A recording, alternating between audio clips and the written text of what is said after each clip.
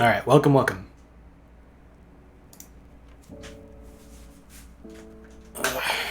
right. So yesterday we went through a bit of a research period and then initiated a giant refactor. Basically, we had got to the point where we had set up a simple inspector for you to be able to change the position, rotation, and scale of entities in the scene. And then we kind of got caught in one of the nuances of working in an editor. The nuance being that usually you'll be developing, or your developers will be using Euler angles to set the transform of the entities in the scene, whereas internally they're going to be represented using quaternions. And what was happening was when we were translating to and from quaternions every frame, we were encountering a problem where rotating the yaw of the objects would cause a flipping bug. And we discovered that engines like Unity actually store two versions of the orientation of the entities. And so we needed to implement something like that, and it wound up being pretty cumbersome to implement with the previous method of using classes as namespaces for Enterprise's core systems. So we initiated a refactor where we translated all of the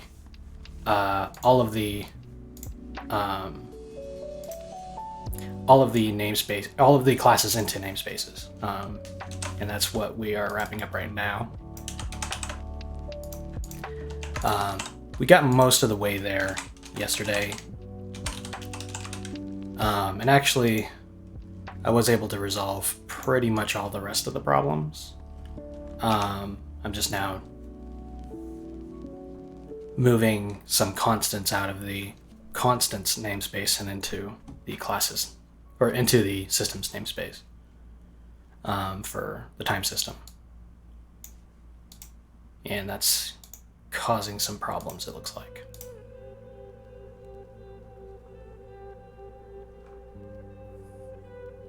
So goal 1 is to get this to compile, and goal 2 is to get the headers and everything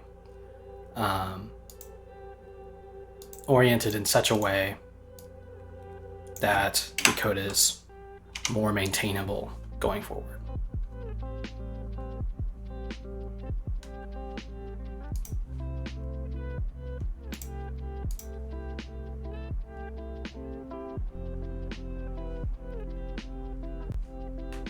And then goal 3 is to actually get the rotations implemented correctly.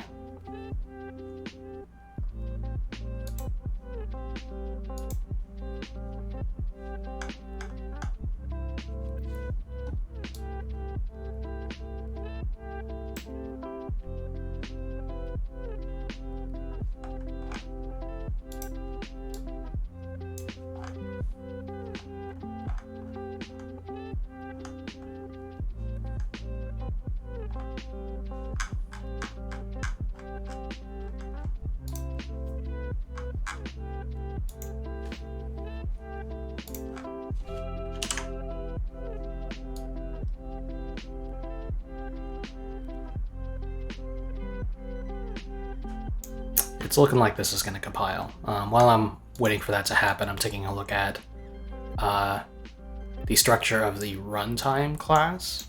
Runtime is one of the few systems that we actually did use classes to instantiate an object. In order for it to work with the new scheme, though, we needed to move out some of its items into a separate namespace. Okay, it looks like that compiled. Let's run it. Confirm that everything works correctly. So we'll open up a scene file. Cool, we got our sprites. We select an entity. We have its transform, and we can change its transform in here, X, Y, and Z. And we can change the rotation as well. Because of quirks as to how the the material shader that I'm using right now work, you'll see that there's kind of this weird little distortion effect that happens when the sprite is at an angle, and that's because I'm technically using an anti-aliasing shader, so that the way the pixel art is nice and crisp on the edges of the texels, and that doesn't play nicely with the other. We still have that bug though with rotating that we'll be fixing as soon as we get finished with this refactor. But yeah, scale, everything else seems to work. And just to be sure that this is stable, because we just refactored a whole bunch of the engine, I'm gonna close the project a few times and make sure that it reloads correctly.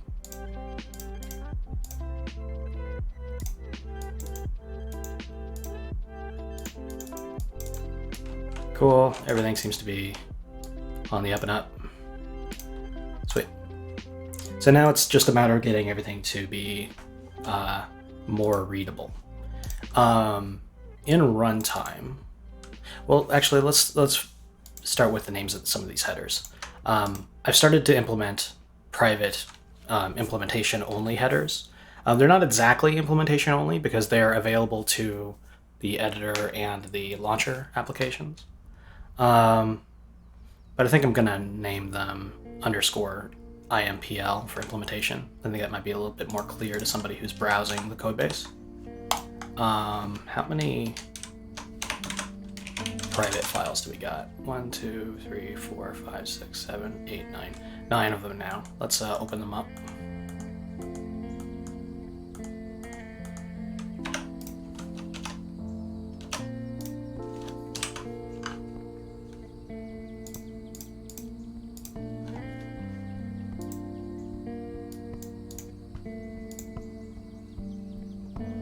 Yeah, so let's go through and rename each of these. So for this, I'll start with the left. I'm just literally going to search for file _private. Or you know what? I could probably just do _private.h and locate all of the files that we're trying to rename.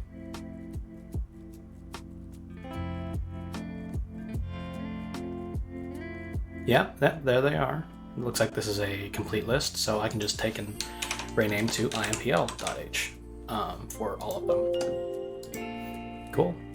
And then I have to rename the files themselves, so we'll right-click. Can we right-click on the header and do it? I guess not, so I'll have to go through and locate them in the Explorer view and rename them. IPL, IPL,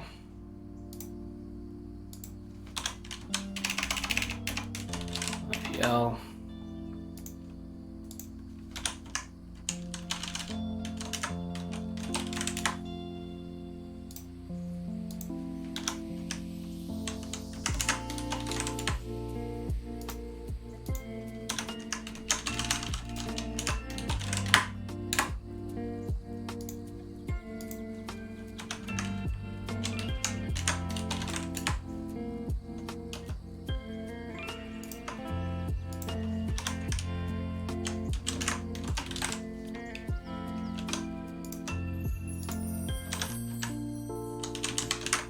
oops.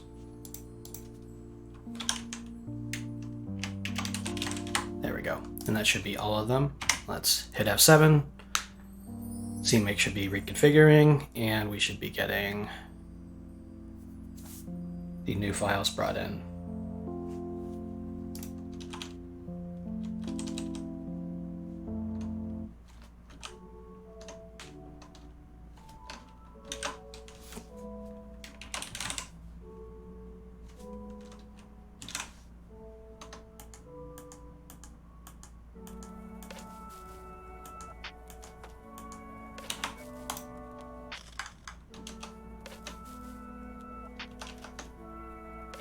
Okay, now an interesting consequence of the fact that these are located in the source file is that CMake is actually able to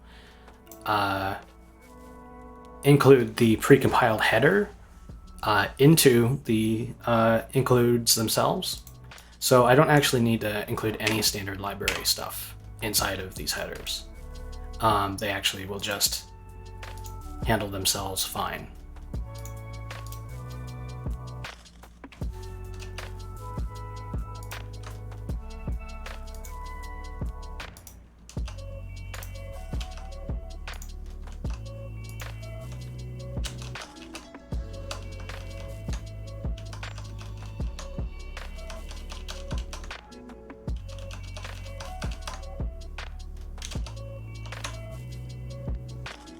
Yeah, all right.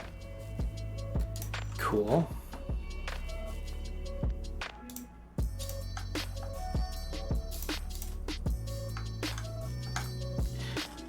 Now, regarding the runtime, I do have inside of the source code, I now have a header that's supposed to be hiding these private variables called runtime implementation.h. That's probably not a good name for it anymore because runtime itself is still a class that we instantiate. We're just not using it as a wrapper for the API anymore.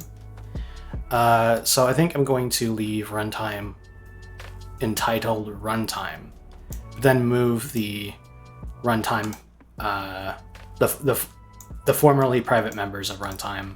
I will be moving those to an application namespace.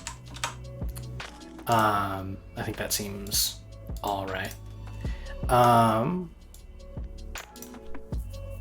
So let's start there. Runtime implementation should now be application implementation.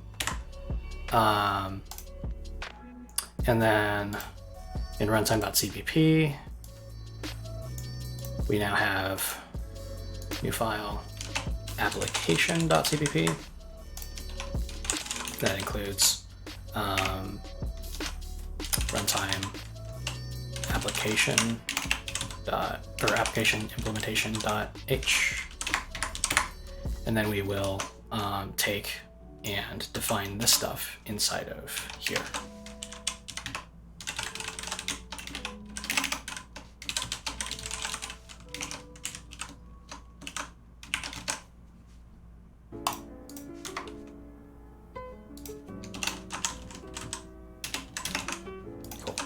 And we'll continue to get red squigglies until I add this in CMake lists, which I'll do in a minute.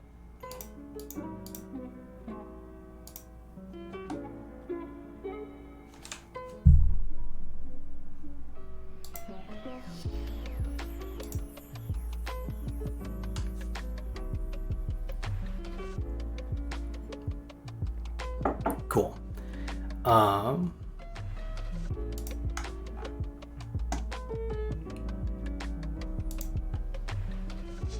Let's take a look at the runtime adder real quick, make sure that I have actually extracted everything out of it that I need to.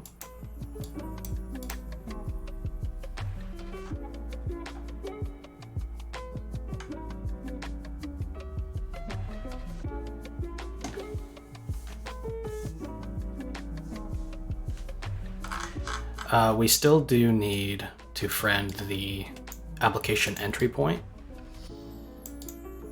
because we're needing to have access to the constructor for the application, which I made private. So that way you can't instantiate this as part of your game code.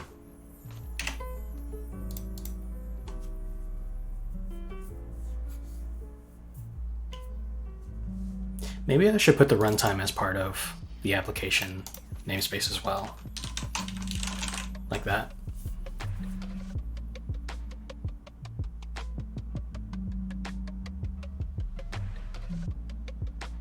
So it'd be EP application runtime. And then for everything else that's application related, you would go into EP application and get that layer. That might make sense. And then I could put stuff like the command line option interface into that same namespace.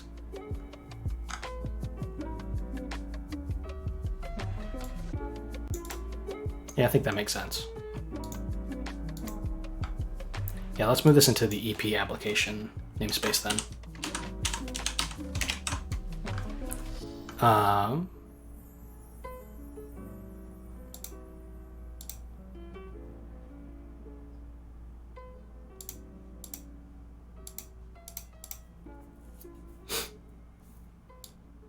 Load game module and unload game module. Yeah, they needed to be friended here because they themselves need to be able to create and destroy the runtime. So that's totally valid. There's the editor play frame buffer, which maybe doesn't need to be here anymore. And probably the same thing for editor play cleanup too. Let's see what editor play cleanup does.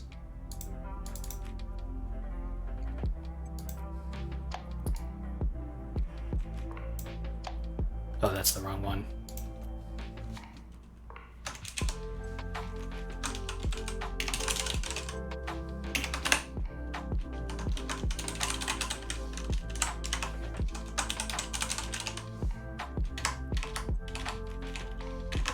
So editor play cleanup in this case simply invokes editor play cleanup on all the core systems. So this could be moved into the application layer.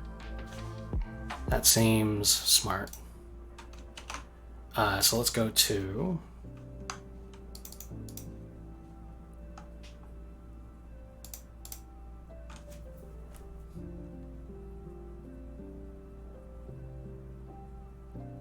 I guess we'll add a global application header as well, so one that's actually part of the API. So for that, we'll go into here. We will add new file, application.h, and we'll pragma once this puppy. And we will, from here,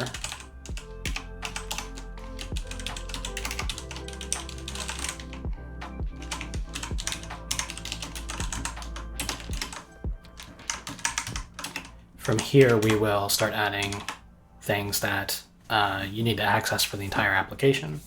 So this is where we would invoke quit, probably. So if we go to the header. Hey Jolo, yes, we are doing things. The refactor is pretty much done. There actually wasn't much left to do since yesterday's stream to get the thing to compile. What I'm doing now is I'm actually taking advantage of the new namespace organization for the systems, and I'm getting them arranged in such a way that it's easier to maintain. So I'm moving things that were inside of the runtime class, for example, into the EP application namespace, so that way they're unrelated to the class. So the class refers to the data, not the other way around. Yeah, after that's done, hopefully we'll be on to the rotation problem that we were talking about yesterday morning.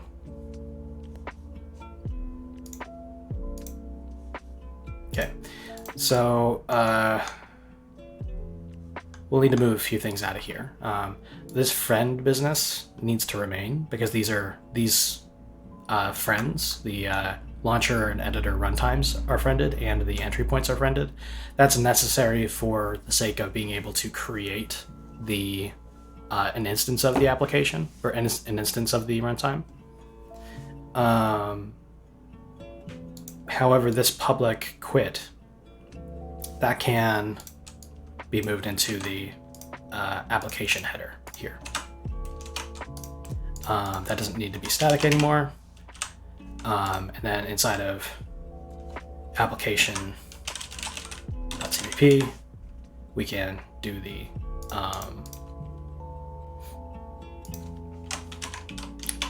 actual implementation.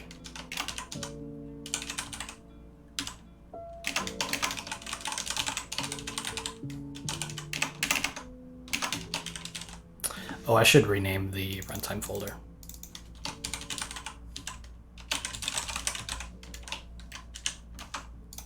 Okay. Before this gets too far away from me, I want to come in and update the source lists.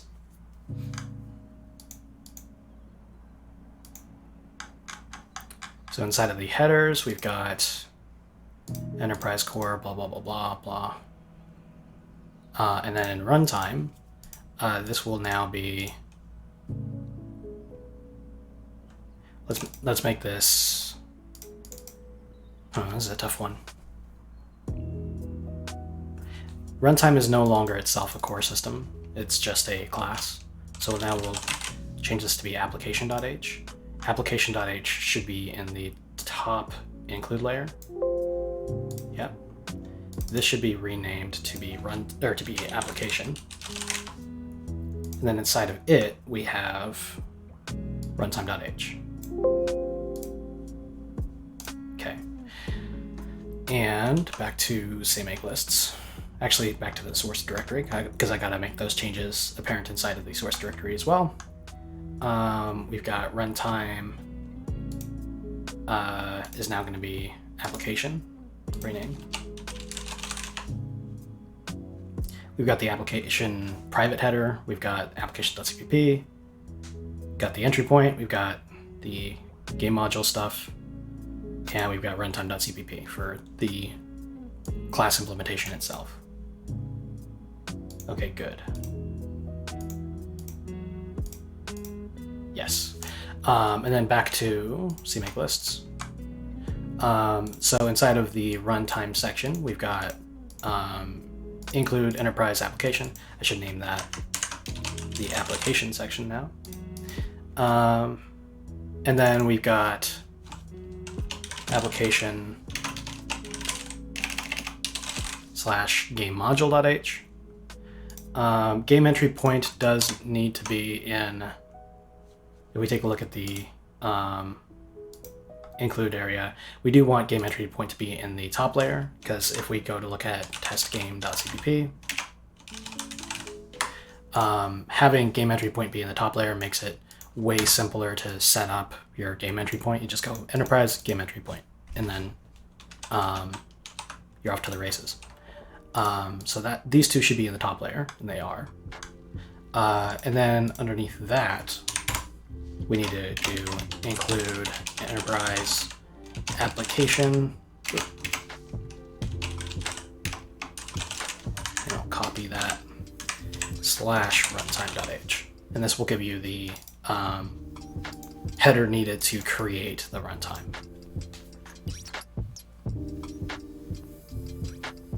But you know what? Now that I'm thinking about it, now that we're here, runtime.h might not even need to be public anymore. Is there anything that the game layer needs from runtime.h?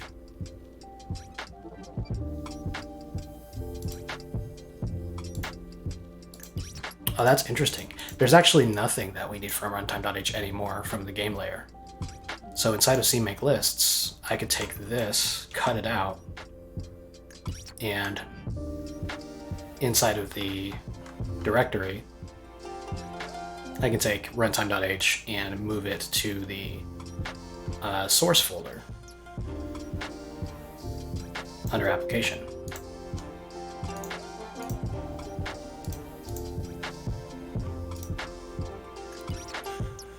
Because this is only going to be used inside of the engine, launcher, and editor, it doesn't even need to be visible to a game program. So cool.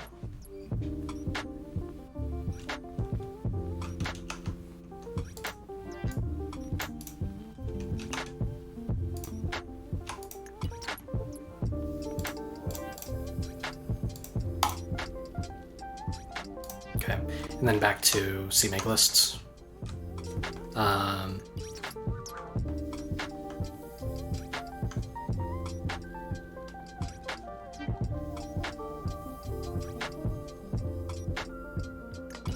Okay, so we've got application.h and gamemodule.h inside of the application folder. We can move CMD options back into the application folder now.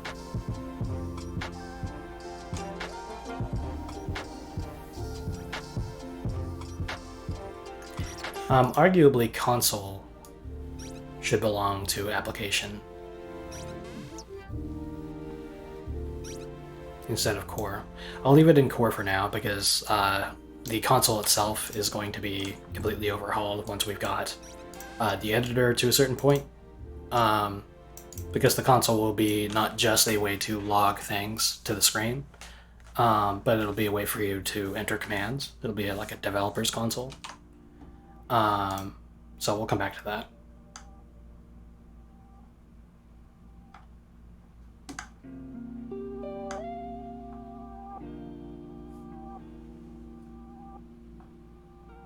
There we go.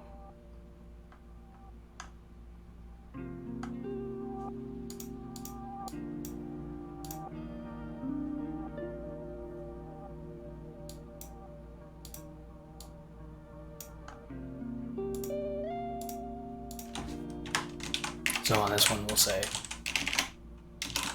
include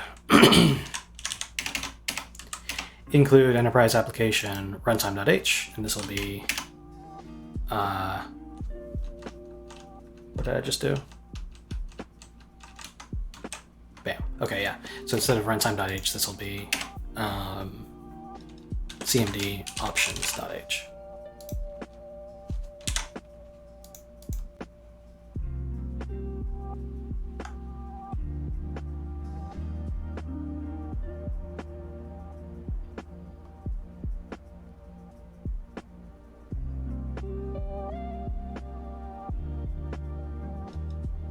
Yeah, I'll go ahead and move console.h into application, because it seems like the best place for it to be, and this will save me having to move the file later. Okay.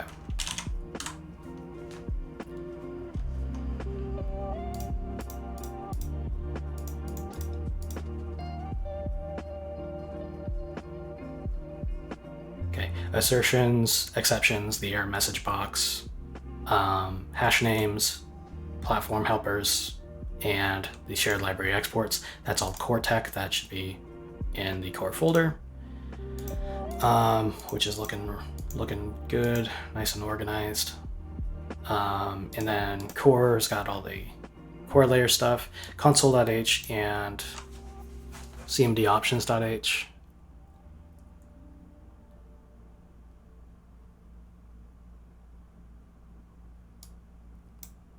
I don't remember why we have cmd options.h in here. There might not be a good reason. I'll delete it for now.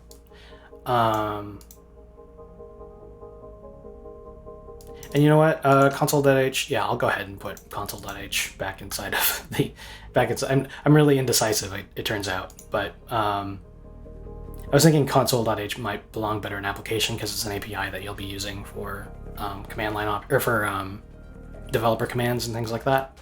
But right now it is the primary API for logging things like errors and warnings, and that's code that needs to be throughout the entire engine. So I guess it does make sense for that part of the API to be exposed through core.h.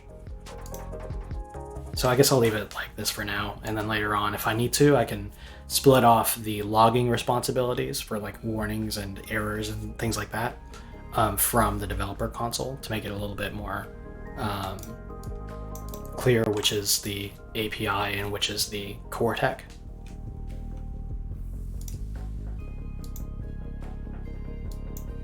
Okay, and then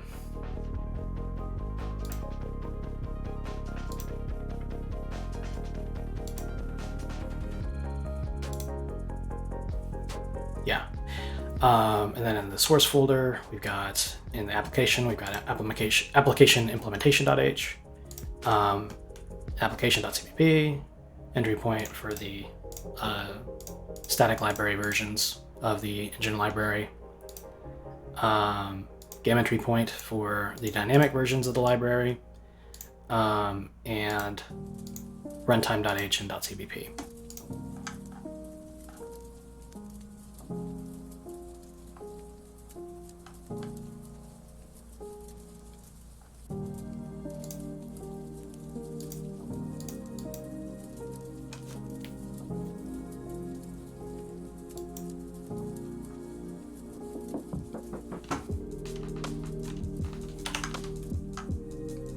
For some reason, onQuit requested is located between all these friend declarations.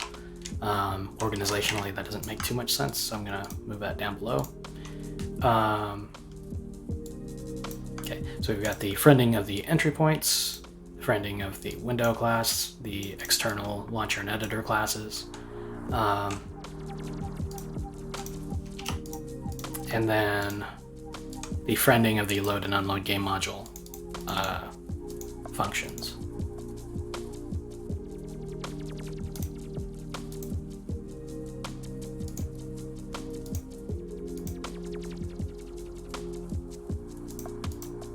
Okay, and the editor frame buffer handle probably shouldn't be handled here either. So we'll take and cut this stuff out, and we'll paste it into the new application implementation header here, here, and then get rid of that static keyword.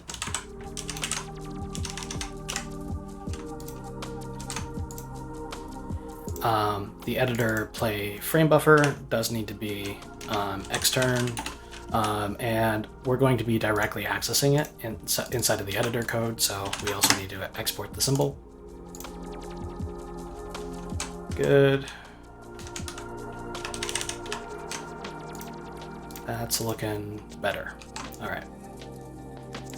We're kind of just ignoring a whole bunch of red squigglies right now because once I've got this all organized, I can tell CMake which files live where, and then that'll fix the squigglies.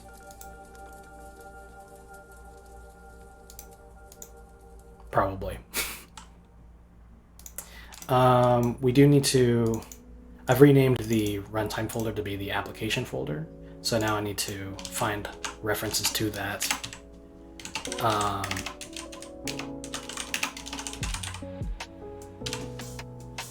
Inside of the code itself, and then replace it with application.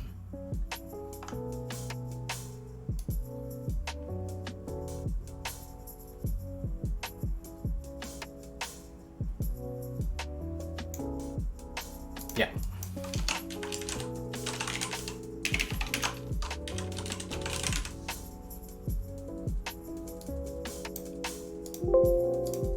Sweet.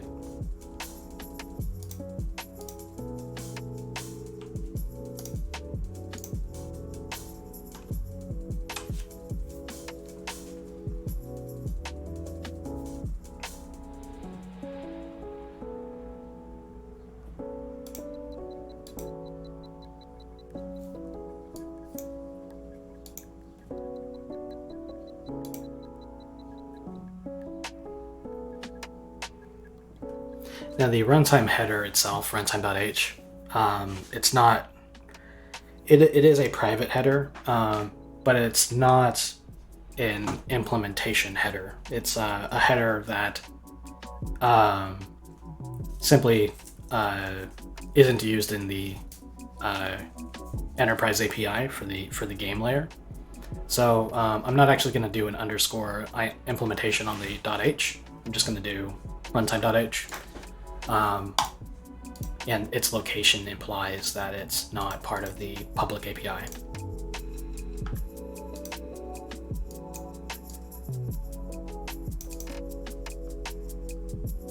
Okay, I think that's pretty much right. So let's make sure that the source lists inside of CMake lists is correct. Core assertions.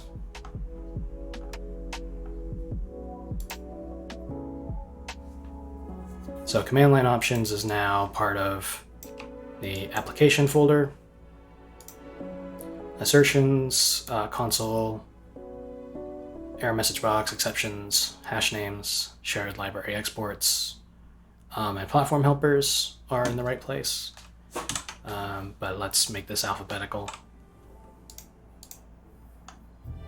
Good.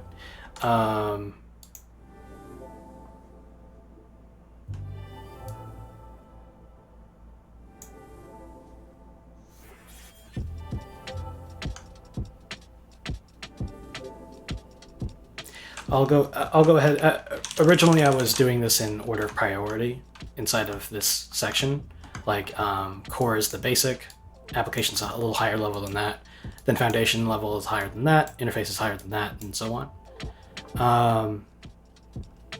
I think I'll reverse the order here for between the application stuff and the core stuff, just so that it matches alphabetically with what we see in the code. I think that makes a little sense. No, you know what? I'll be indecisive again and just go back on what I said. All right. Cool. The application has got application.h, game entry point.h, then CMD options. Console is not in here anymore. Game module is though, so that's looking correct. I'll put game entry point at the bottom of that list though, because this is specifically API that's exposed for the benefit of the game. This is not included anywhere else besides the game layer. Okay, then we got the time, events, file systems. Those should all be pretty much in the same locations.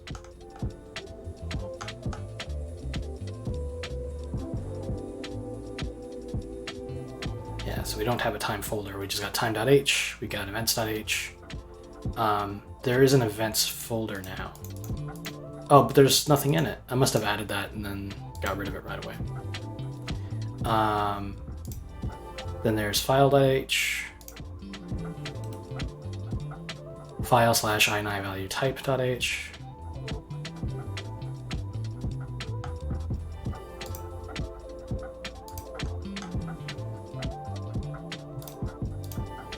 yep. And then we're onto the interface systems, so that's input.h,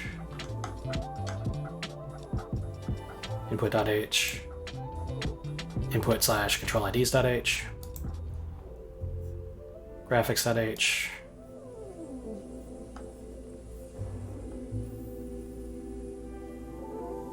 graphics/OpenGL.h, window.h,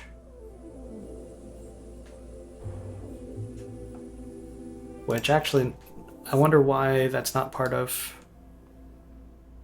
the graphics folder. Trying to remember why.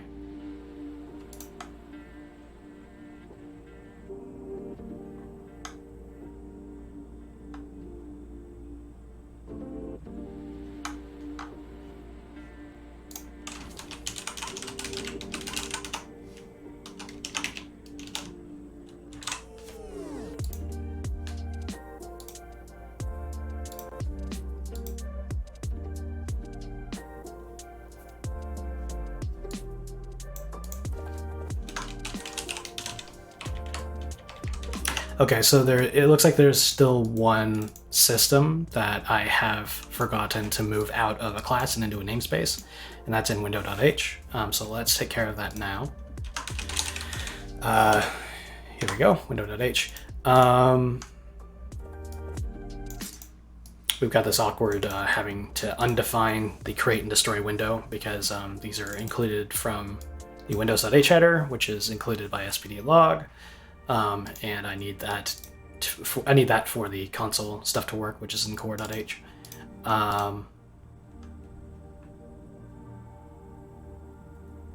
We friend the editor window class for the sake of it invoking private members or accessing private members of this class. That's not going to be necessary anymore because we're doing away with friends. We will now switch to using EP window as the namespace of the system. Now public has no meaning here, and we can close off the namespace after the public section, or what was the public section, like that. Then all this private stuff needs to go into a new header.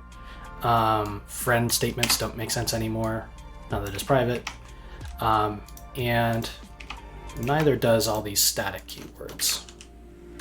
However, the rest of it we can just cut and paste into a new header. So let's make it. This is going to be inside the source folder.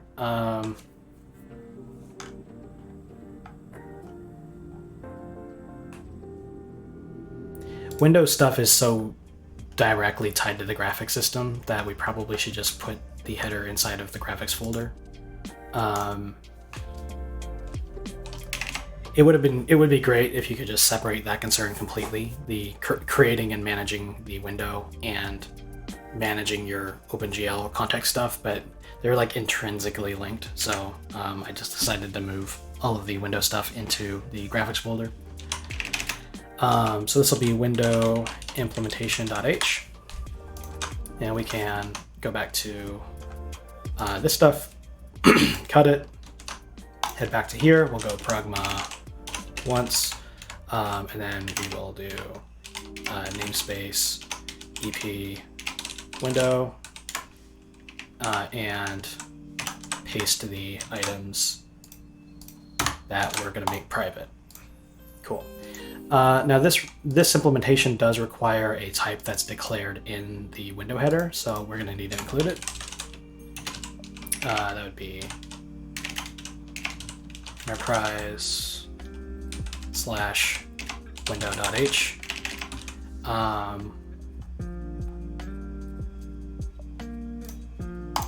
And I wonder if I should just make the main window.h part of the graphics folder. Let me look at that now.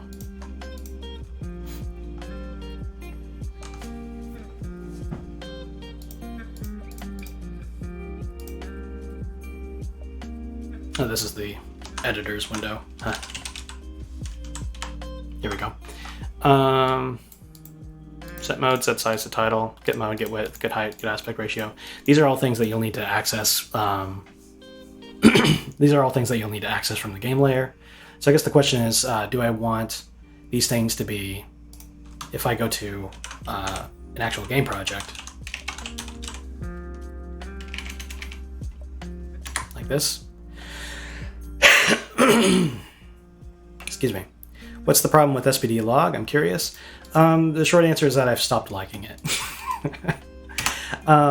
This business up here, it's because SPD log internally inside of its headers includes windows.h somewhere along the way.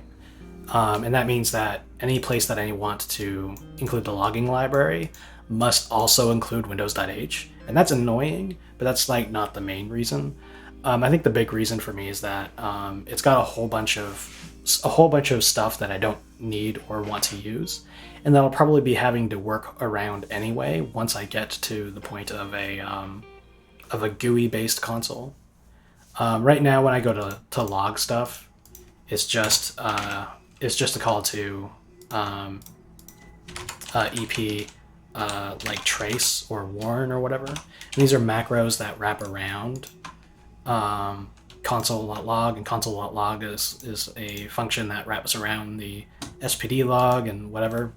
And I think it would just be better for me to have my own dedicated logging functions instead of relying on SPD log. It's not really doing much for me that I couldn't do on my own, or that I would have to redo on my own at some point in the future anyway. So my plan is to get rid of it. I just haven't gotten there yet. One of these days, though, we'll be doing a log window or a console window inside of the editor. And when we get to that point, that's when we're going to be getting rid of SPD log and doing our own. But yeah, this is all public-facing stuff. If we wanted to use it inside of game code, this is an example of game code because this is the entry point to the test game project. The question is, like, do we want to include enterprise / window.h, or do we want to do enterprise / graphics / window.h? Yeah, I think the old location's fine. Include enterprise window.h. That makes a lot of sense for a game developer. They're just like, I want to get to the window stuff, window.h, instead of graphics, window.h. So let's leave that where it is. Okay. Input graphics and then window.h. I'm coupling it with the graphics headers, but it's not actually part of the graphics folder. And then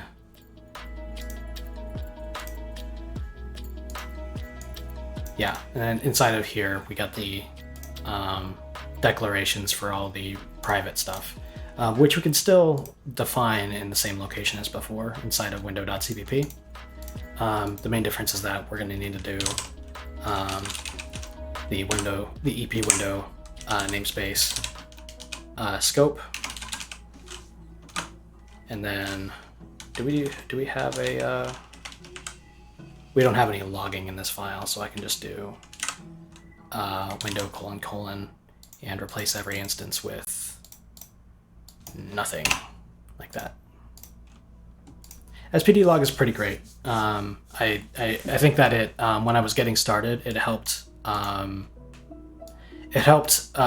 take away a couple of annoying concerns that I didn't really want to be thinking about at the time, such as like coloring warnings correctly so that they stand out in the console and stuff like that. But I think it's time to get rid of it.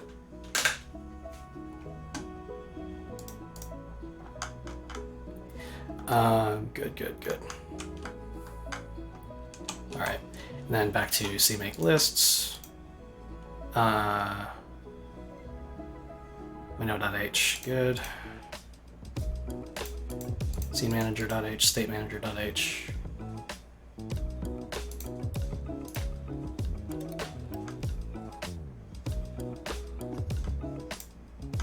Okay, and then inside of the source files, we've now got, where's the folder? Here. We're now doing the application folder instead of the core folder, or the runtime folder. So we've got source, application, runtime.cpp, and then the runtime implementation header, which is actually now just the runtime header.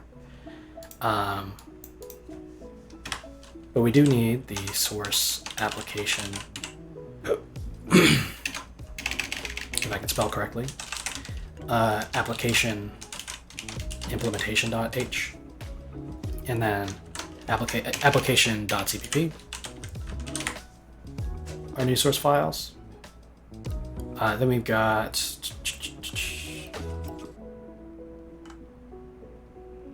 the entry point and the game module code. This stuff here goes in a separate list because it's platform and configuration specific.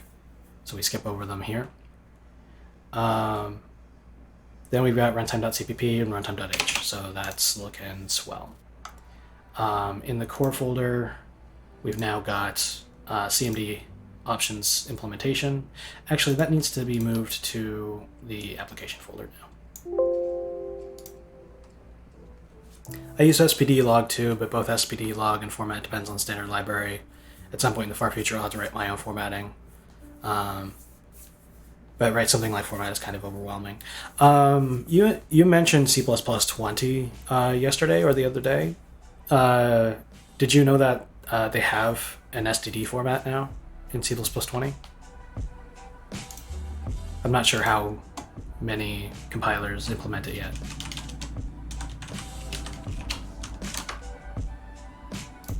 Yeah, it's this guy, STD format.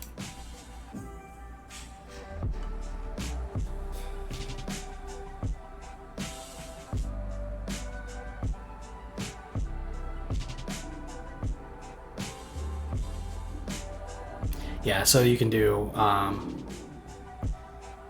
some of that formatting string stuff, though this example is not very clear to read at first glance.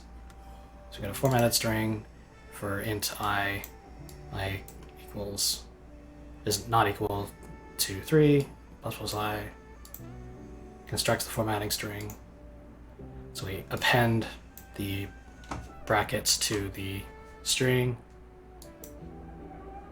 and then use dynaprint pass in the format string, and then pass in the arguments that'll go into it.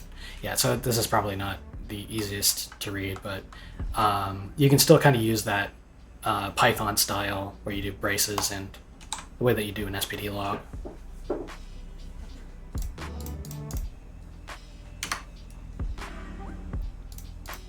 There's a couple of other features in C++20 that are particularly nice for logging as well. If I'm remembering correctly, and I haven't looked at this in a long time, I think there's a way for you to like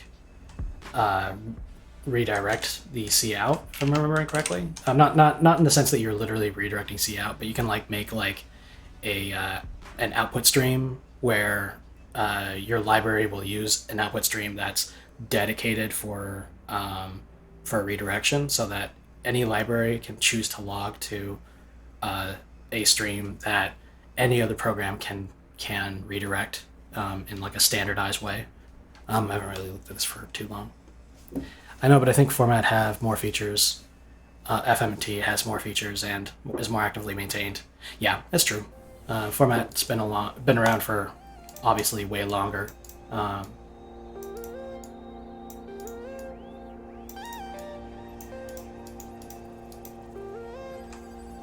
What was I doing?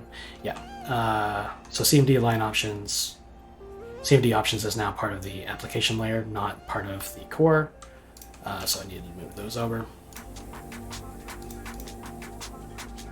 Hash names.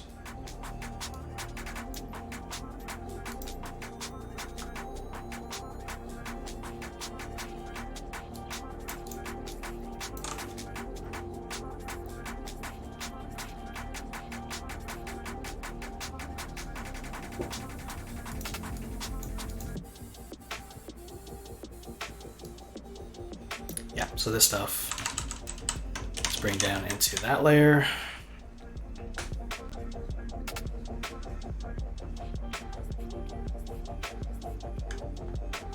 It seems like the core folder should have more in it than hash names, but hash names is the only source file that's not platform or configuration specific. The others belong in different source lists for conditional compilation.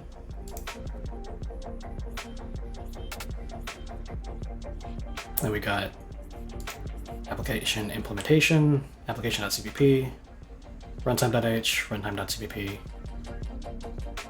CMD line options, and CMD line options.cpp. Yeah, that's looking good.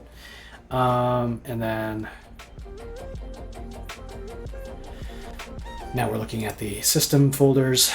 So we've got time. Time now has an implementation header. Time has platform specific stuff too, but those go in the other lists. The events system now has an implementation header and a CPP file. The file system has both a implementation header and a CPP file.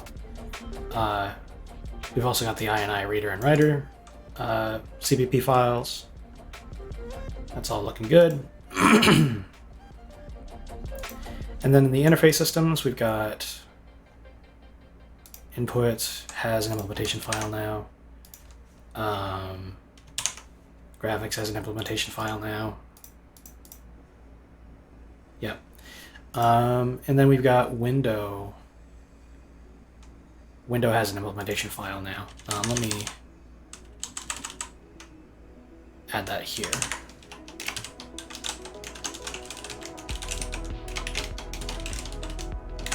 Oops, like that. And then vertex arrays, uniform buffers, textures, and all that stuff, they're already split off into their own CPP files. For organization's sake, though, I'm going to move these below the window code. That makes the most sense to me, logically speaking. But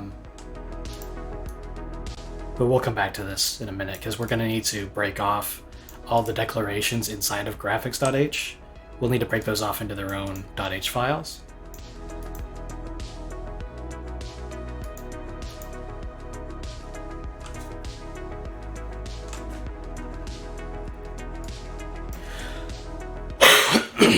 All right. source scene manager to SVP. For some reason, when I was adding the implementation headers, I was putting them below the source files. I don't know why I did that.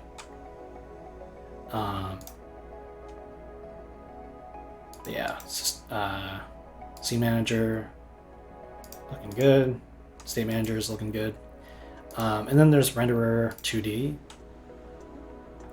You know, I'm actually on the fence as to even like when I go to ship enterprise, I'm on the fence as to whether this should even be part of the enterprise engine library, or if it's just if all renderers and all physics systems and all the basic gameplay systems, whether they should all be modules. I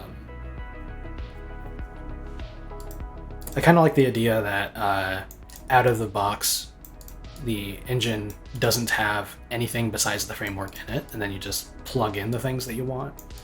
And that is the way that it's going to function. But I think maybe a good way to facilitate that would be to literally not even include the source code for renderer 2D or renderer 3D inside of the engine library, and just to package it up with whatever module-based system I'm going to develop. But that's a tomorrow Michael problem. I'll leave that for him. Okay, and then nothing should be changing inside of these lists for dynamic builds, Win32 builds, static Win32 builds, and so on.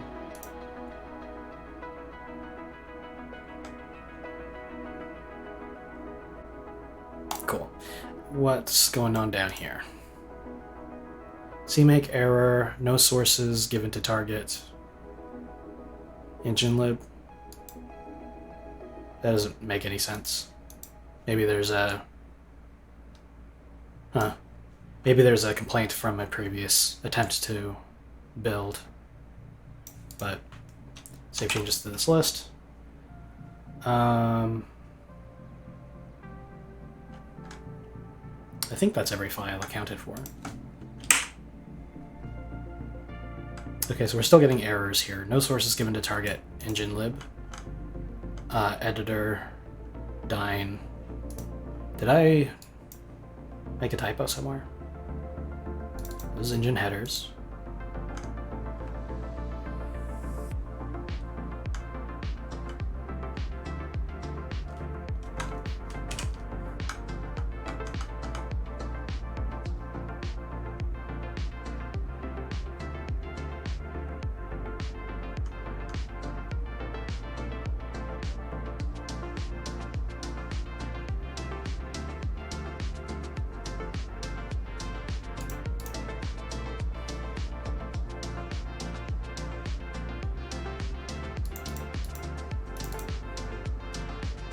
I don't understand. These are the sources.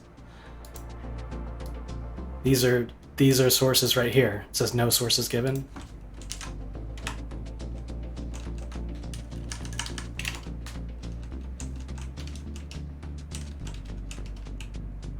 Okay, let me delete cache and reconfigure.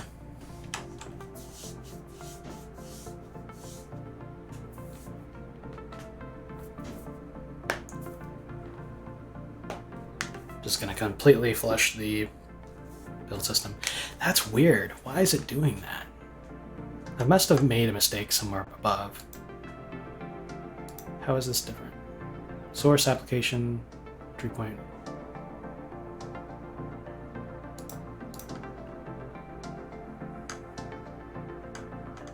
Maybe there's an error farther above. Cannot find source file, source code. Okay, yeah. Yeah, that's the problem. We don't have a core, or we don't have a have this stuff inside of the core folder anymore. We have it inside of the application. And probably there's others as well. Console. Okay, no, it was actually just those. So let's save and should configure.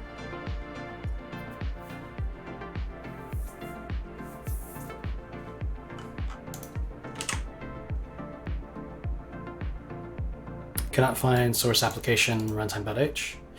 Right, because that's now. Hang on.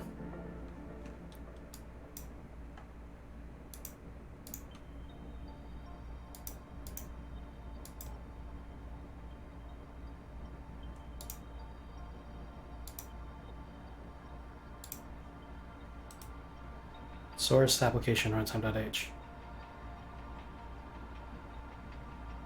It's right here.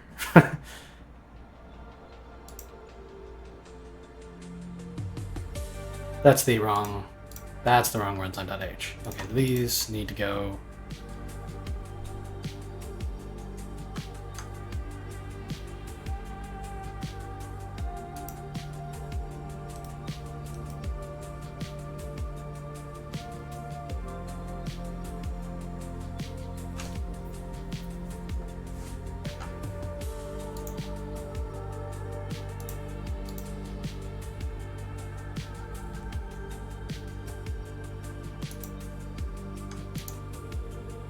Oh, this error is coming from the editor's CMake lists, not the engine's.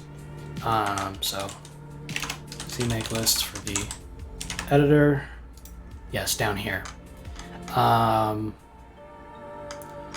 Right, and that's because I controlled F and searched and replaced all of the source core runtime.h stuff. So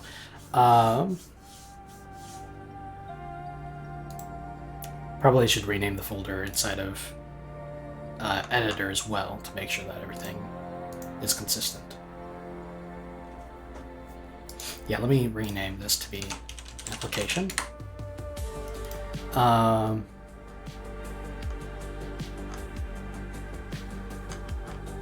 then inside of the launcher, I don't think I have a runtime folder inside of launcher, but launcher source. Yeah, we just have runtime.h and runtime.cpp, so that should be fine.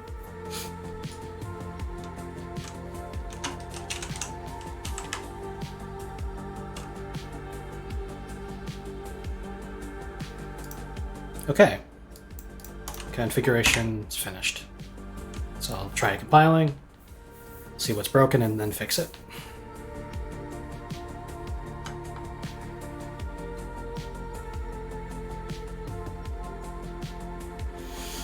Application.h file not found. That's because it's not in the application folder, it is in the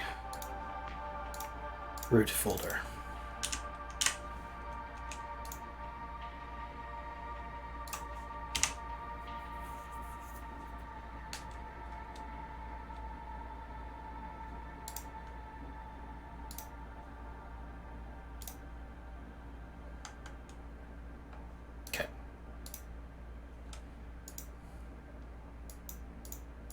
Runtime is now inside of the application folder, so let me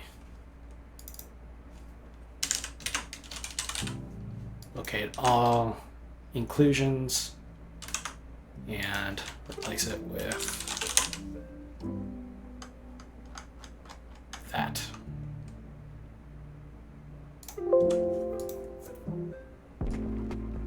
Okay.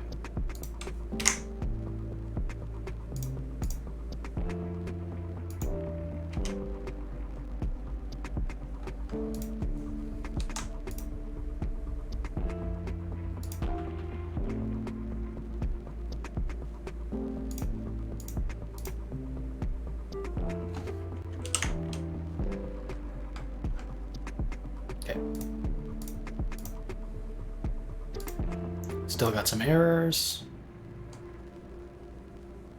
Enterprise application runtime.h not found. That's interesting.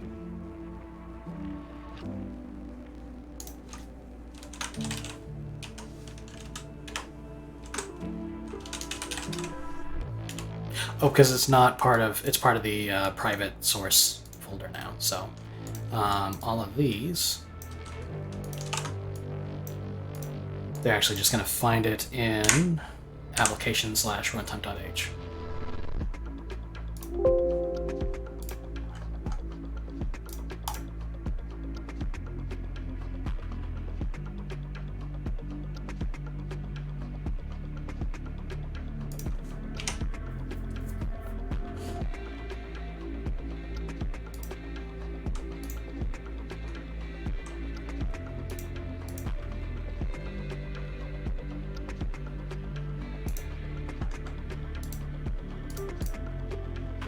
or you should at least, include application / runtime.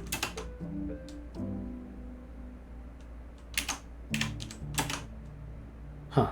IntelliSense is not picking up on these files.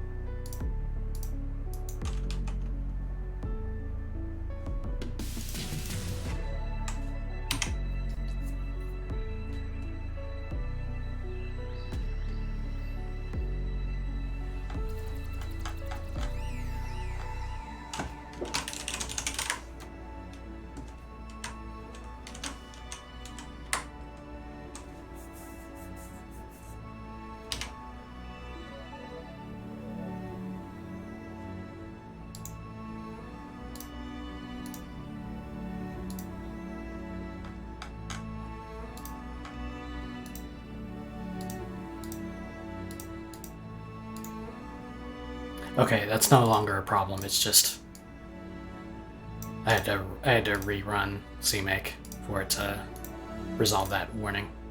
All right, now window width is undeclared identifier.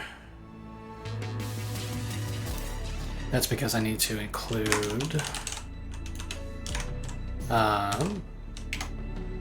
graphics / window implementation.h.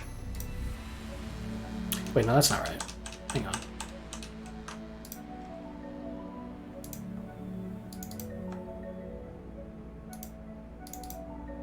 Where's window width and window height declared? Oh, all right. Hang on.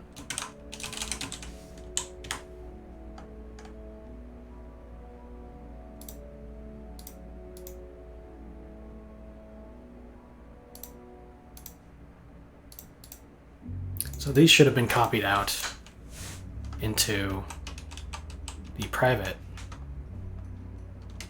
but I don't see them in the private.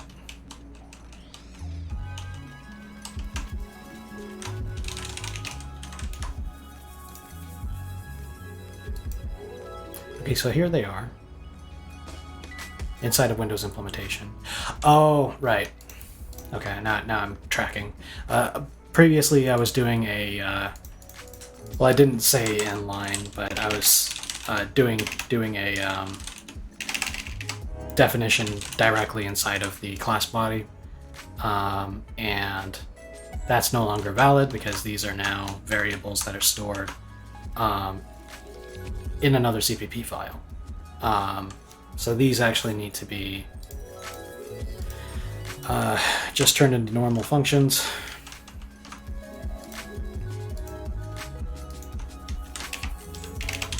Like that. And for that matter, we got to get rid of the static keywords.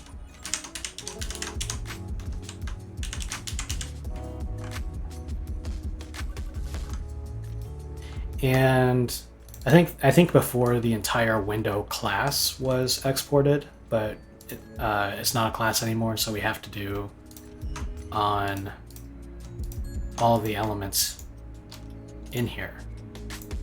We have to do EP API to export those symbols. Yeah,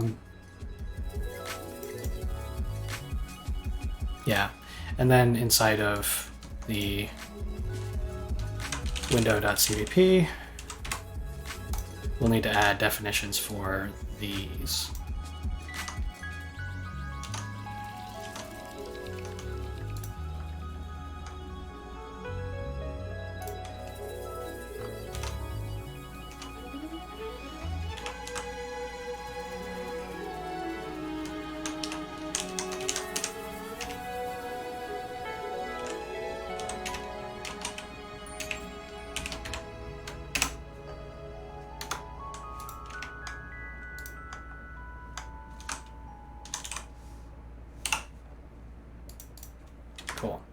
And we've got the runtime implementation header. I also need the include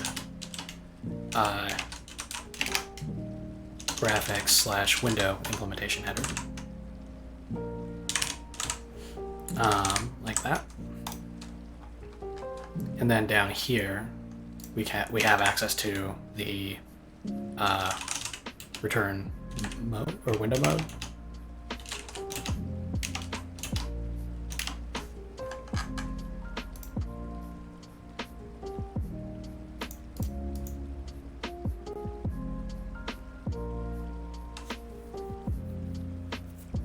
That's interesting.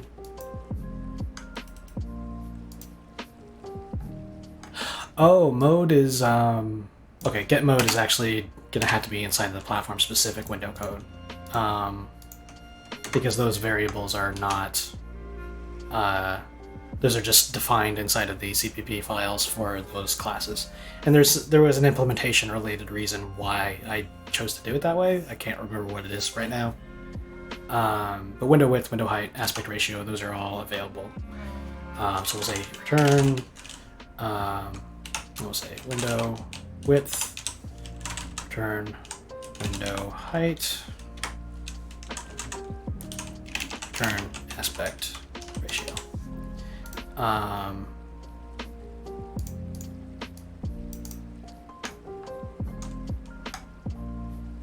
Yeah.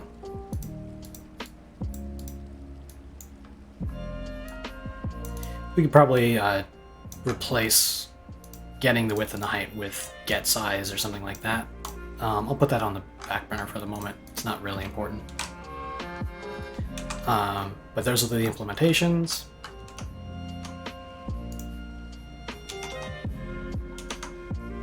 The symbols are being exported. That should resolve those errors we were seeing.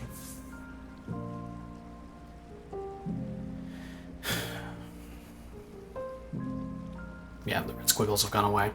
Unknown type EPAPI. Which file is this? Application implementation.h. Yeah, I need to include. That would be enterprise core / shared library exports.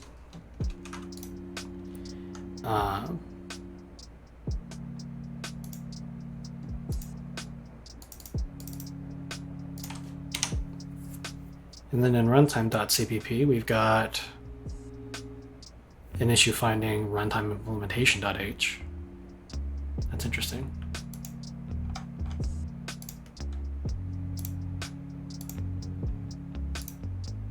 Enterprise core CMD options.h. Oh, because CMD options is now part of the application folder. So let me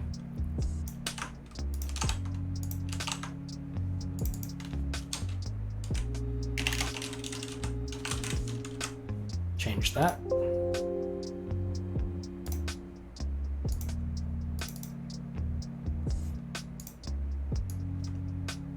And the same thing goes for this guy.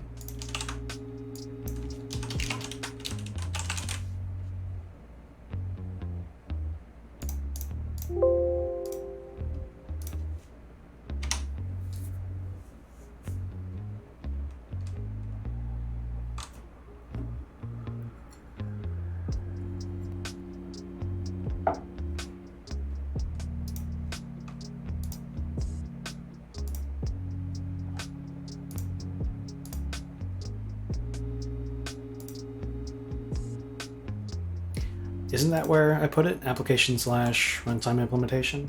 Application. Oh, runtime implementation is now application implementation. Right.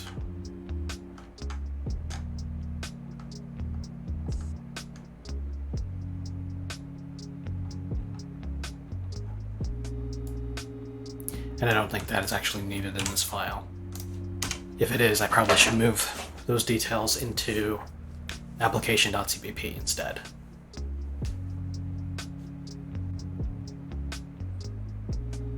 Okay. So we've got void runtime quit, runtime run. These should be, at least runtime quit should be inside of application.cpp. All right. So we've got the is running, is editor, and then inside of application implementation.h, we also have to handle the editor play frame buffer and editor play cleanup. And probably should move quit to it as well. So this guy, cut it out and paste it here. And then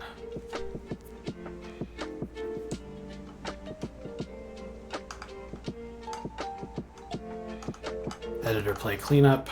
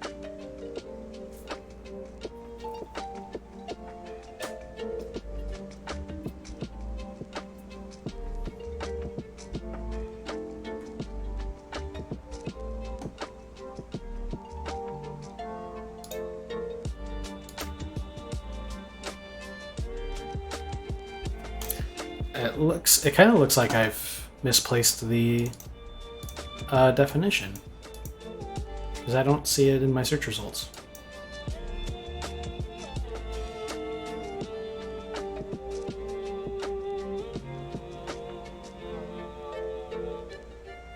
Huh.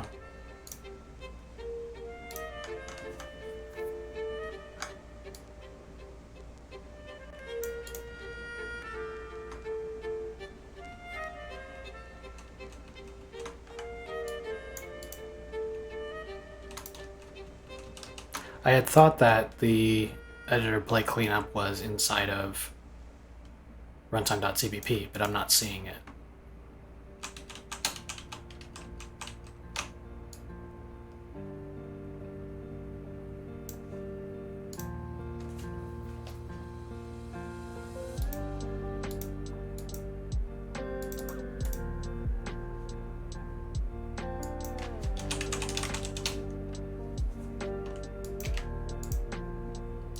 Oh, here it is. Oh, it is. My eyes were just glossing over it for some reason. So this whole block, then we need to cut it and then put it inside of application.cpp down here. And both this and that are dynamic builds only, so I can actually put them in the same if-def block.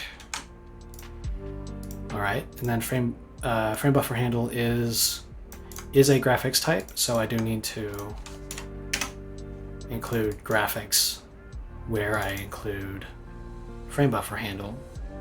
But that should actually be part of the declaration. Yeah, so that should be included here.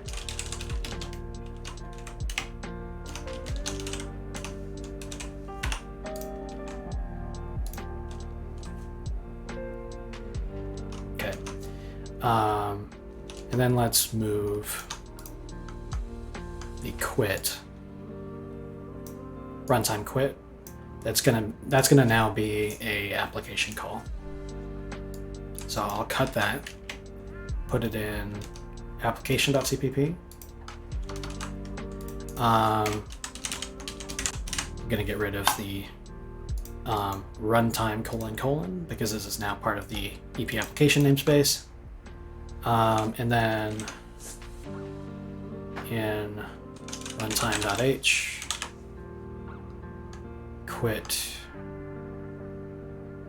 needs to be pulled out of the public space. Oh, it looks like I already did that. So now we've only got private members on runtime, which means I can technically get rid of that. But for clarity, I'm gonna leave the private keyboard on top. When dealing with the access modifiers in C++, classes do default to private members, but I've always, like, my habit has been to go ahead and put the public stuff first. I'll say class, name, whatever, and then I'll immediately go into say public and then do all my public stuff, and then below that say the private keyword and then do the private stuff. And my reasoning for that has been that if you go to look at a class, like in the header of a library, a lot of times you're looking there because you want to see the stuff that you can do with a class and not how it works. So it makes more sense to me to put the public stuff first, but that kind of runs counter to the way that classes normally work, is that you omit the keywords and everything is private by default. I don't know. I prefer to be a little bit more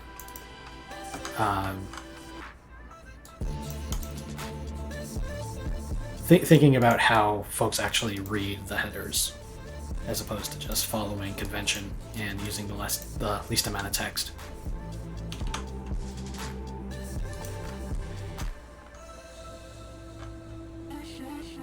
Okay. So in application.h, we do have a void quit. Okay. And now that's defined inside of application.cpp. All right, looking better. F7, let's see what errors we have left. It's probably going to be a lot. Yep.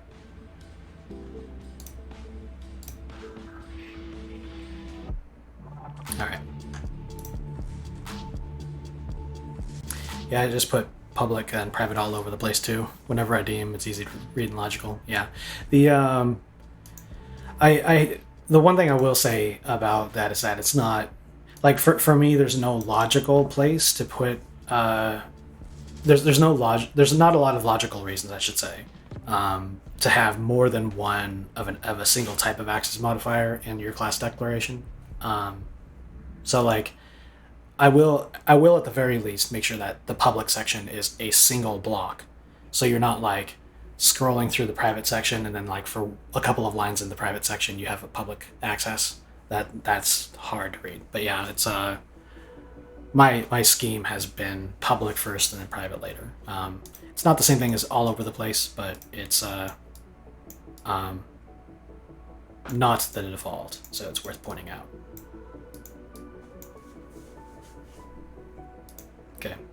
Graphics, frame buffer handle, runtime, editor, play.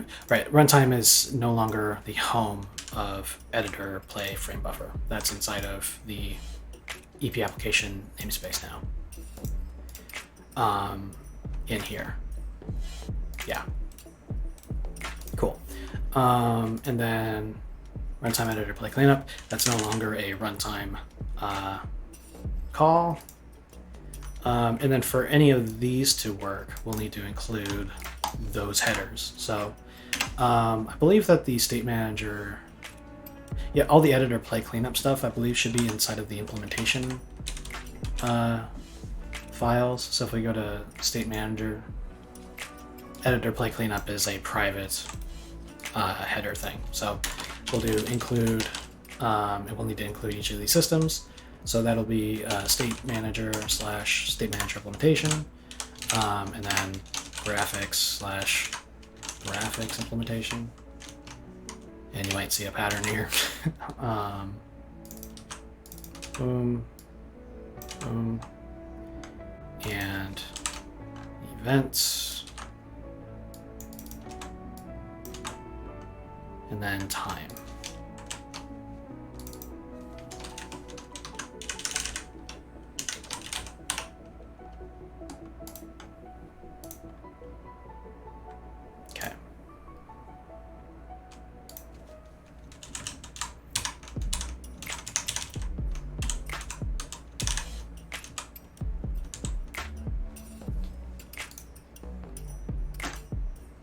that's looking better.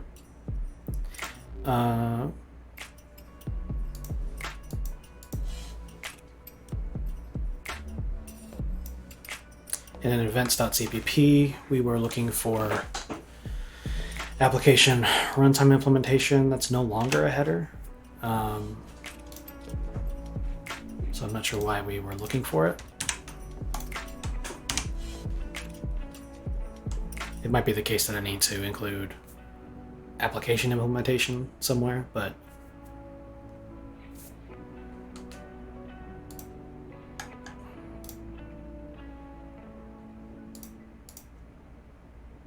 incomplete type EP runtime named in nested name specifier. EP, which file is this? Runtime.cpp. Yeah, I need to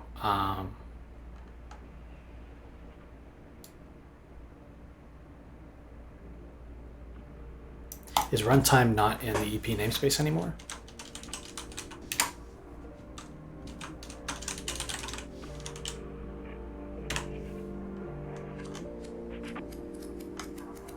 Namespace EP, or runtime's in the EP application namespace, that's right.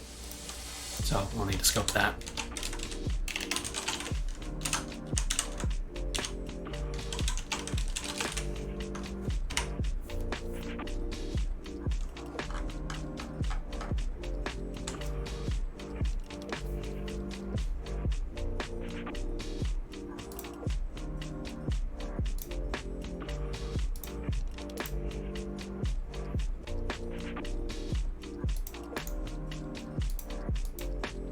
And it is a private member of EP console.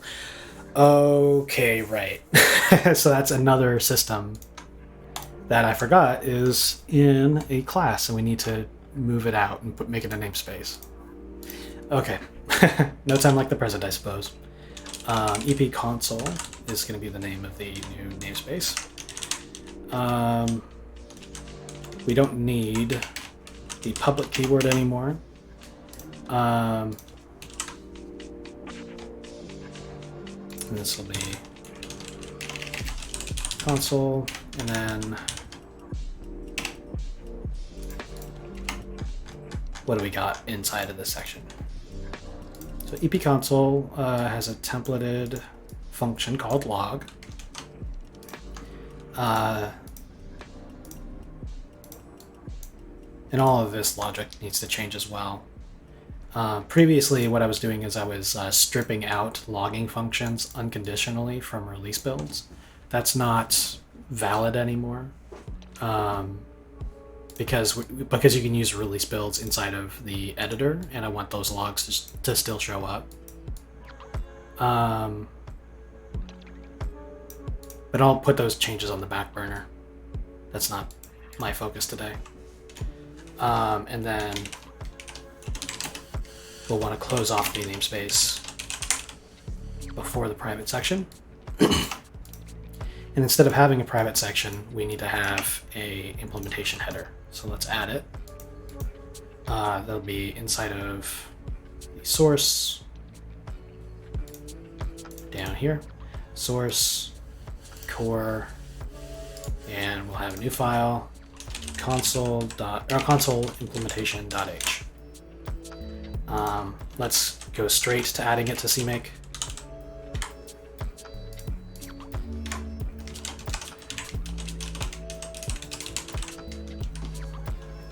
Like that. And then in the console implementation.h, we'll do pragma once. And then we'll need to move the private stuff over.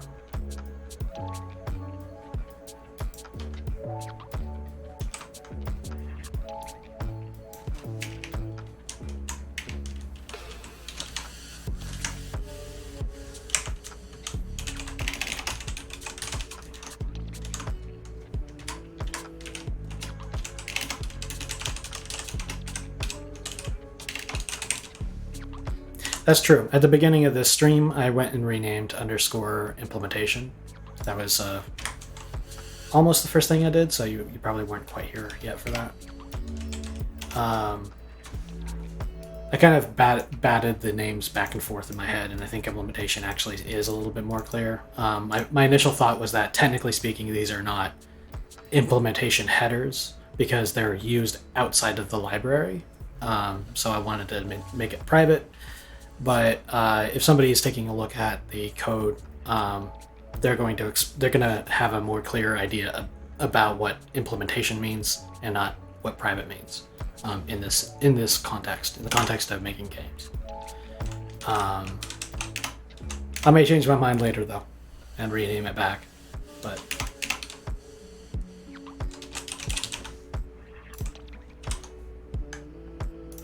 Okay, so this is what all the private stuff was. Let's get rid of the static keywords.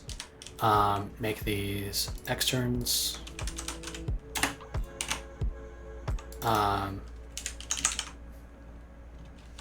Yeah, and then I'll need to include the shared library export stuff. So that'll be core / shared. I wonder why that's not popping up. Oh, because this is part of the public namespace. So this will be enterprise / come on, core / shared.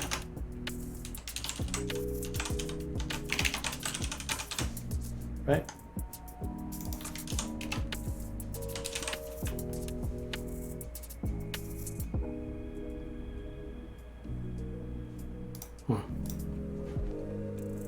Did this not enter CMake correctly? Cannot find source file console.h.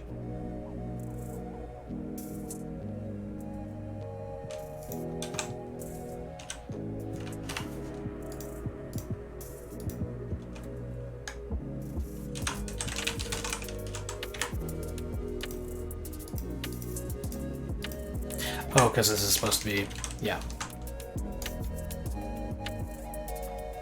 Okay, there we go. Configuration is fine now, so the autocomplete should fare better. Shouldn't it?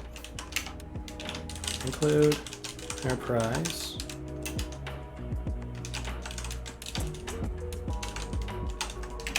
That's weird.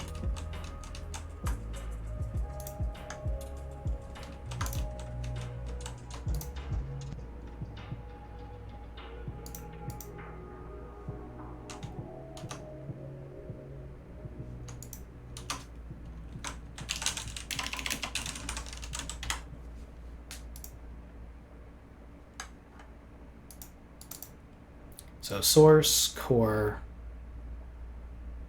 console implementation.h. That should be part of the source files now, which means it should have access to include enterprise.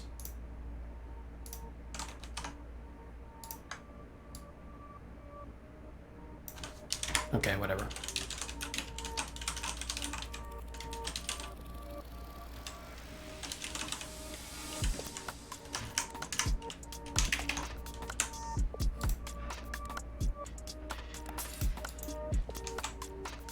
Let me reconfigure.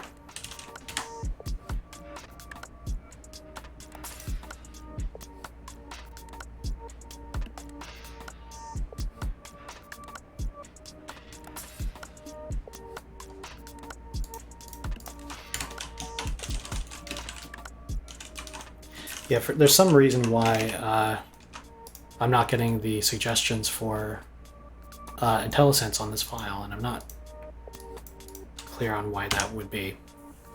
I'll try compiling and seeing what happens.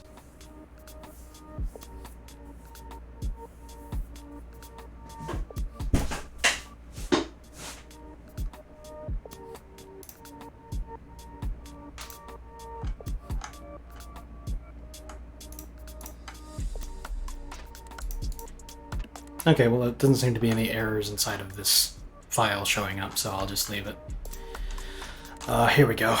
Console.h use of undeclared identifier as core logger. Right, because that's been moved into console implementation.h.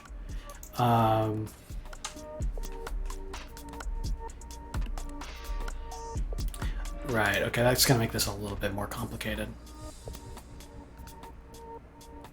Score logger and client logger will need to be part of the public header file because we use a macro to access them directly through a variadic or a not variadic, but through a templated with parameter packs. I don't know if there's a special name for that. But yeah, these actually do need to be here. Still need to be marked externed and defined in the CPP file, but they need to be here in order to be used as part of the templated log function. Okay, F7 again.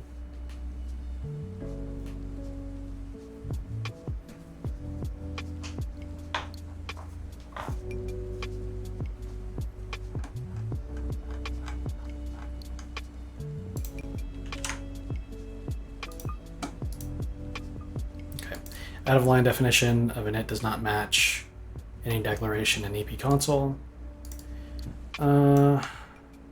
Because that's now part of the private.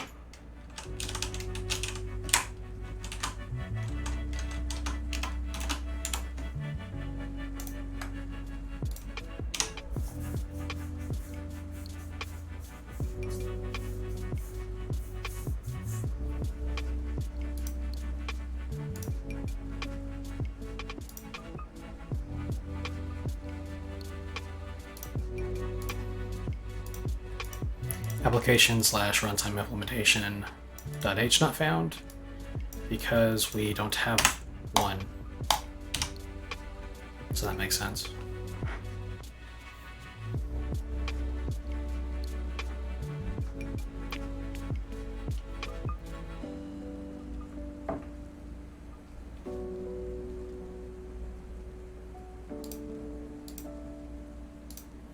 So console init not found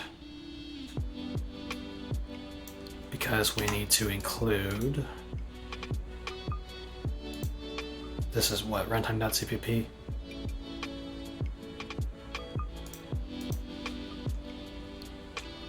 Do we even need all these headers? No, we do, to invoke on each of these systems.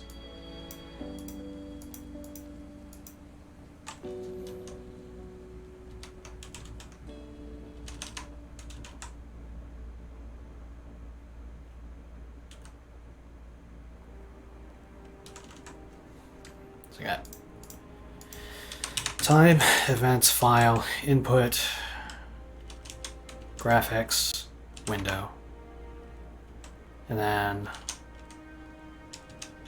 I'll separate these by type.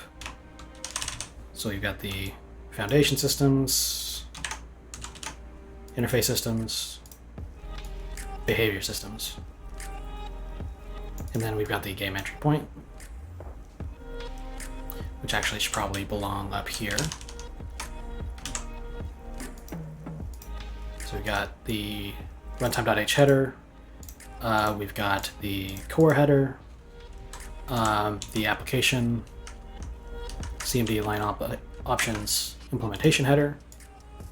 What do we even use that for? We use it for... We should probably include the public header for that. Oh no, we do, through Enterprise Core. That makes sense.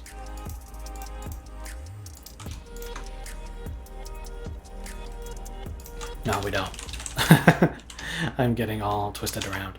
I should be including enterprise/core/cm or enterprise/application /cmd options, and then the private cmd options.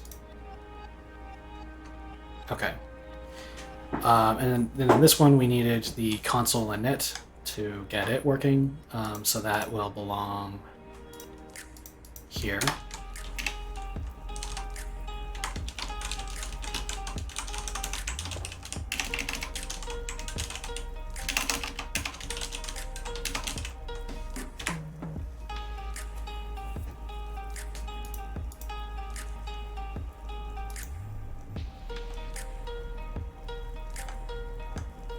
And then we need the window private header as well.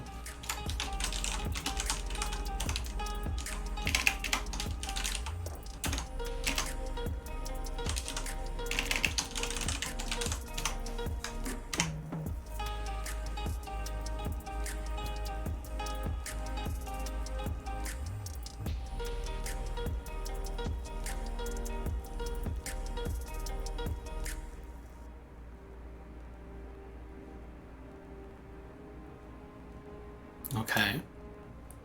We still got some red squiggles. Window init. Incomplete type EP application window named in nested name specifier. Application window? So we're in the EP application namespace now. Window is part of the graphics namespace. Or no, window is part of the... What namespace is window in?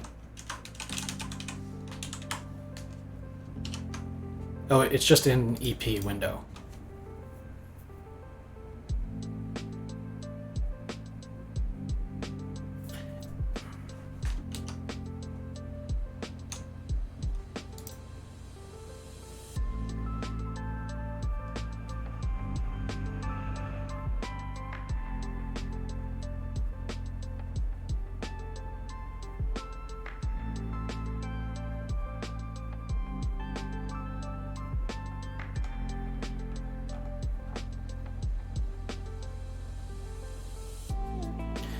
Runtime.h forward declaration of EP application window.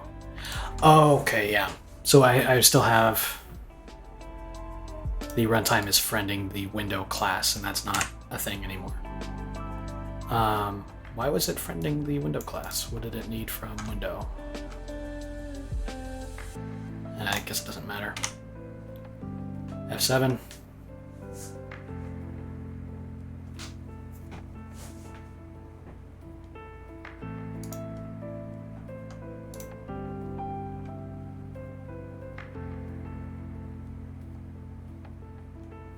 Okay.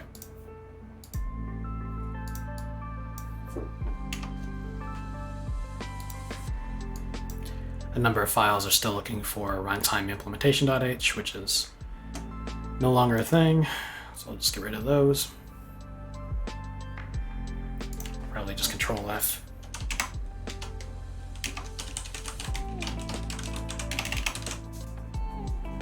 Yeah, there's a couple left. Get rid of that. Get rid of that. Get rid of that. Get rid of that. Get rid of that. Get rid of that.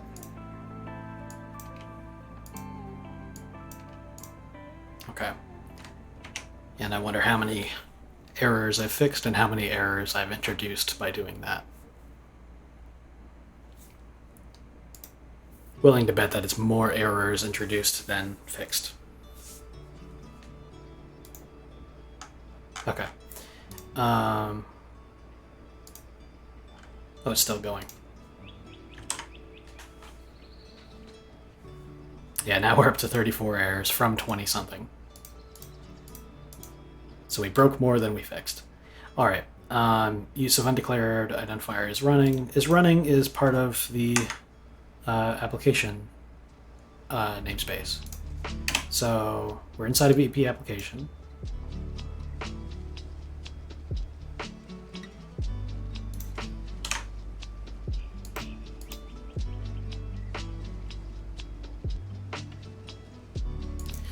Okay, yeah, we need to include the private implementation header here. So we'll do include application / application implementation. And that should give us is running and quit.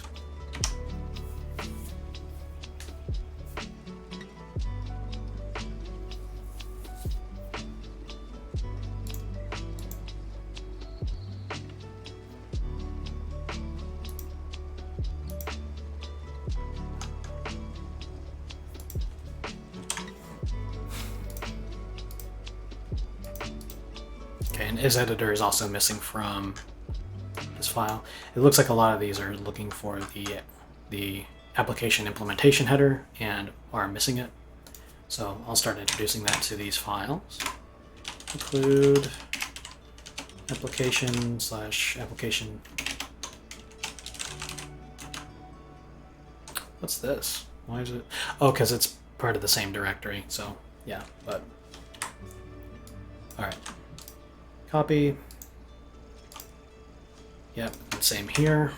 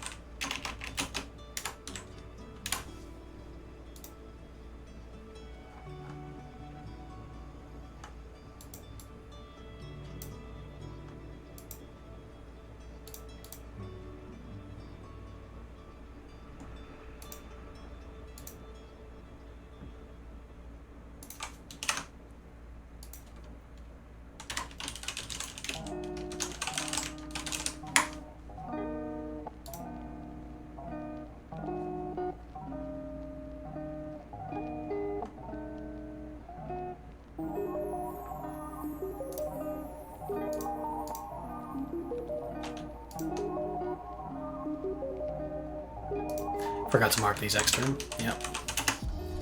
That'll get you. I've just been silently going through this list of things and fixing them.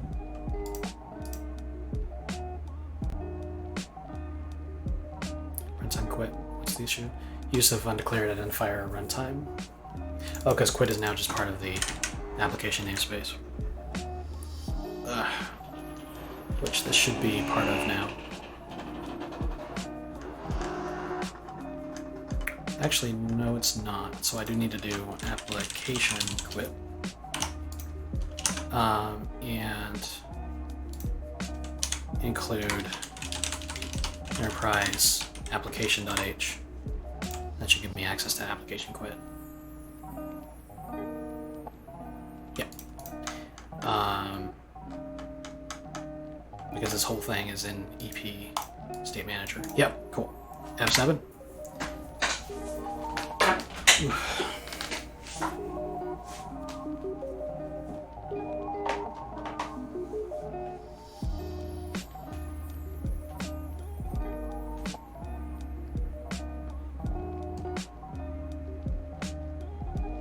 Okay, still some problems. Use of undeclared identifier quit. We are in EP application on quit requested.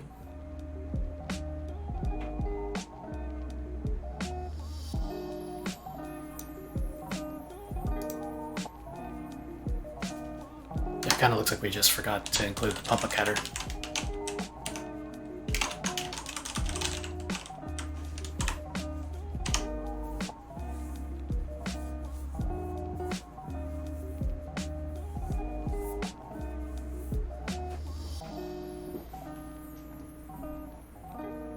God damn, do I hate refactoring.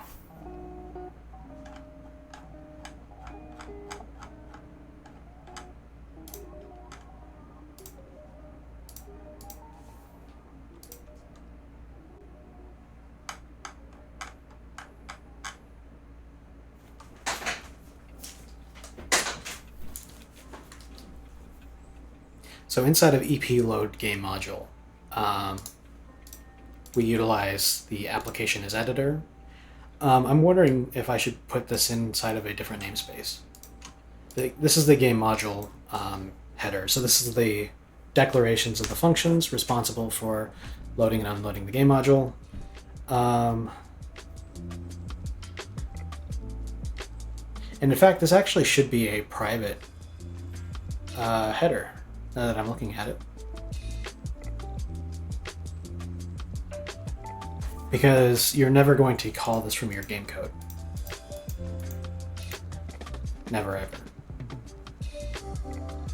But I'm wondering whether I should put this inside of another namespace. Because right now it's just EP, load game module, unload game module.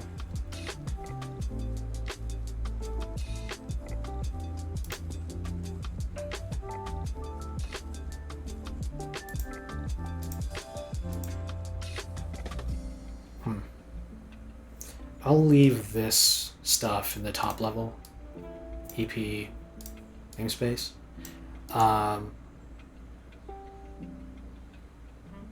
But yeah, this header itself should be moved into the source directory and moved out of the visibility of the game layer, because I don't want developers to think that they can call load and unload game module when the thing that they're loading and unloading is the game code. So this whole thing, let's move it from include enterprise to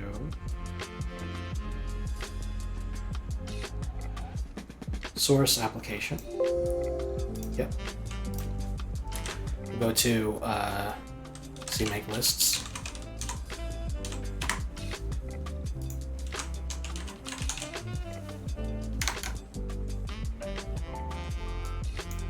Cut the header out of the public section and then paste it into the sources section.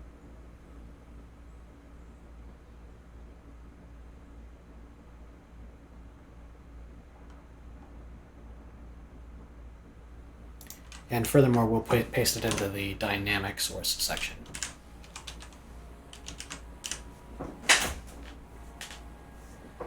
Because it's only used in dynamic builds.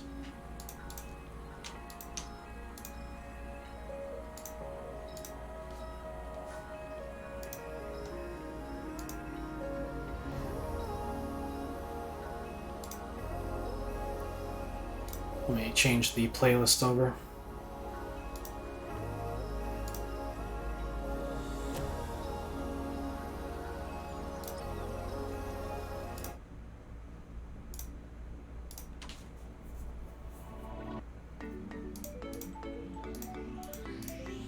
Yeah, okay. I should probably rename this file while I'm at it. My habit has been to apply underscore Win32 or underscore macOS for files that are only included in those builds. And then underscore lib or underscore dyne for static builds and dynamic builds. GameModule.h does not belong in static builds, so I'm going to mark it underscore dyn and do the same thing here.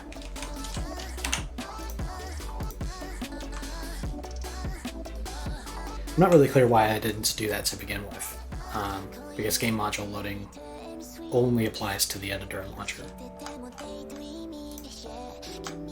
I did it for the source file.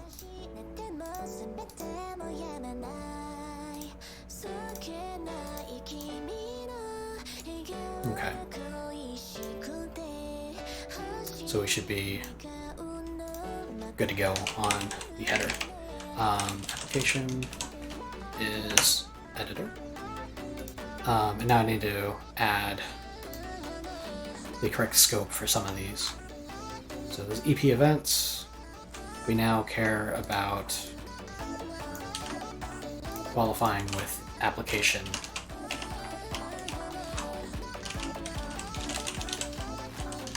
namespace.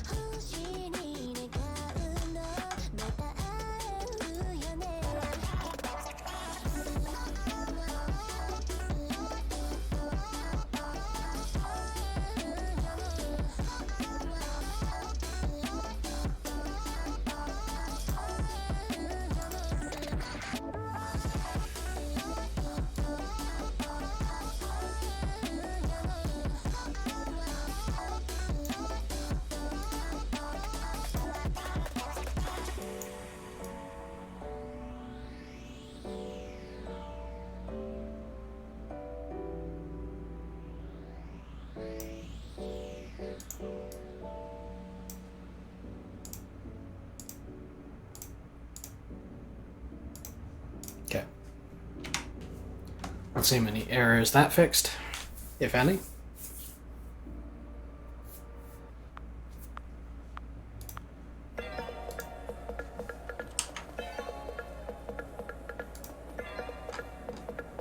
Okay, quite a few. Now we got some inclusion errors for application / GameModule.h. Yeah, because GameModule.h has now been renamed to GameModule.dyn.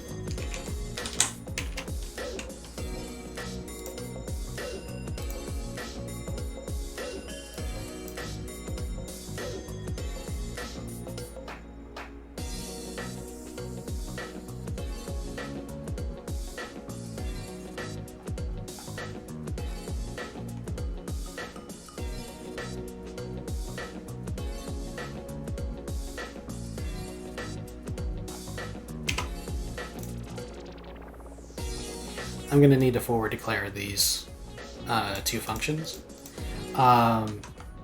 Previously what I was doing is I was declaring the header in all builds, even though I don't ever use it for static.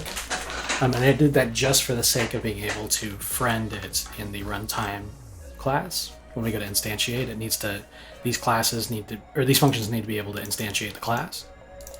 However, I don't want that header to be present in all builds, because that gets a little confusing. It implies that the header's got stuff in it that's used in static builds, and it doesn't. So what I'll do is I'll do a friend of a forward declaration, and I will conditionally compile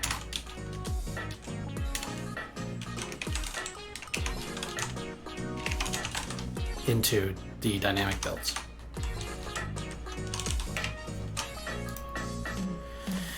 All right.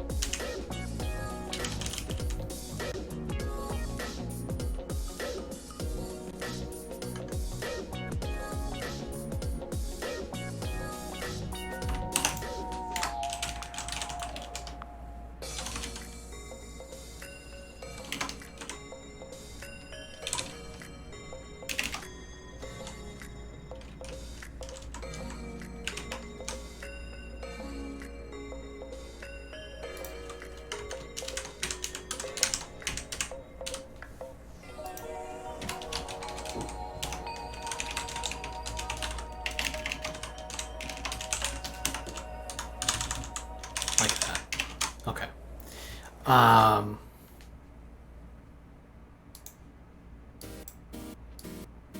Yeah, that should work better.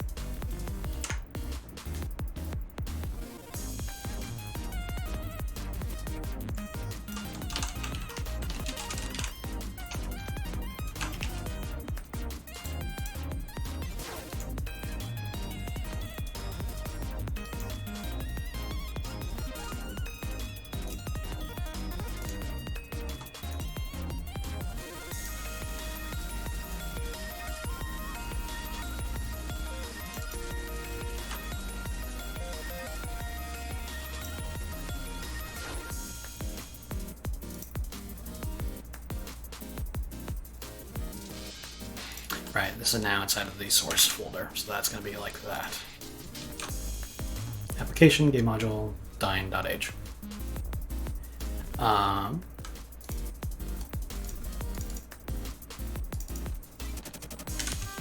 Same is true for this. And then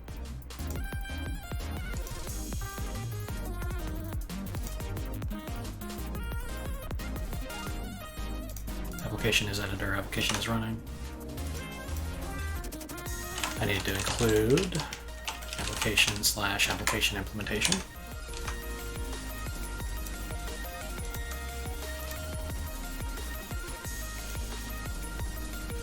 Function has internal linkage but is not defined.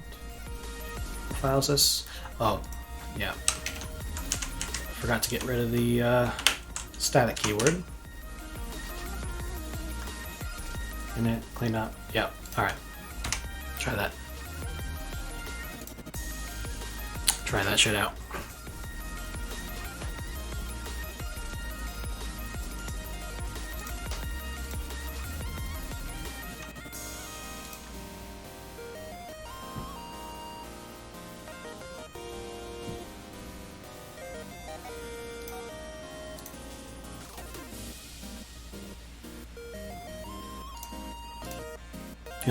Alright. Still more. File.cpp. We need to take the isEditor references and make them application isEditor. And then I need to bring in include application/application implementation.h. Oof. Okay. And then we have a similar deal with frame buffers and uniform buffers.cpp. I need to include that header now. Include application/application implementation.h, and same deal here.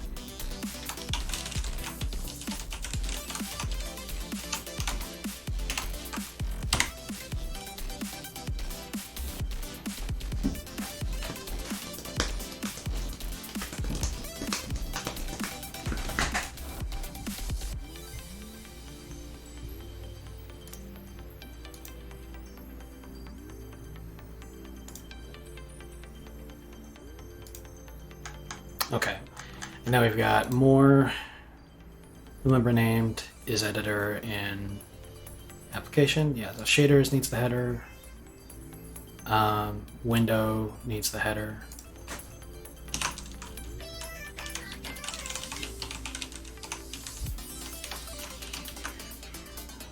Window needs the header here. And then we also need to scope it. So we'll go application isEditor.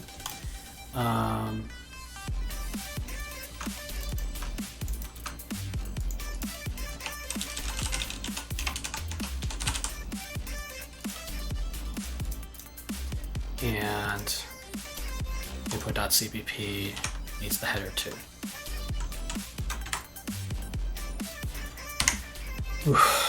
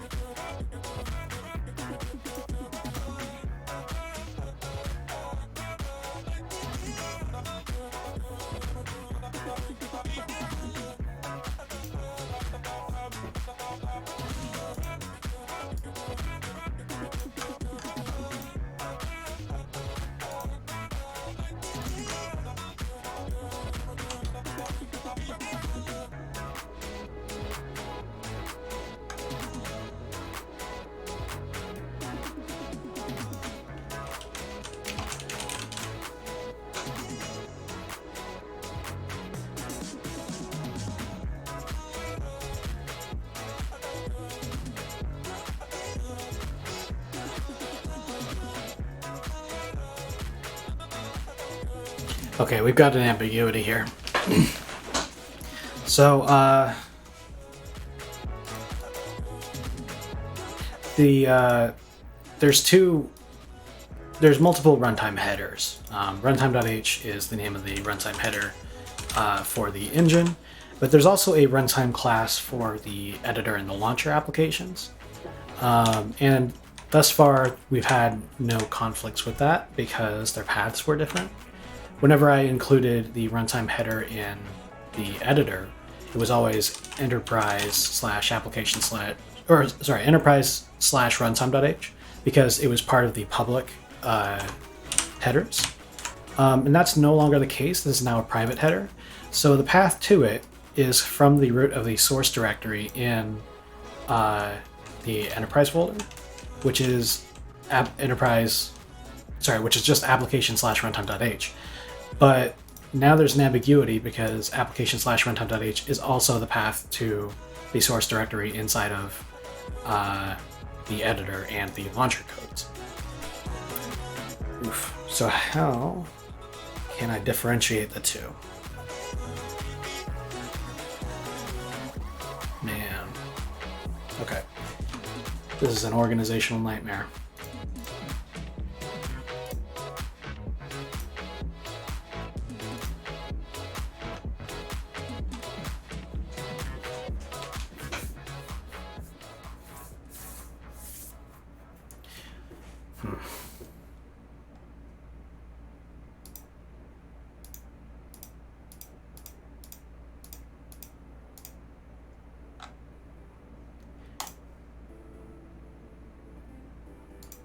Trying to think of the most elegant way to handle this. If I was to change on the editor and the launcher projects, the path to be like one level higher, so that way we have to specify engine/application/runtime. That would be one way to do it, except for that would also encompass everything that's already inside of the include folder, and that seems a little sus to me to have an include directory and then have a include directory that's just a parent of it.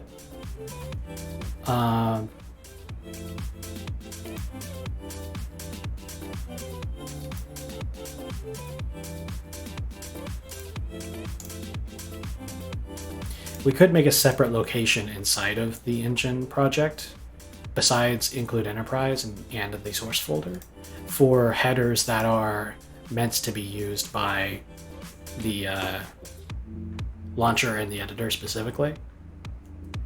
That would probably be the cleanest way to do it, but it does complicate the structure of the engine folder, which is pretty clean at this point. We've got the Doxygen stuff, which is just the markdown files for the documentation. We've got the includes for the public stuff. We've got the include GLSL for the shader stuff. Hey Goku, welcome in. We've got the source directory for the implementation stuff, and then we've got vendor for library stuff. And it seems like the implementation headers should live in source alongside of the source files. That makes sense to me.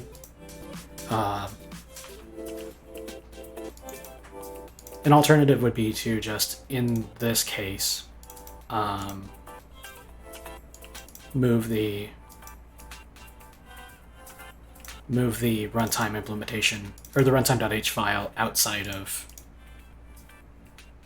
the application folder inside of the editor and launcher. Man, this is confusing. Yeah, I'm just wrapping up the refactor that we started yesterday, Goku. And that's, big old project.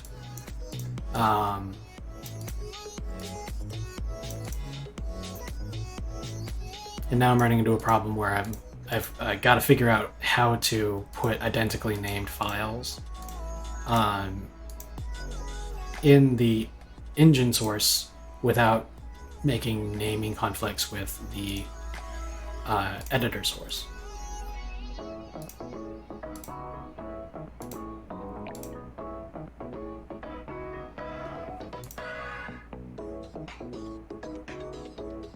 where to come up with a naming scheme where that's no longer a problem.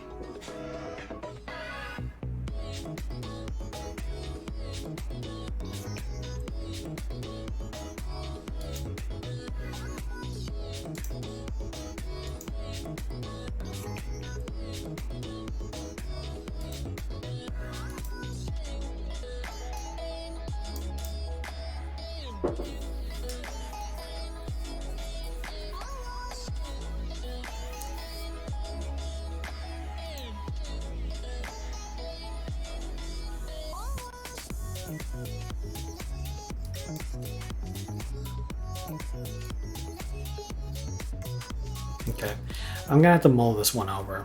I've been going at this for 2 hours and 15 minutes, so I think I'm gonna take a short break, probably 15 minutes or so. Mull over the question of the naming conflicts with the headers in the source directories of both the editor and engine projects, and hopefully I'll have an answer when I get back. I'm doing alright, Goku. How are you doing? I'm gonna take a quick break, and I'll be right back to continue working on this stuff.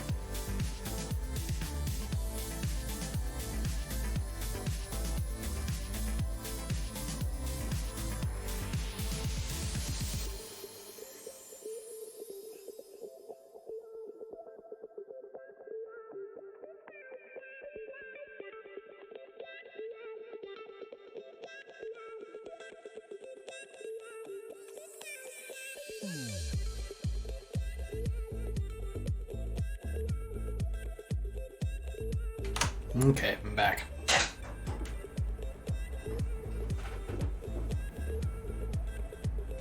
Cool. So, I can't say that I had any epiphanies while I was away. The problem of sharing namespaces, it just kind of sucks. Or sorry, not sharing namespaces, sharing file paths.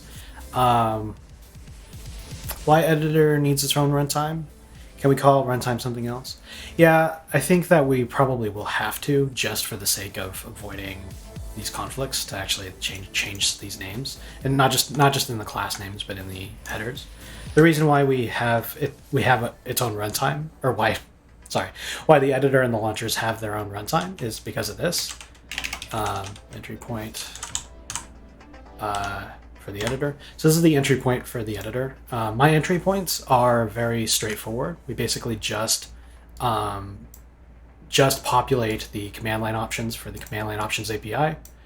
And then we enter a loop where we create an instance of the runtime, invoke run on it, and then when run returns false, we exit. And the reason why we have this, you might have noticed I have a couple of catch blocks. And this whole try, even if I didn't have the catch blocks, putting this in a try block is kind of important, because I want a unhandled assertion, and there's libraries, or sorry, an unhandled exception, and there's libraries that I'm using that throw exceptions. I want that to properly unwind the stack. I want that to invoke the destructor of the runtime class, and then call all the cleanup code. So it is important in this architecture that the runtime be a class that we instantiate in the main function, because by making it a stack allocated object, it'll automatically get destroyed when we leave the do while scope, even if it's by exception, if that makes sense. It's possible that there's a better way to do this, but this is the way that I've been doing it.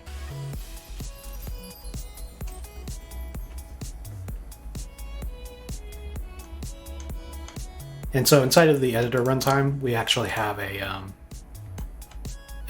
nested runtime.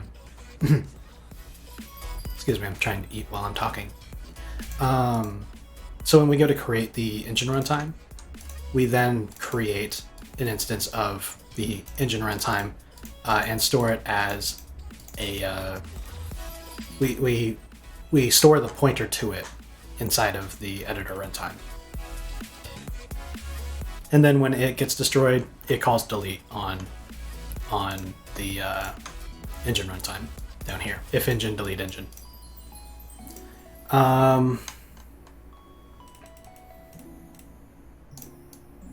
In principle, though, I was thinking about the problem of possibly having similarly named things in the editor versus the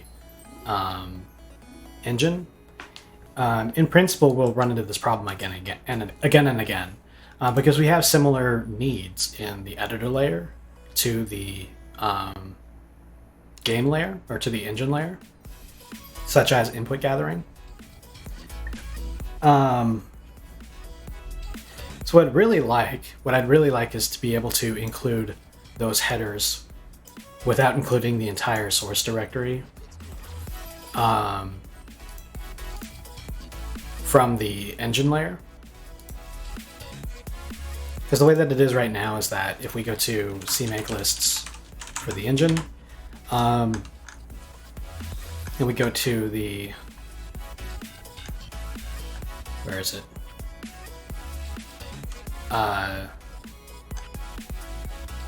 Includers. We include publicly the vendor include folders. We include the public include folders, and we have a private inclusion of the source folder. This is pretty common to include your source folder as an include directory, so that way you can just include headers coming from the root of your source directory. But in order for me to take the private headers, the implementation headers, and put them inside of the source directory, I have to include a folder containing them in the editor and the launcher. So if we go to the CMake lists in the editor, and we go to the target include directories, we have the source directory, and just as a reminder, all of the public include directories from the engine layer automatically get included by this target. But in addition to those, we also add the source directory for this project and the engine source directory. And this is where we get into the naming conflicts. What I could do is I could go one level higher, like that, and then I would be having to say source slash whatever, and that'll give me one level of indirection, which would be enough, but it would be counterintuitive. I could also just include the root directory of the entire solution, and that would just include far too many files, I think. So I'm thinking that, like, in order to, in principle, avoid all of these issues, I might need to just bite the bullet and do a separate include folder for things that are intended to be used by the engine layer, or sorry, the editor layer. Because the scheme that I'm using right now is pretty much intended just for stuff that's only used by that project. And that's not working so well for this.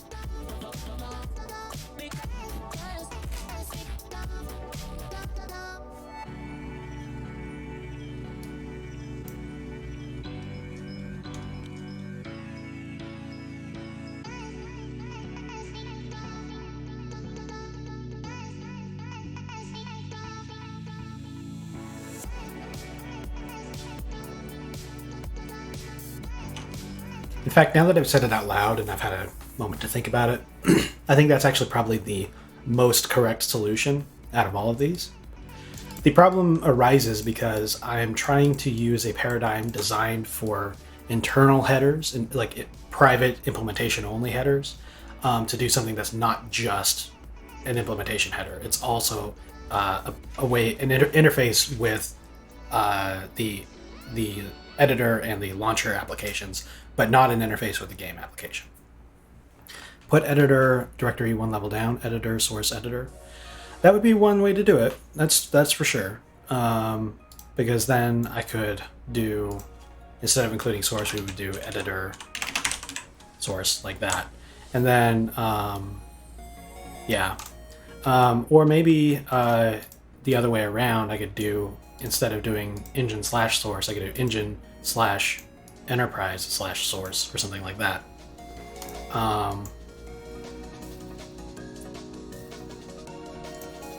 If we were to do that, enterprise, I can actually preview what that would look like really quickly here. So let me give that a shot.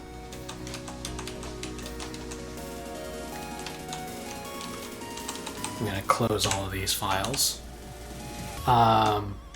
Inside of the engine folder, where we keep the engine level stuff, if I was to take and instead of doing source and then just directly put all the source files in here, if I was to do a folder inside called enterprise, and then move everything else into it,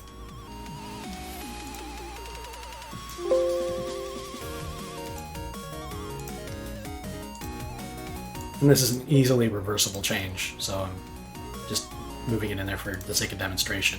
From my perspective, I would see engine, source, enterprise like this, and everything would be kind of similar. But from the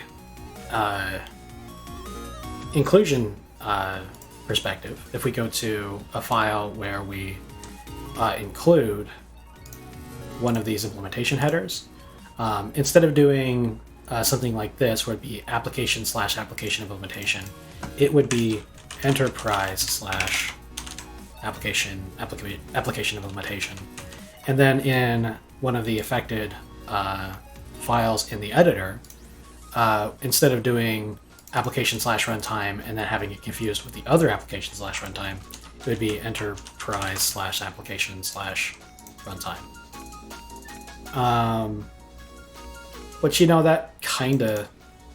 that kind of seems like it should work.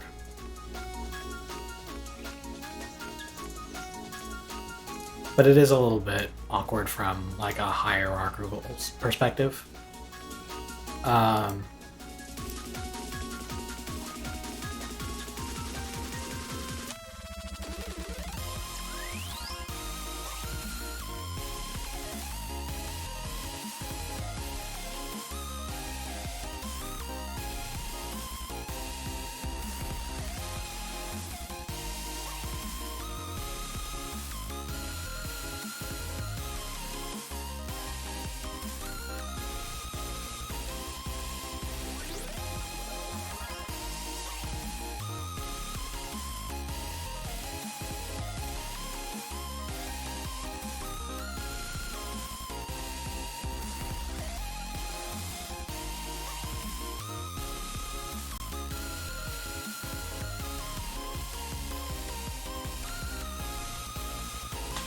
Yeah, you know what? This might be the way to do it. Is to put all of the enterprise source stuff inside of source enterprise instead of just source. Because it looks a little weird from a hierarchical standpoint, looking at the folders. To say we have include/enterprise, source/enterprise, because this part is convention. Include/enterprise is useful because then you can just add the include folder to whatever project you want to add the enterprise stuff to, and then the include paths would say enterprise / and it would look like you're pulling stuff out of the enterprise library when you do that. But somebody might look at this and get a little bit confused.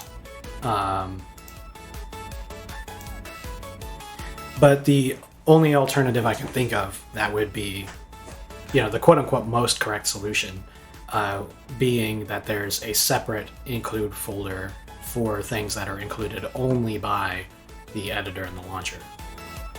So it'd be like a separate public interface for them, on top of the one that we already have for the game layer, which is the stuff in this folder. But odds are that we're going to have a whole lot of stuff to include in the engine or the editor and the launcher that are private. That this arrangement may be just a little bit easier to maintain going forward. So I think this is how I'm going to do it. I'm going to move all the source stuff inside of the enterprise folder. Maybe put the implementation folders into another folder. Include enterprise detail. Yeah, that's the most correct solution, I was thinking. Yeah. But God, I'm really torn about this.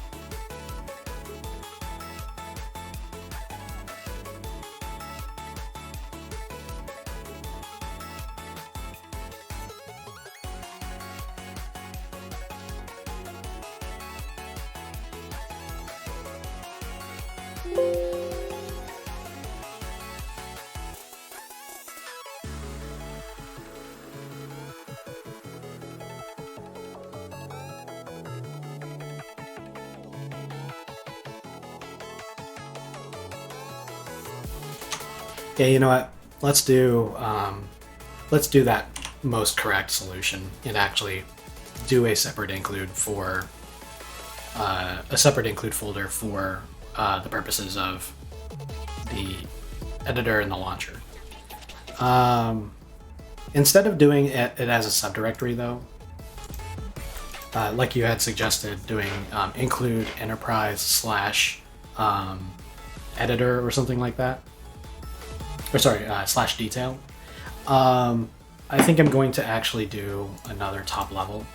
The great thing about having include / the name of your project / all of your stuff is that you can include this path, the include folder, as the include directory, and then your include lines themselves are simplified. You go enterprise /, and that'll scope to the public enterprise stuff.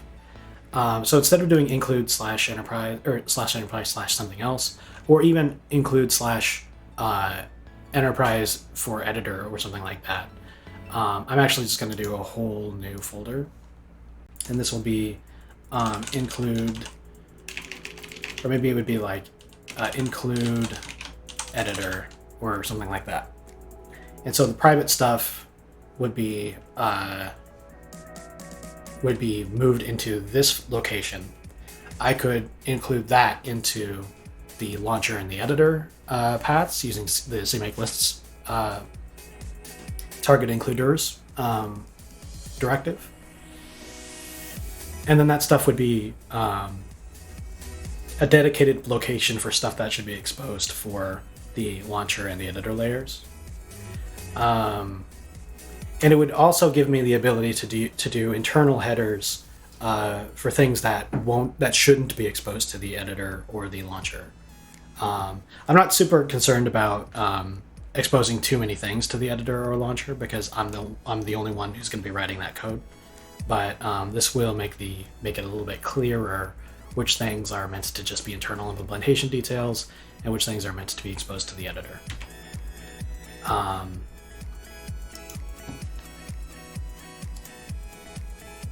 And then inside of include editor, we do another folder like enterprise, and then we could do enterprise / and then have all the private stuff available as well. I don't know. What do you think about that idea? Does that seem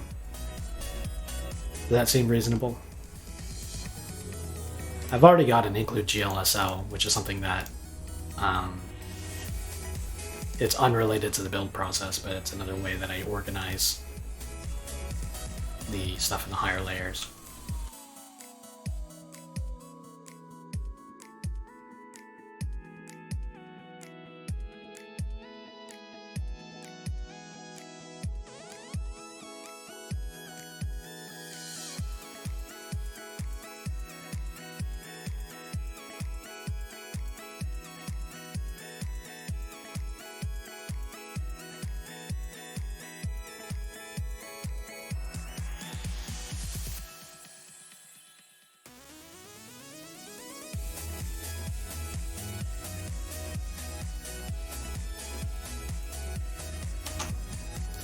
Yeah, I think so too. Thanks. Yeah, it's I don't know. I feel like there should be a more ideal solution, but it just maybe what I'm doing just kind of fights the language too hard. So this is probably as good as we'll get. So I'll do the include header section, include editor section. Maybe I should name that because it's also for the launcher, because the launcher needs access to the runtime. I'll leave it include editor for now, and then I'll come back to renaming it if I come up with a better name. So we need to get all of these private headers into the correct location in here. So I'm actually gonna do this inside of File Explorer instead. It'll just be a little bit easier to manipulate the files. So we'll go into the engine layer, the source, and I'm just going to straight up copy and paste the entire source directory. And then I'll go through and delete everything that's not an implementation file, or an implementation header.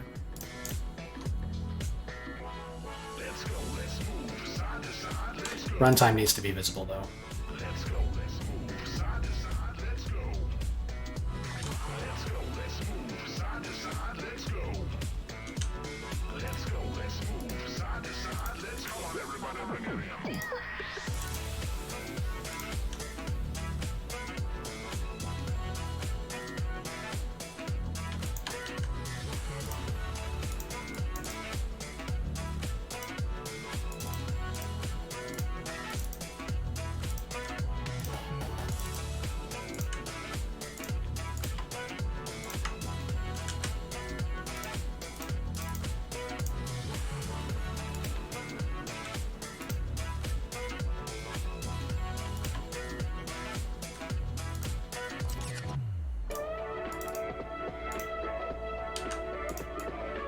Now, some of these implementation headers, I may actually want to keep in the same location in the source file. They might not be things that I actually need to see in the editor or the launcher layers. I'll have to review them.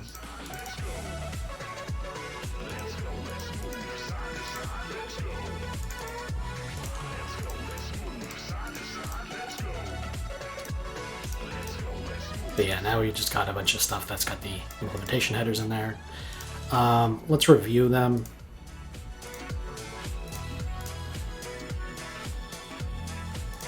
So we do need access to this stuff inside of the editor, so that file stays. We also need access to this stuff in the editor because inside of the entry point we populate these containers with the command line stuff. And then we need runtime.h because we actually need to instantiate the engine runtime inside of the launcher and the editor runtimes. So that's good.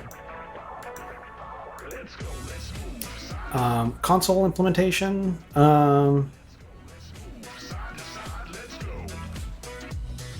You know, we don't actually need it.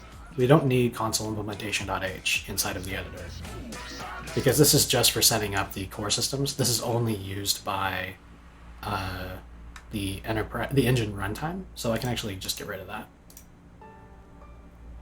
And then events. I don't think we use callback pointers for anything. Just gonna quickly check. Yeah, it's used in events.cpp, and that's it. Editor play cleanup.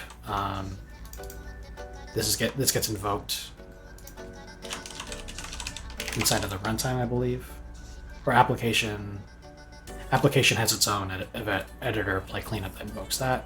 And then I think regular cleanup is still, yeah. So we can get rid of that file.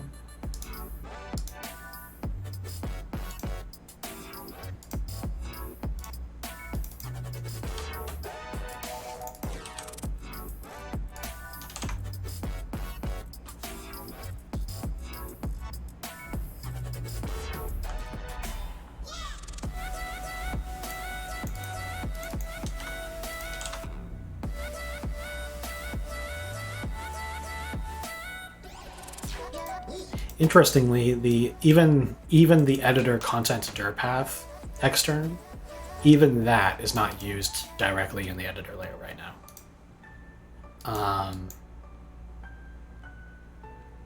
How about these functions? Probably just change the files to include the editor and the path to quickly identify whether there's anything. Oops.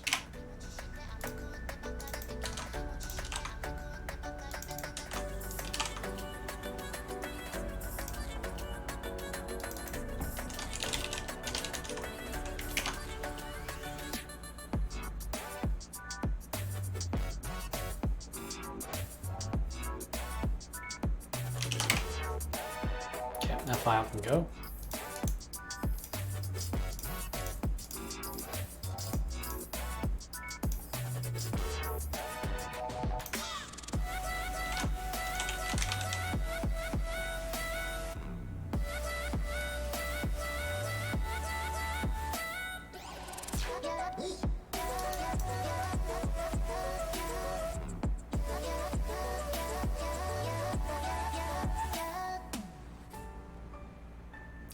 We do use the the EP graphics namespace for quite a few things in the editor, but it's all public stuff, so we can actually get rid of the implementation file from its includes. And then how about window?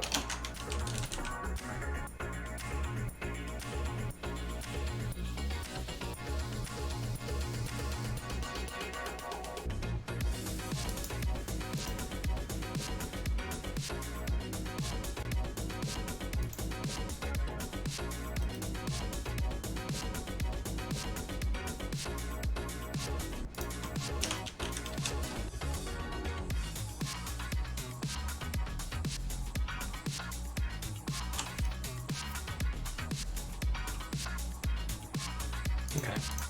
It actually looks like there's very few of these headers that are even needed by the editor. So this is probably the right call.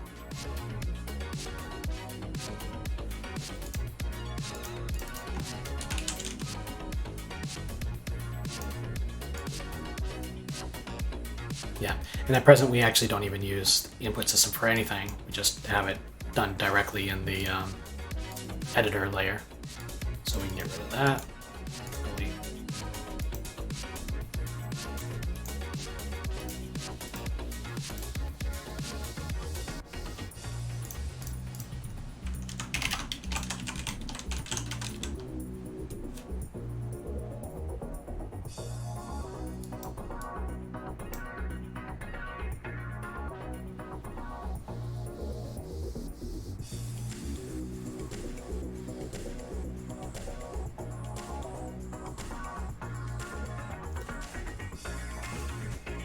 So far, we haven't really used any private stuff from CManager implementation yet, but we're going to. Like the thing that prompted this whole refactor was that we wanted to be able to more tightly couple scene loading code and scene loading state with the editor. So we actually need this to be available so that way we can directly modify certain things without having to use a public API. So I'll leave this inside of the CManager folder. I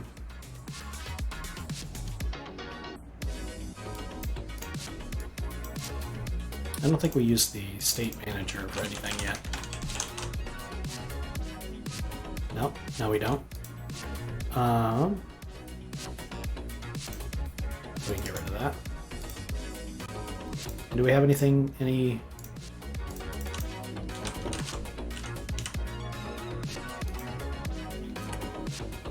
We do utilize the real delta, but that's part of the public API. So I could probably just leave that as it is. I mentioned before that I'm actually not a huge fan of this arrangement. Because technically speaking, this is measured at the start of the game frame. And so the time deltas that are actually measured are more likely to be off than they are in an actual game. I'll put that on the back burner though. And we can just get rid of the header from here. Okay, so actually as it happens, there's only 4 of the headers that belong inside of that need to be exposed to the editor. So yeah, I think that's I think this was the right call. So we need to remove these from the source directory.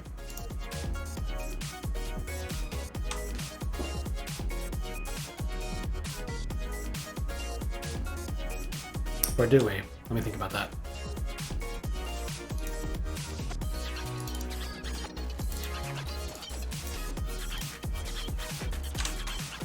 Because these files technically serve different roles. The one that's inside of include editor, its purpose is to expose things to the editor layer. And this one's purpose is to expose things internally.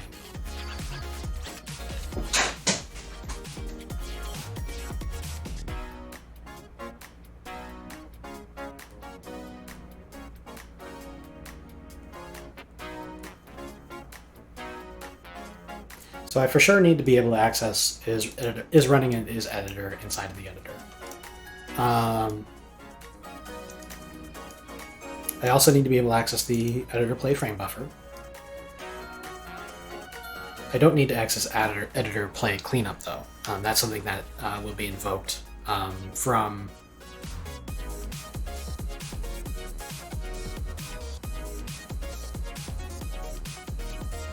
Oh no, I do need this to be exposed. So all of this does need to be exposed. The thing that I'm getting a little mixed up about is that the header will also need to be included inside of the engine layer. And when you do that, it'll be enterprise/. Actually, it'll be entirely self-consistent. Okay, that's good. I think I've got it straight in my head now. So application implementation.h needs to belong inside of the include editor folder, and we're going to wholesale remove it from the source directory. CMD line options, all of this needs to be visible to the editor. Print CMD line help though. Oh, what? Is it not even used in... Oh, yeah, I'm still filtering down to the editor.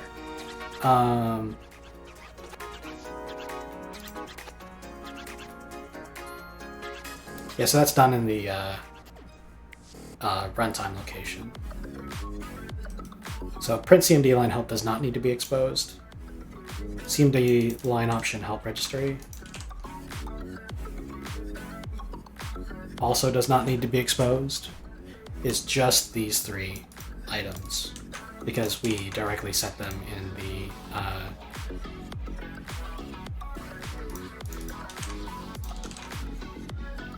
but you know, it's actually not even all three. It's just command line options and command line option synonyms.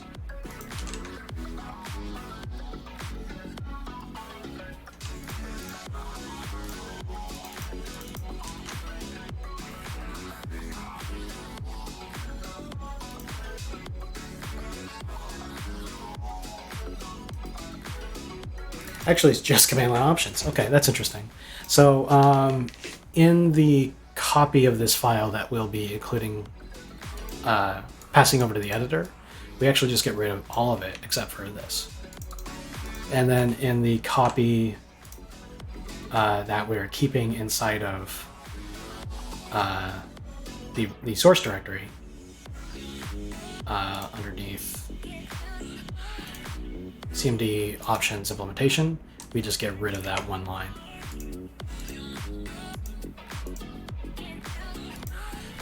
Okay.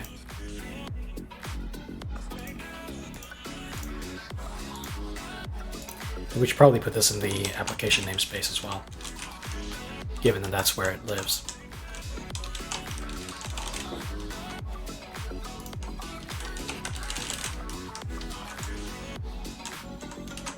Yeah. Okay, good. And we'll need to fix the scope of the accessors on these. But I'll deal with that later. Cool. So we'll have one CMD options implementation.h that's used for the that's exported, and then one that's not.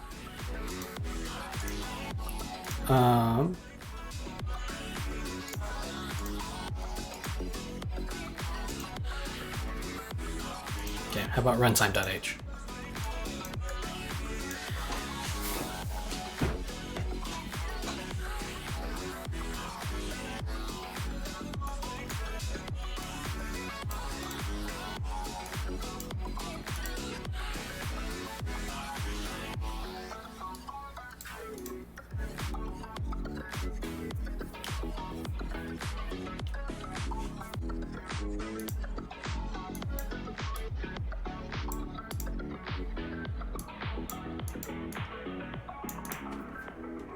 It seems to me that this whole thing needs to be exported.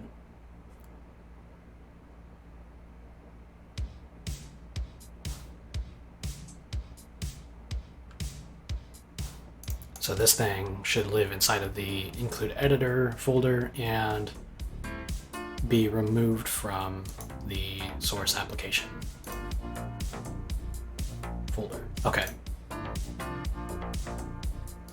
And then the last one was this, the scene manager implementation. I'm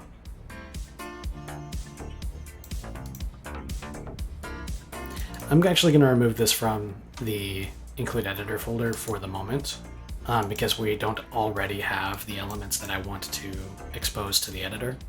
But the plan will be that as I add elements that need to be exported to the editor, I will add them to a header inside of this folder instead of the original header in the source folder. Okay, so that's just these three files then that are redirected. So I think we've got a plan. We're going to go to the CMake lists and fix them. Up here, we're no longer going to add engine source. We are going to add engine include underscore editor, and then from there we'll be able to say enterprise / whatever and get the files that are inside that directory. And then I need to make that same change to CMake lists for the launcher here.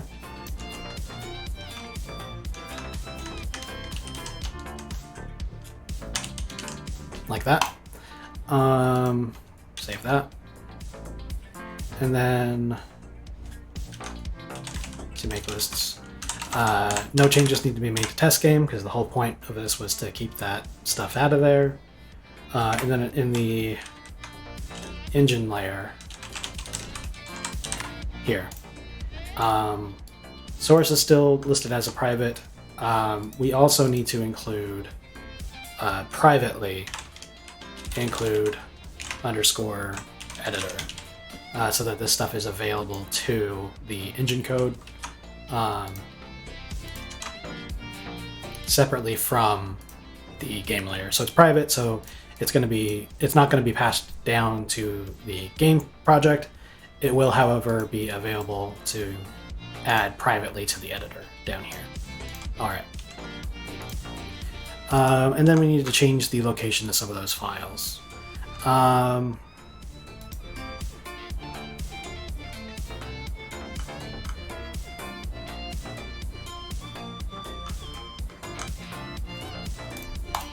I guess I'm going to need to have yet another another variable holding another list of headers.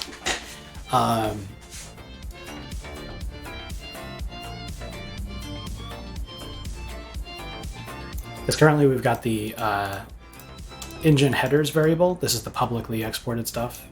We've got the precompile, which is, a precompile. We've got the source, which is just internal. And then we've got conditionally compiled source for dynamic, Win32, Win32 static, macOS, macOS static, and so on. And then we have a resource list for installing the GLSL files into the editor install location. And that's all well and good. I will now also need a variable engine header. I guess it would be editor header engine headers, I guess is what I would say, or editor headers is what I would say. And then we have to populate this list with the items that are going to be part of that scope. So what we did was we added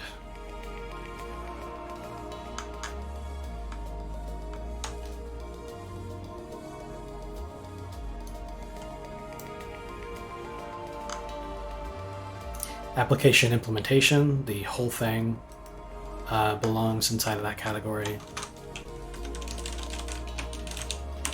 So we'll take that, cut it out of the source files section, and add it to that new variable we're working on down here. And then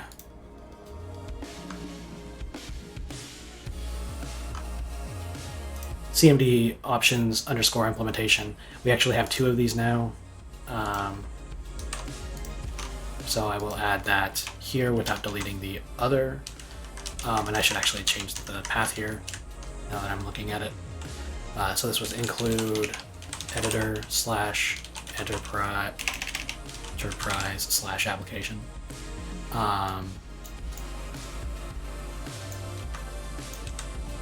And CMD options was also in application and was also a .h file. So we should now see two of these. Yeah, there's the first one. Here's the second one. Only one of these. Yep. And then there's runtime.h, which was wholesale moved, I believe. The wholesale moved to the include editor section. So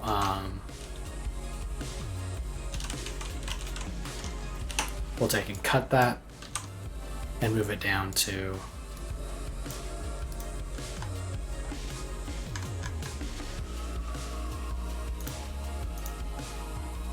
engine editor headers. Wait, what's happening?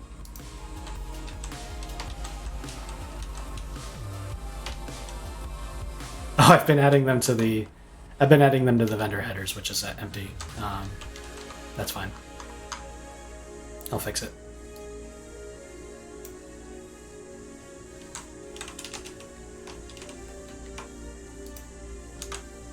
Okay, and these actually belong in not vendor headers, but engine editor headers, like that. Okay.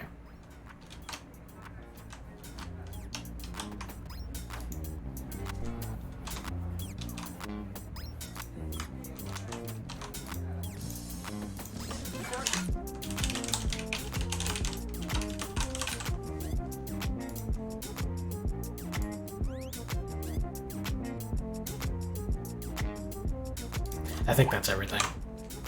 We'll save it, wait for CMake to run. It looks like the build system compiled or built successfully, so now we've got a build system generated. And now a lot of our paths are going to be screwed up, so we're going to need to worry about that.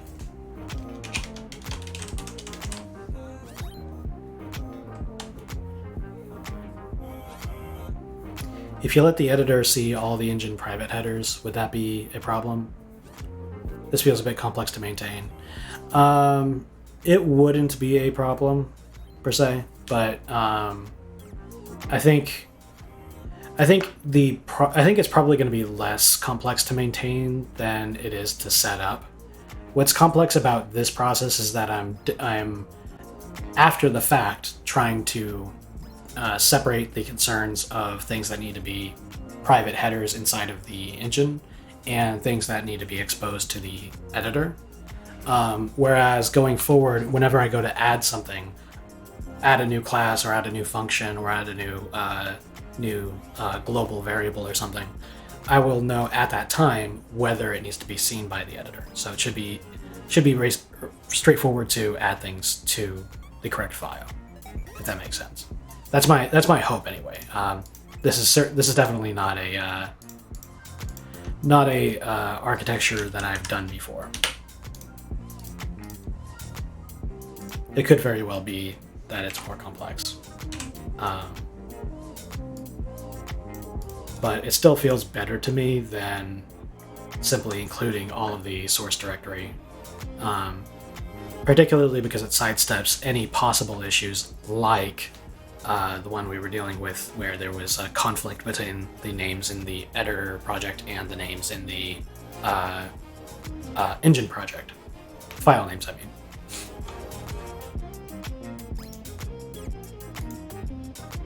But I guess we'll see.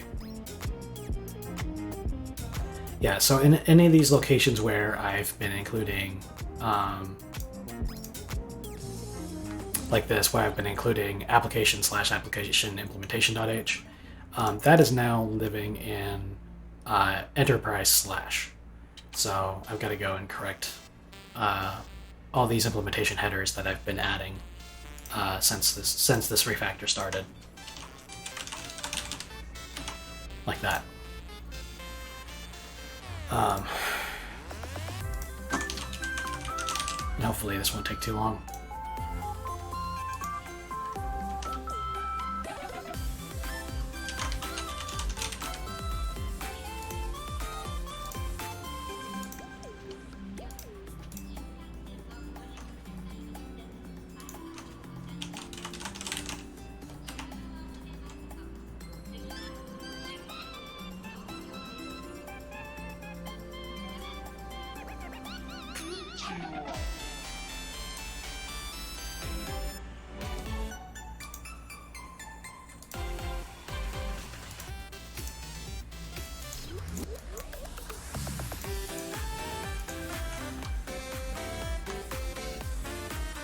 Oh, but it's not every one of these files, is it? It's just the ones...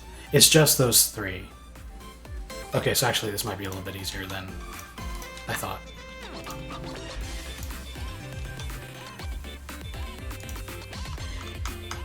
Okay. So which are the 3 files again? We've got it was application/runtime implementation.h, I believe, or runtime.h, like that.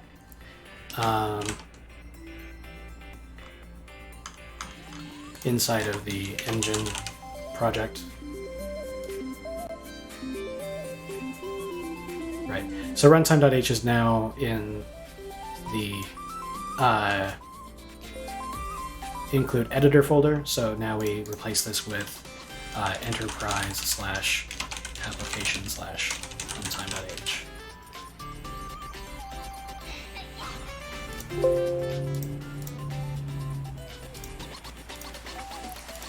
The other one was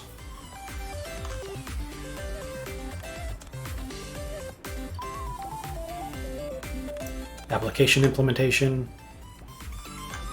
This was wholesale as well.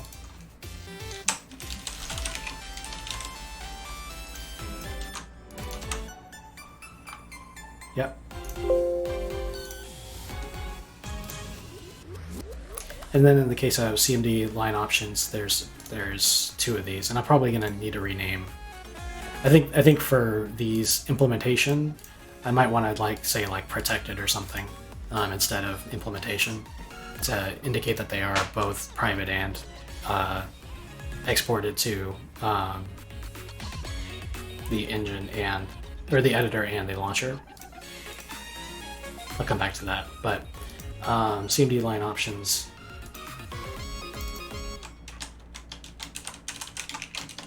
Implementation.h. We'll need to change it on a few.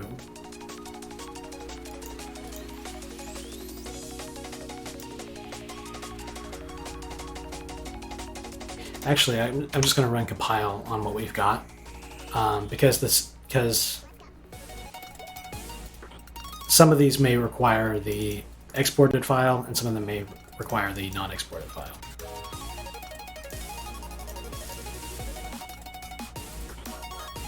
And the failure to compile should tell me something about that.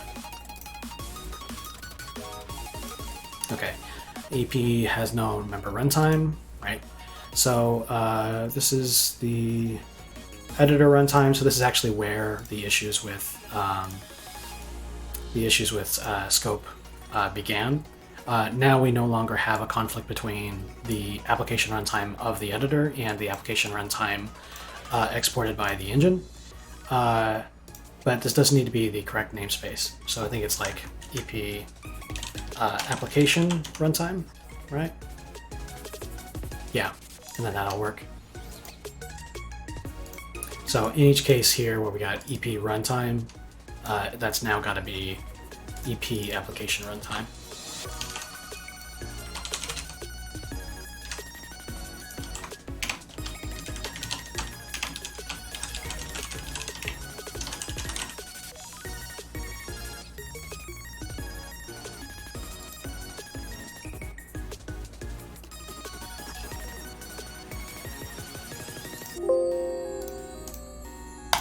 Okay, let's try building that.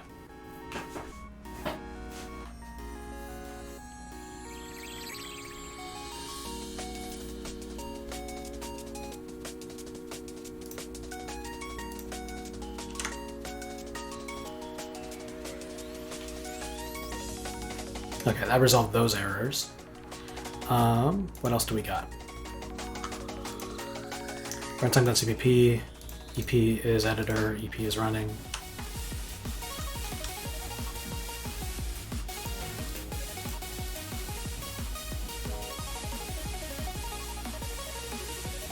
That's because we don't have the application implementation included here, so let's do that.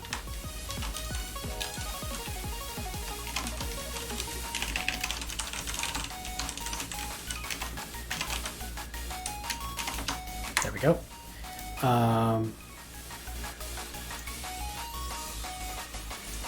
And this is all local stuff, so perfect.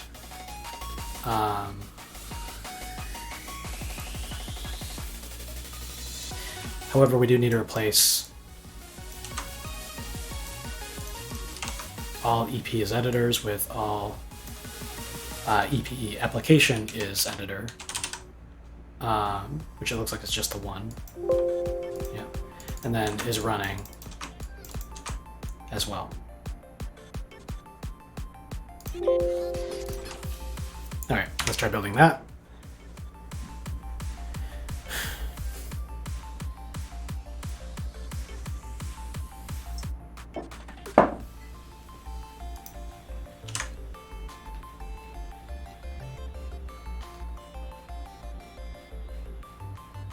All right, what do we got now? Application runtime.h file not found. This is time.h. Yeah, this is now going to be enterprise/application/runtime.h.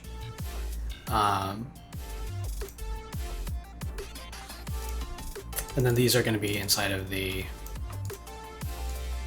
application namespace.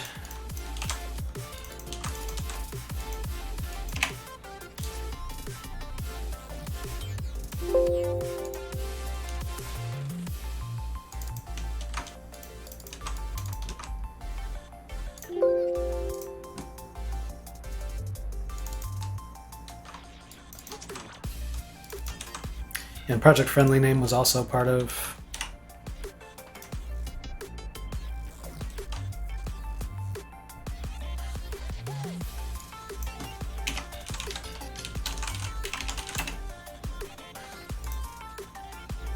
EP application.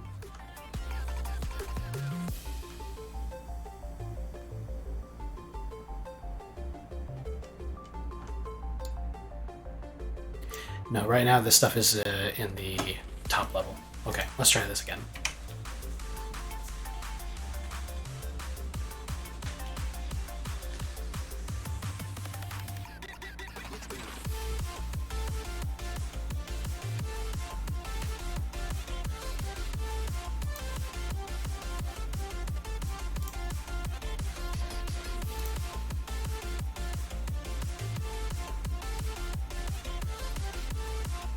Okay, and unknown type name, command line option help entry. Did you mean application command line? Yeah, yes I did. So this is CMD line options. Yeah, so this needs to be inside of the application space.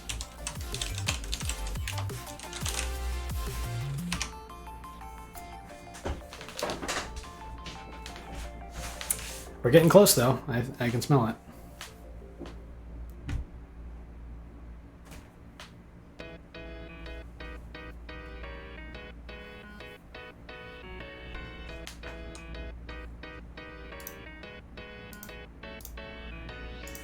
Use of undeclared identifier CMD line options. So these options are part of the application namespace now, which, you know, we're in.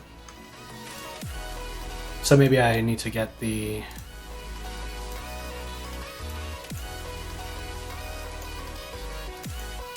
okay, so we've got application CMD line options implementation here.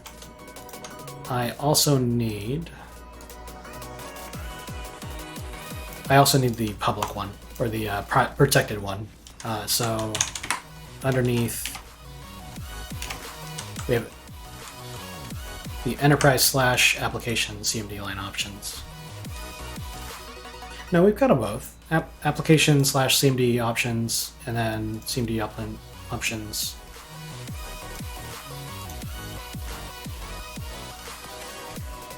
Right, so actually there's the, yeah. Like that. I think.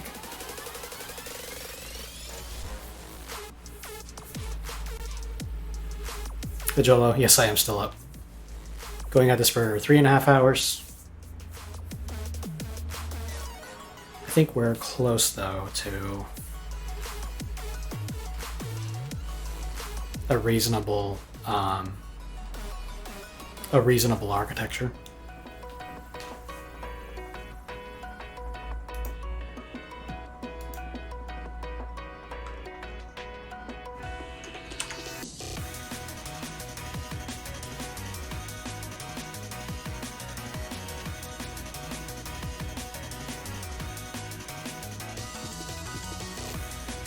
Just helped an American friend with their German lessons. Nice.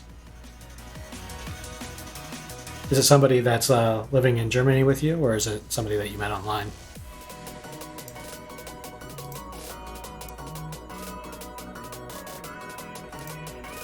Online, nice.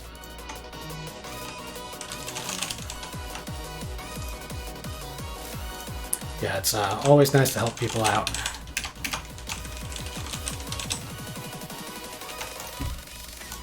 I periodically will hop into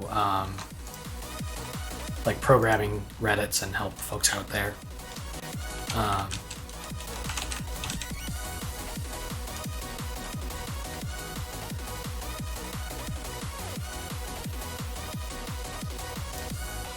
The runtime is inside of the application namespace, I believe.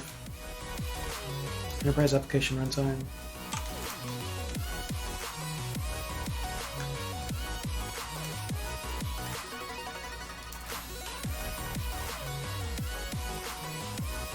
EP application, that's right. F7.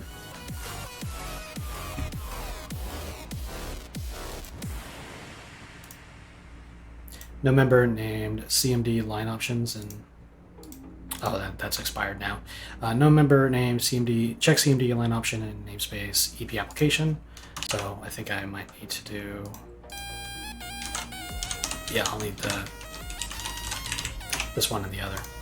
This particular part is getting a little bit confusing. Enterprise application CMD options implementation, and then applications CMD options implementation.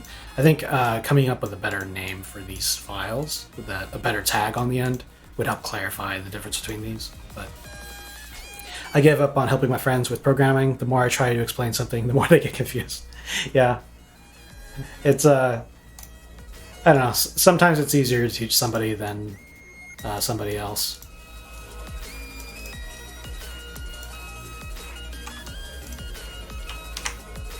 Like there was a dude, I might want to check on that actually. This morning he was asking a question about, or he was saying that WGL share lists wasn't working. Yeah, teaching is tough. Lesson plans and all of that stuff. I wouldn't be able to deal with it. Oh, okay, he's added code. I basically told him, please add code. Windows context threads are different things, blah, blah, blah, blah. You need to post a minimum code sample. First guess is that your multi-threading model doesn't interact with GLFW properly.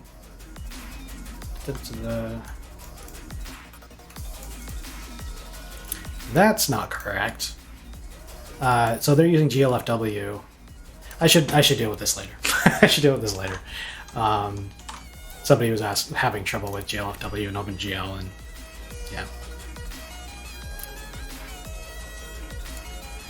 yeah, good teachers are they mean a world of difference to the people they teach.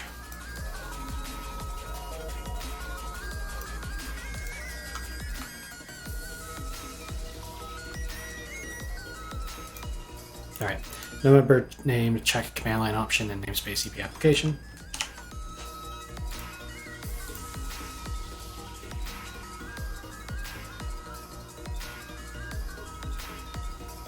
I guess we don't have the CMD line options visible here, so let's add them.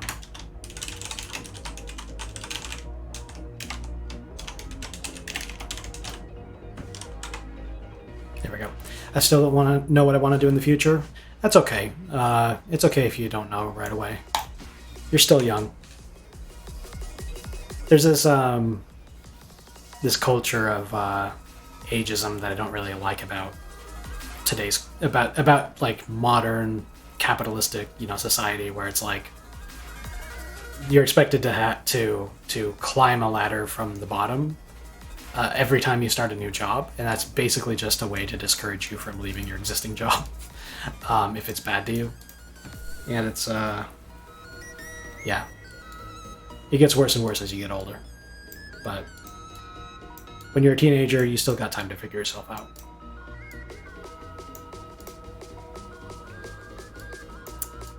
But you've got more time than that, Jolo. Yeah, I think it's probably not until your mid-20s that you'll start to figure out who you are. At least that's the way it was for me, and the way it was for a lot of the people I know. The idea of figuring it out when you're 19 or whatever, it's a little silly. Future you will always be wiser than younger you, pretty much.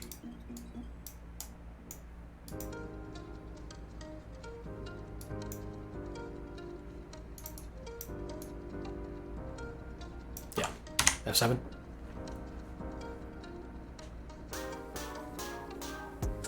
There's a beetle crawling on my wall. I'll deal with it later.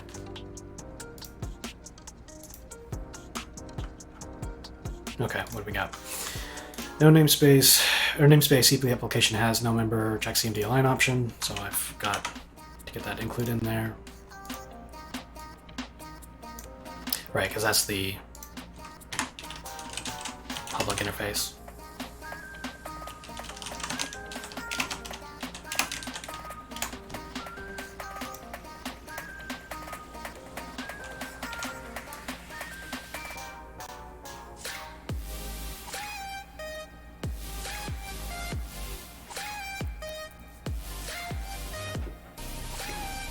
I think the beetle fell somewhere. I looked up on the wall and he was there, and then I looked back and he was gone. Must have fallen down.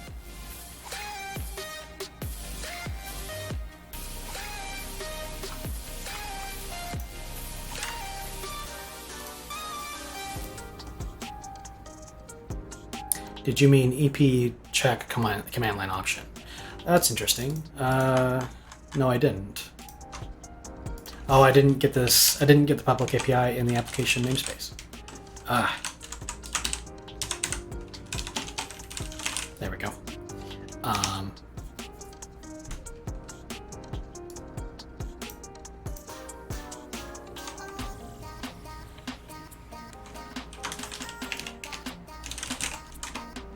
Is this one in the right namespace? It is. Okay.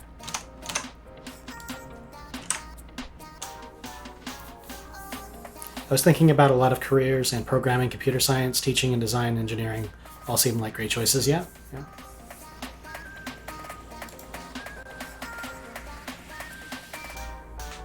Yeah, like we were kind of touching on earlier, though, teaching is kind of a different skill than programming and computer science. Do you really get a kick out of teaching people?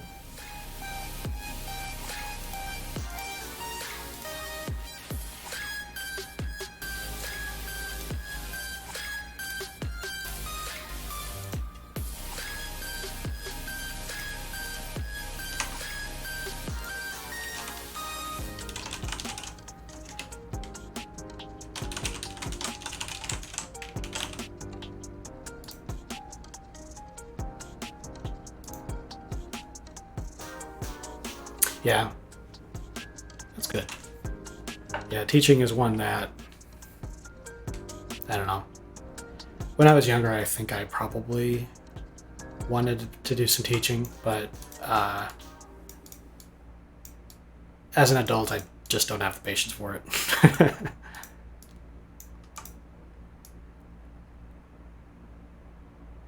I've got a couple of friends that are teachers, though, and they love it.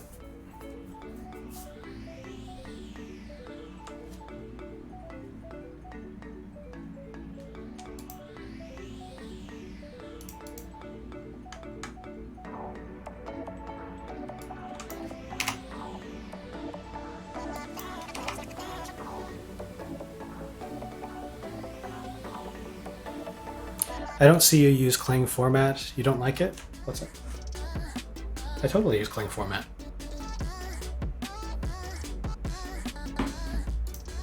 I have my own my own formatting style. So I usually will use Alt-Shift-F and just have Visual Studio Code run it for me. But yeah, I got a clean format.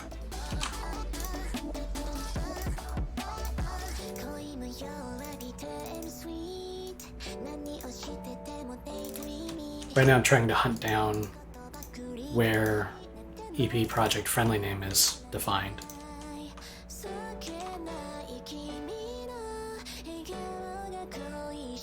Or declared. Okay, so it's declared here. Game module dyn.h.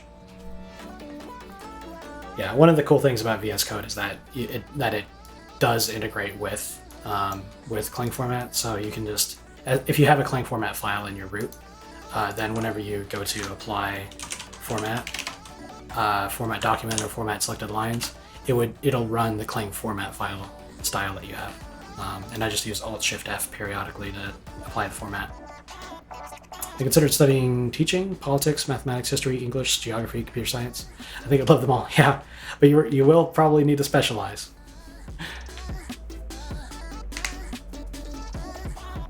Oh no, I just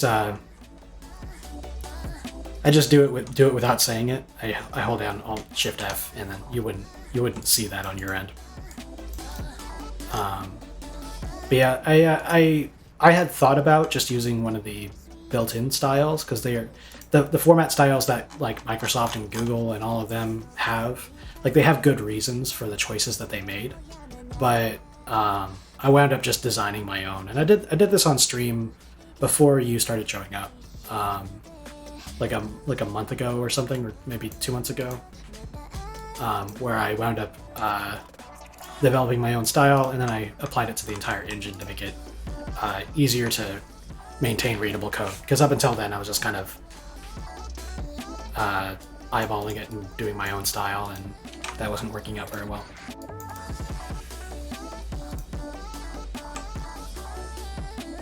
Yeah, so in the application location, then I'll need to include the game module dyn.h.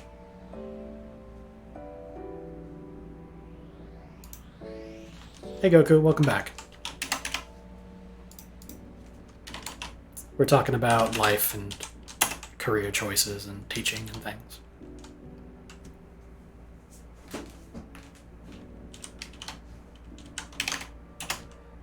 And finishing this refactor.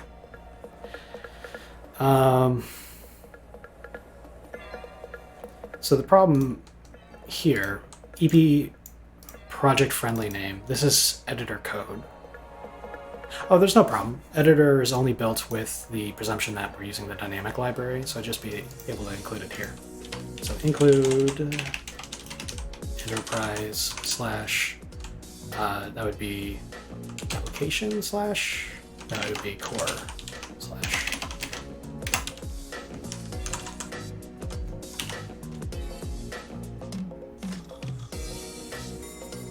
No, it would be application slash.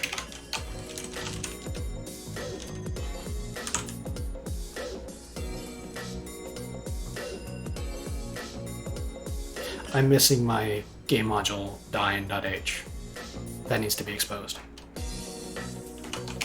Plus, I basically have the same schedule as a student. Plus, I couldn't get fired, and I'd get free healthcare usually. Yeah, that sounds like a sweet deal.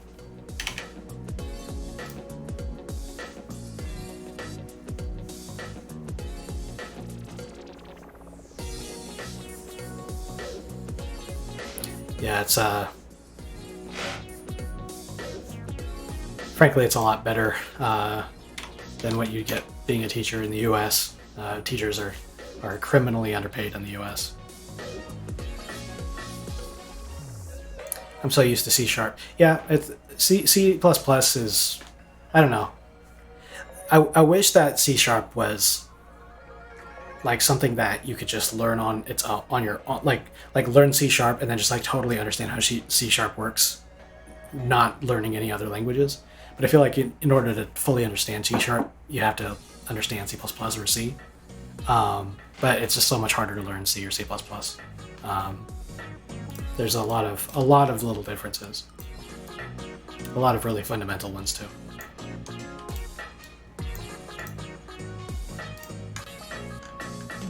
So inside of the editor layer, it turns out that I do need access to this header game module dyn.h, which I haven't exported yet. So let's go ahead and add that. So where is the header? First of all, here's the header. Load game module, unload game module, is game module loaded. Everything in here should be exposed to the editor, so we're gonna move it to the include editor enterprise application. And then inside of the CMake lists, we will need to move it as well.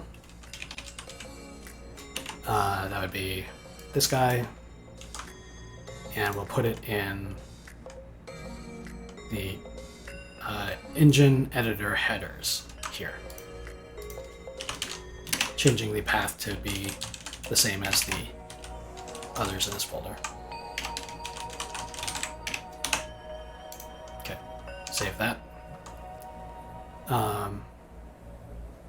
And now we should be able to access that in the editor runtime. C# is okay in my opinion. Feel more flexible plus strong type than other high-level languages. TypeScript is good too. Yeah, I've never used TypeScript. I know quite a bit about C#, though I've definitely done more C++. I would say yeah, C# is it's a lot easier to hack something out in C#. Like you don't have to think as hard to program something in the optimal way, at least optimal for C#. But there are some counterintuitive bits that, particularly with the garbage collector, because like until you understand like how to make a garbage collector, you don't really understand like the problem of allocating all the time.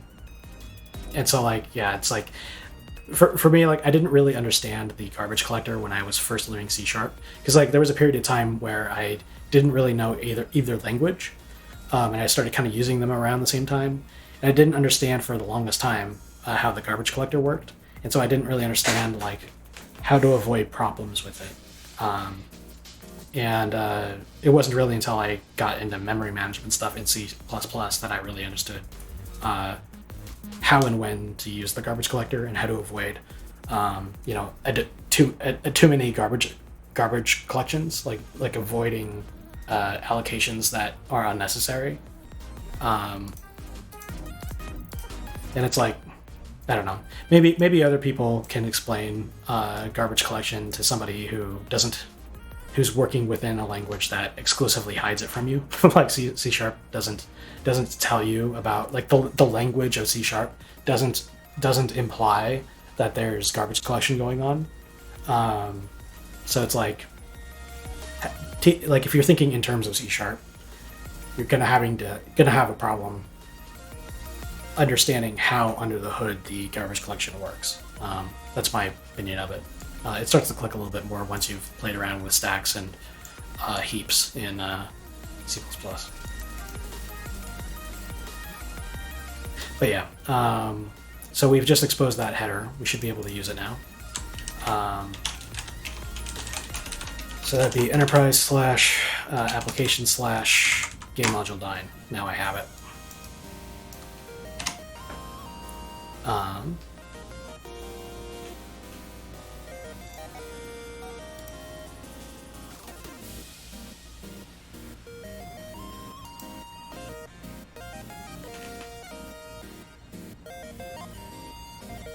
Yeah, C# is particularly great for application programming because it's a lot more focused on it's a lot more focused on doing a thing rather than the process of doing a thing.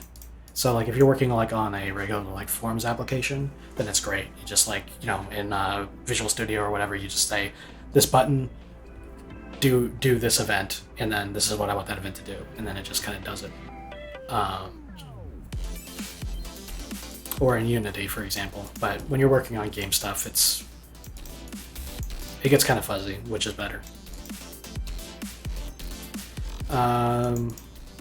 What's this? Application runtime editor play cleanup. There's no such thing anymore. We just have EP application editor play cleanup. Yeah. Okay, so somehow I got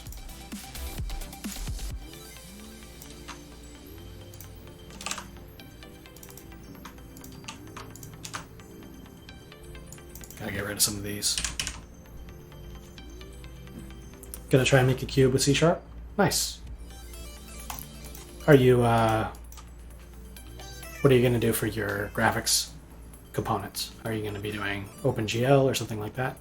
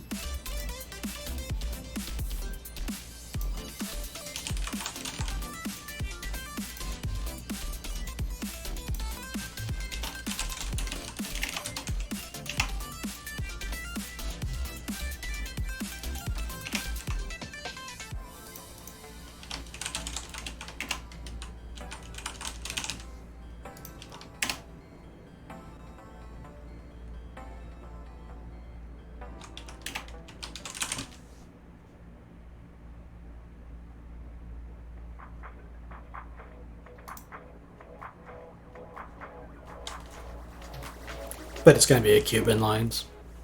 Sweet.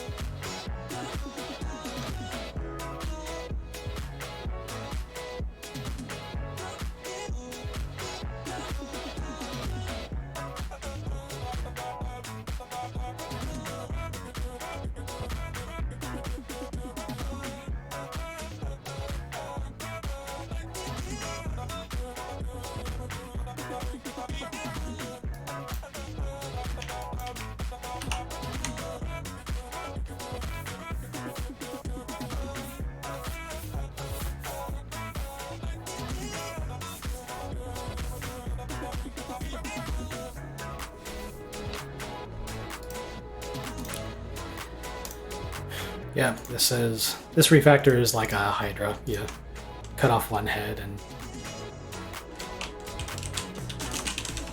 Does anyone here know some good 165 Hz monitors? I'm afraid I don't. I haven't gone monitor shopping for a while.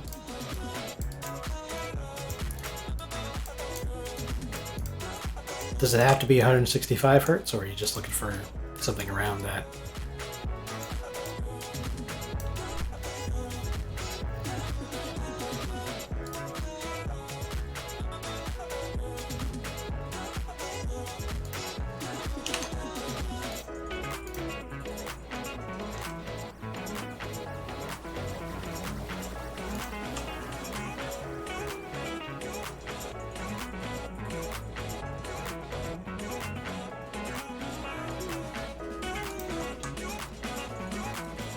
Okay, so we've just encountered our first naming conflict with the new scheme. So what we got here is that inside of the editor, I've got the entry point that needs access to the command options implementation file, but I actually split that up into two files because one file has got the details that we need to expose to the editor and one doesn't.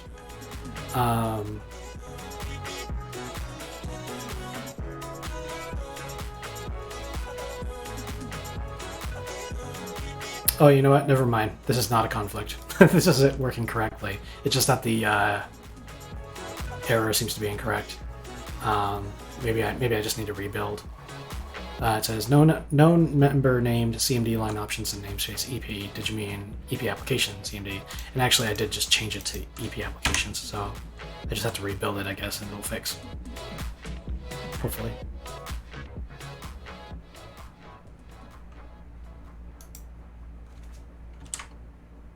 There it goes. Yeah, that they went away.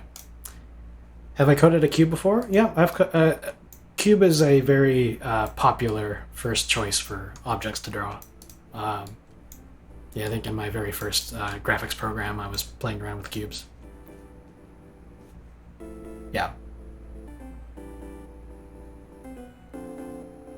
Yeah, cubes are, you know, they're cool. They're kind of the fundamental 3D object.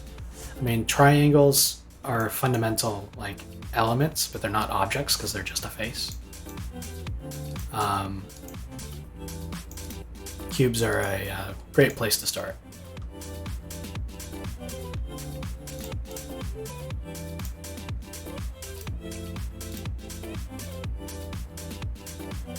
Okay. Namespace Enterprise has no member is game module loaded. I've coded a triangle. Does it count? Of course. Yeah, it's all gravy. It's all cool 3D graphic stuff. But you like if you go through like tutorials on like making like 3D graphics and 3D objects, almost all of them will graduate you from a triangle to a cube or something, and then you'll like draw like a cube that's got like textures on the sides and stuff.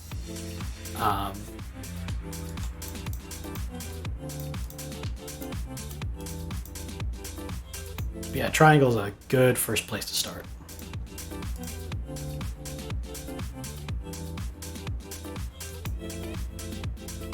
I don't know if any of you have ever tried if you've ever tried programming in Vulkan, but in Vulkan, just drawing a triangle is supposed to be super hard. I've never picked up Vulkan to try it out. I've done a little bit of DirectX, and and of course I got lots of OpenGL going on in here. But in Vulkan, from what I understand, it's like miles and miles of boilerplate code just to set up a pipeline to do a single triangle, and it's I guess it's like, yeah, it's a lot of work sometimes. So technically it doesn't have to be 165, but I'd really like to have one. Yeah. Yeah, I don't have any good suggestions for you, just, Googling and stuff. But I want to make a 3D plane where I can move around in it. You mean like a 3D airplane, or do you mean like a 3D flat geometric plane? Oh, what's up? Did you start with Vulkan? Is that you started with Vulkan and then moved on to the others? Yeah, Vulkan is like, it's popular for good reason, like because it's kind of sort of with an asterisk portable. It's not portable to Mac exactly, but it's like very good at forcing you to structure your code in a way that's good for the graphics pipeline. But yeah, it's so hard. Like OpenGL is like, there's a reason why I'm using it, because I'm new to graphics programming in general. It's you can pretty much from memory set up a simple renderer in OpenGL, and with Vulkan it's like, yeah, you've got a whole bunch of different ways you can set up the very basic draw a triangle. That gets a little complicated. I think you got a pretty good one on Amazon. Nice. 3D flat geometric plane. Yep. You can totally do that as well. There's no limit to the number of things you can do with graphics programming. Or can we talk as a server? I'm afraid I don't have one yet. I've been mulling over creating a Discord server. Because that seems to be a popular ask. But right now it's just working on Twitch. I told him, yeah, Jolo was arguing the merits of a Discord server a couple streams ago.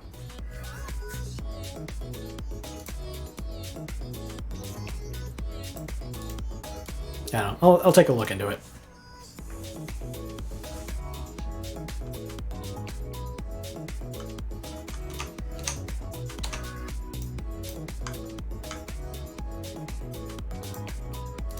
So EP is game module loaded is no longer in the header file it used to be. I can't quite remember where I had exposed it. Okay, so it's exposed in game module dynamic.h, so I just need to add that here. Yeah, let's do that here. Include enterprise / application / game module dynamic.h.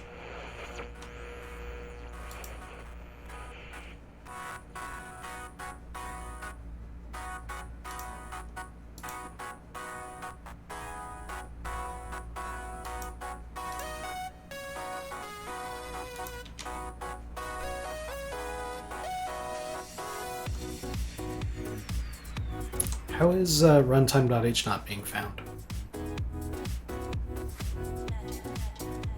Oh, runtime.h is...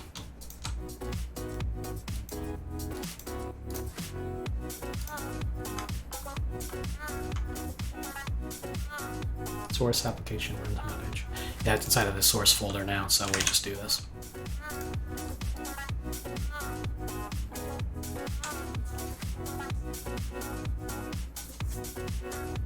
That's wrong. Why do I need runtime.h inside of time.h? Oh, I don't anymore. Right, okay. Because now I've got the much better namespace thing going, so I don't have any private members that require access to internal stuff. So I can just get rid of that.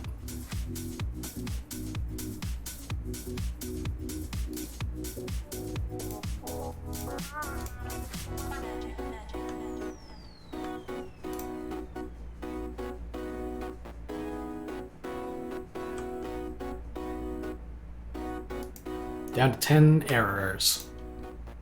Hopefully this will be the last of them. Application / game module / time.h.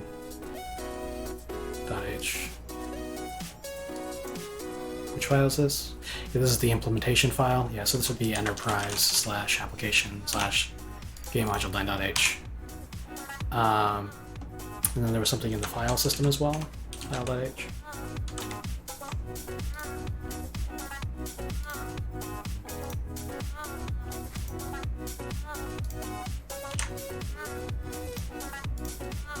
Use of undeclared identifier, register CMD line option.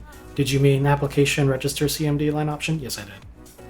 This is one of the reasons why I like Clang better than MSPC, is because it gives you these helpful messages that a lot of times they just directly tell you what you did wrong or give you a suggestion as to what you need to fix.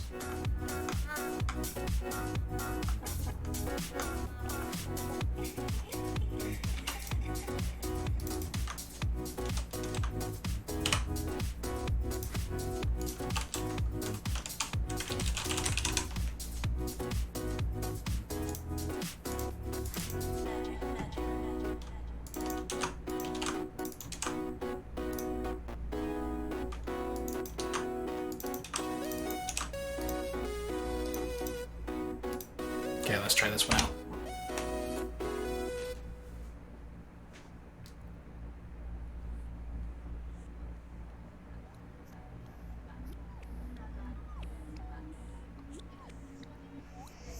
I primarily use MSPC. Error message is terrible. Yeah, like after a while you kind of get used to it, but you shouldn't have to.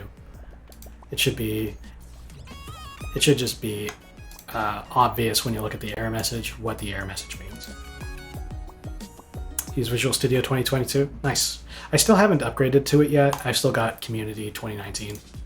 I mean, obviously I'm using VS Code right now, but I just haven't quite bothered to install 2022. Do you like it?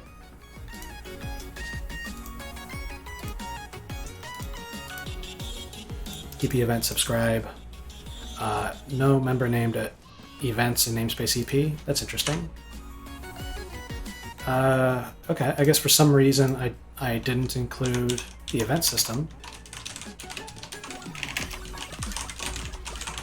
I don't know how that happened, but there it is. And then the entry point says, cannot open source file application runtime.h. That's because it's been exported now. So it's an enterprise application runtime.h. And then the same thing goes for this guy. Actually, no. We have enterprise application cmd options.h. And then we've got the exported one. Enterprise.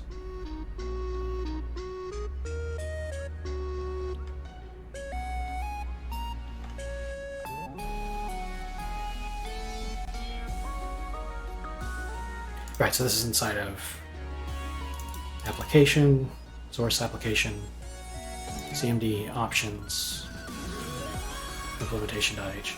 That's interesting. Let me try recompiling it.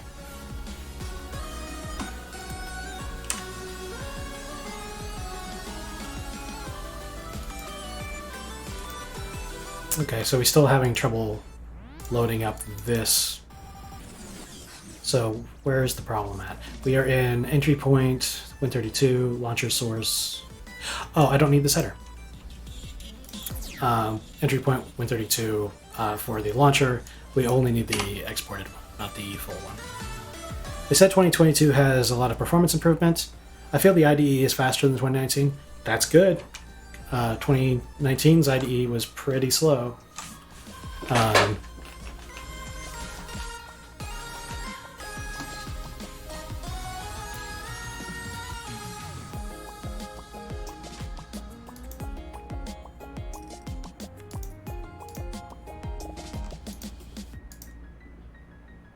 EP command line options. Yeah, this needs to be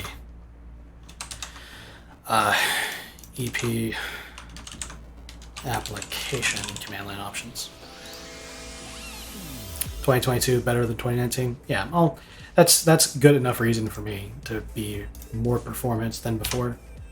I think a lot of companies are comfortable allowing the speed of their programs degrade because, you know, they're just like, oh well, people have much faster processors than they used to have, so it's okay if we don't optimize because it's gonna run okay on new computers.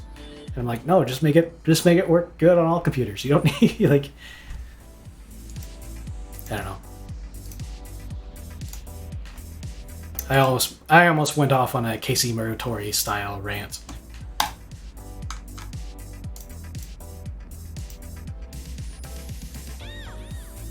Okay, we actually need the implementation header here.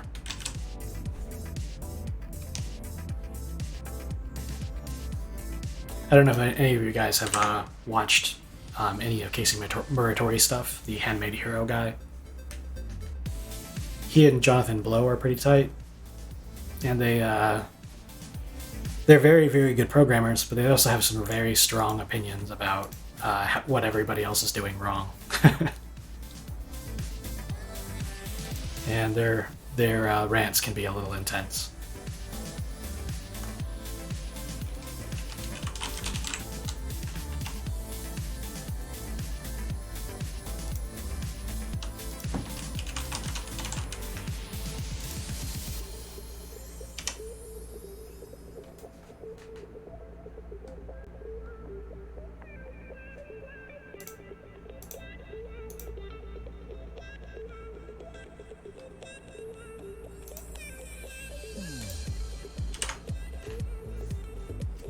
Yeah, I agree. Only the low-level forks really care about performance stuff nowadays. Yeah. It's, I don't know. I mean, it's great that we got all this processing power, but I think, like,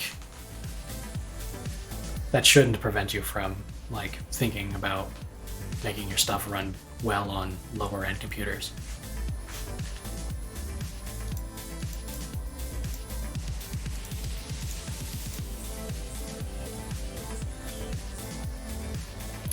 All right, because EP runtime is now EP application runtime. Ugh.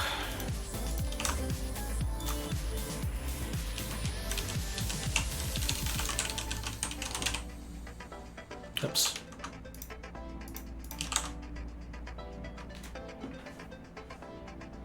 Folks, yeah.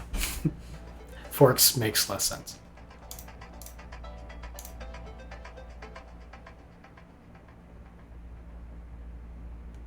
Okay. Forks are good.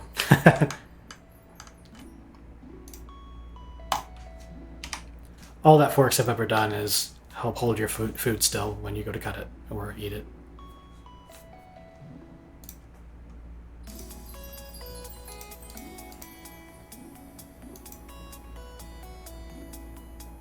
Okay. It looks like in the launcher layer, I'm still trying to invoke application quit as a member of the runtime class, and that's no longer a thing. Instead, we got to do EP application quit. Wait, is this the launcher layer? No, this would be runtime. Yeah, it would be EP application quit. But it looks like I haven't brought that header in yet, so let me do that.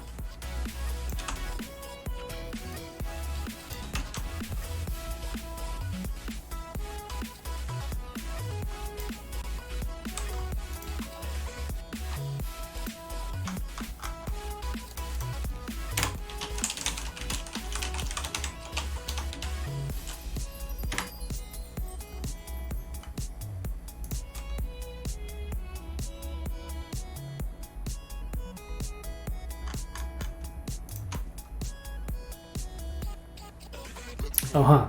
I thought that the I moved the quit method. Oh, the quit method's in the public application.h. Yeah. Has anyone coded in Java? I have not. I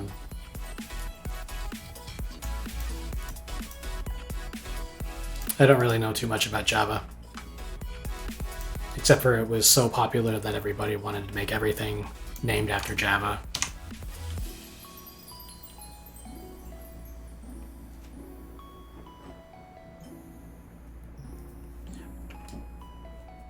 Do you have any experience with Java, Goku?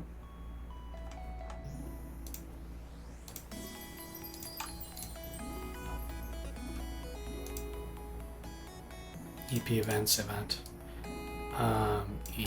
That's interesting.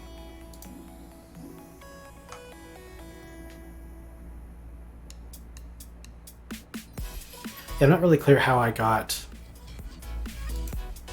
to this point where I'm using events without actually including the events header. I wonder how I got events before.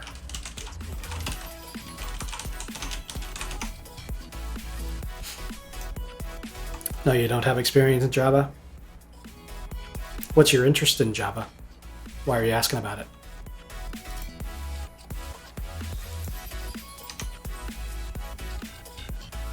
Forks are miniature versions of a melee weapon. Yeah, that's true.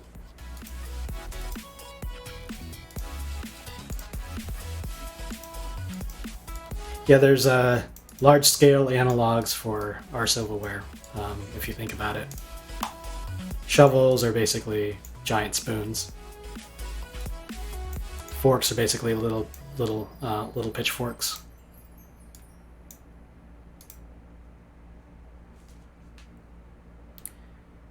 Knives are basically tiny swords. I coded Java in school, but it's been a while ago, and it just some lame swing X. Never liked it.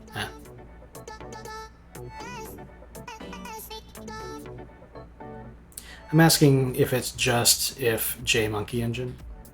Is JMonkey a game engine?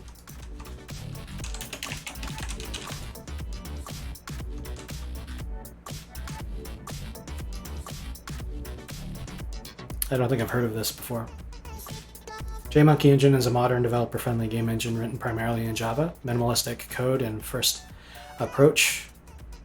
its minimalistic and code-first approach, there probably should be a hyphen in there, makes it perfect for developers who want the support of the game engine while retaining full control over their code. That sounds promising.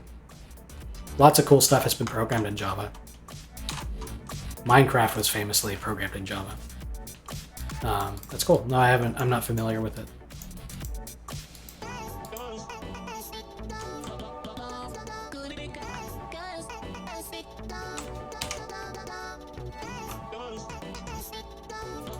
Okay, so we're no longer getting compiler errors. We're now down to linker errors, it looks like. So now we have to read the output a little bit closer. Duplicate symbol, EP console and at SPD log. Okay. That'd be probably in console.h. No? How about console in implementation.h? Okay, so here's the function. Oh, yeah, no, that's right. I need to move this to a CPP file.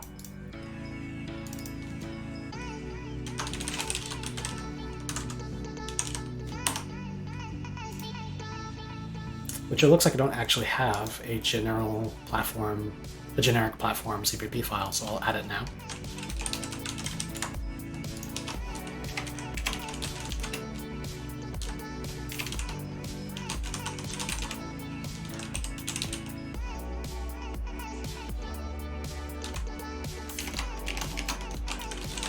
We used BlueJ back then, and it was awful.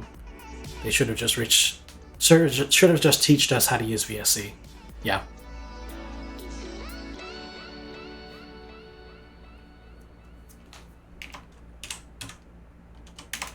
Yeah, I'm very impressed with Visual Studio Code. It took me a little while to adjust to using it, but it's like it like focuses on like the only the things that you need out of it as a code editor, and then you can get extensions to do any number of things.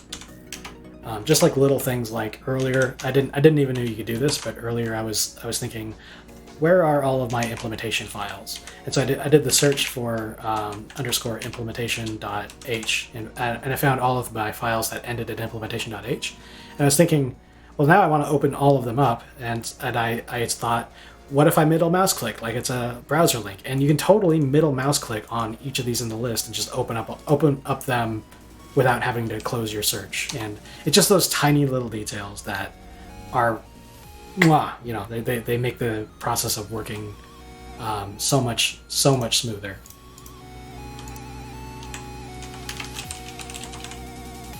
And all the time I'm discovering new things.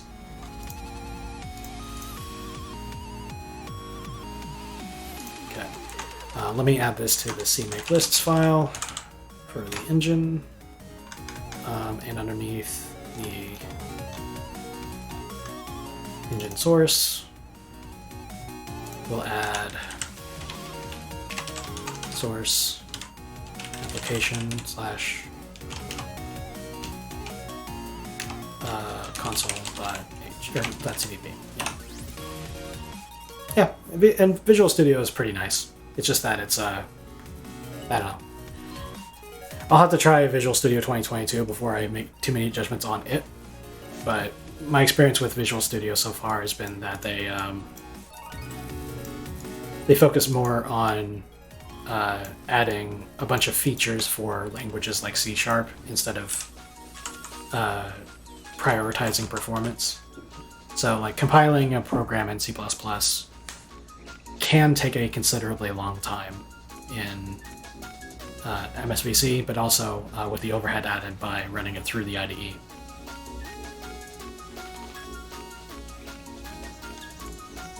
VS Code is very ergonomic, but I still prefer Visual Studio because it has great integration with CMake and WSL2, remote debug. Yeah, remote debug, that's a thing that you can't really do very well from VS Code.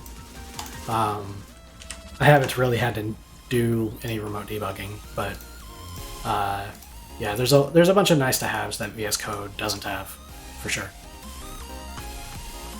But it's the ergonomic, the text entry stuff that makes me really impressed with it.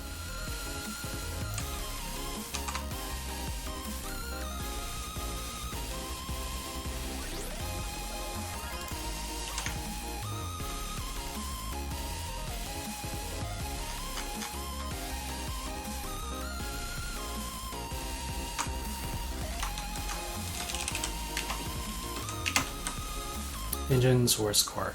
Oh, console.cpp. Yeah, that's a core item, not a application item.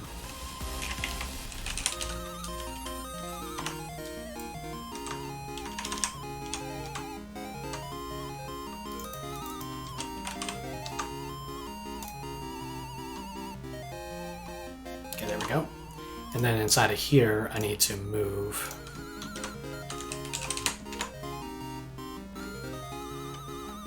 where is it?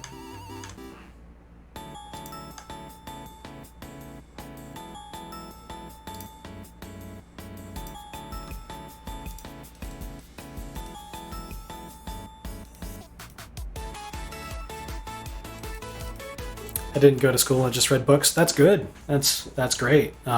Reading coding books is sort of the thing that everybody doesn't do. School is a lot of money. Yeah. Yeah, I'm self-taught as well. But yeah, it's sometimes just getting the right coding books puts you at a huge advantage over a lot of other folks.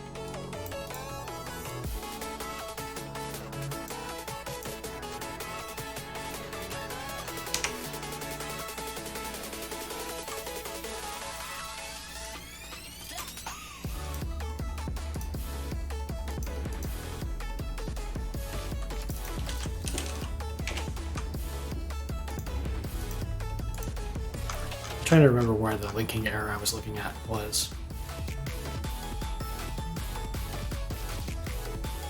And school in the US sucks. Yes. You're entirely right about that.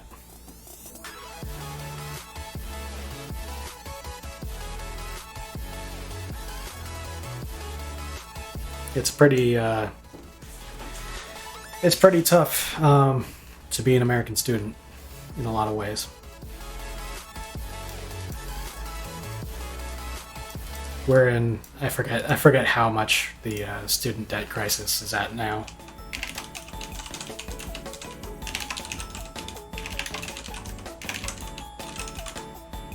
It's at, yeah, it's 1.75 trillion with a T. Is outstanding. Young people are never going to be able to retire in the US. That's just the sad truth.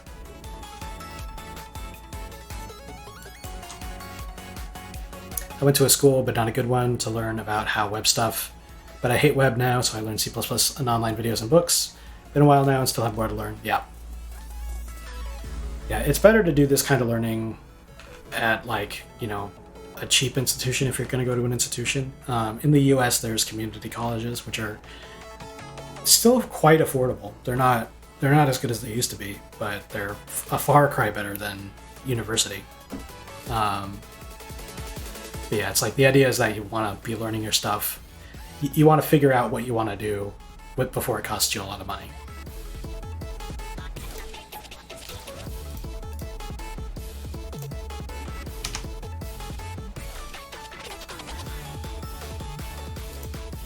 Oh, here it is, init SPD log.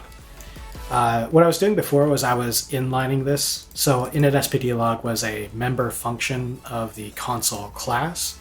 And so I could just define it inside of the class itself and not have any problems.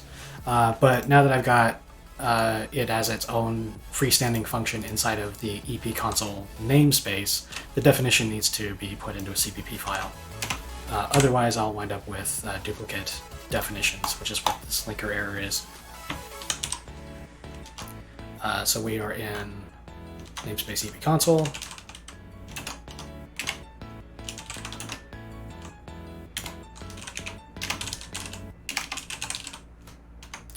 And there's the function body, and the function name is void init SPD log. Right? Yeah. Okay.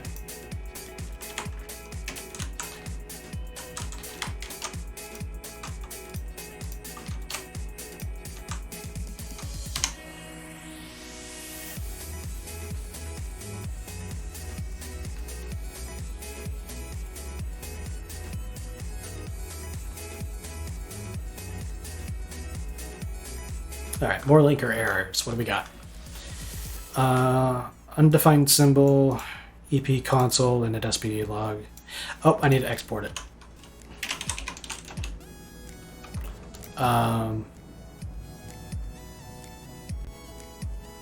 Or do I need to export it?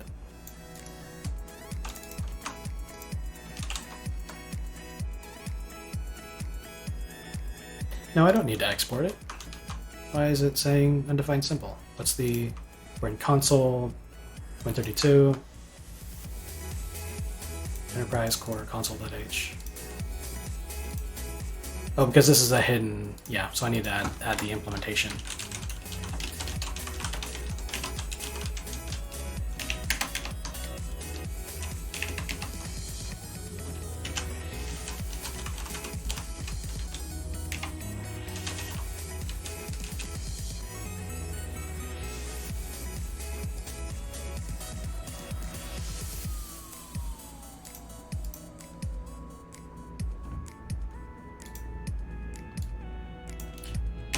Well, IntelliSense isn't helping me too much.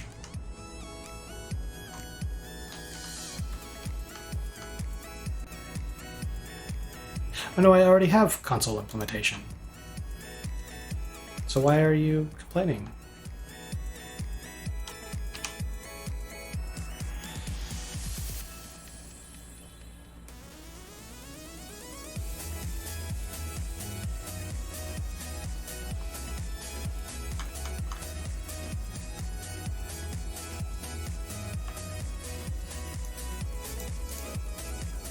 EP console and an SPD log void.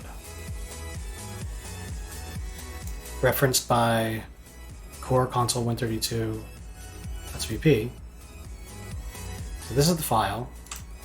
This is the header. That's the function. Oh, I'm not in the right scope.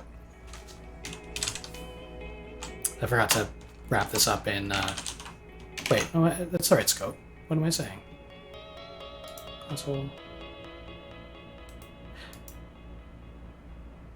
Oh, I have to prepend init SPD with console. Right. Before I was depending upon the fact that console was a class and that init was a function in that class that would give me access to the private members of that class. But now it's just namespace. So I should probably, instead of doing this, I should probably do the namespace up top.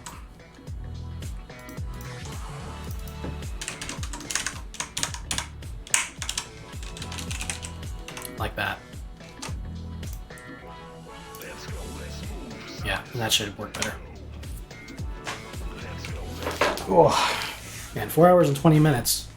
I am on a roll, though.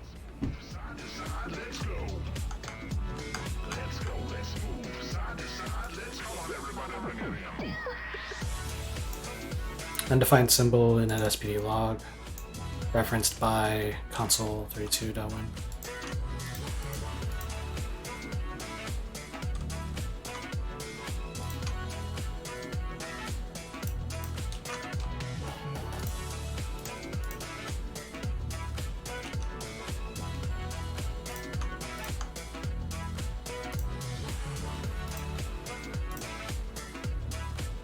I included the wrong header.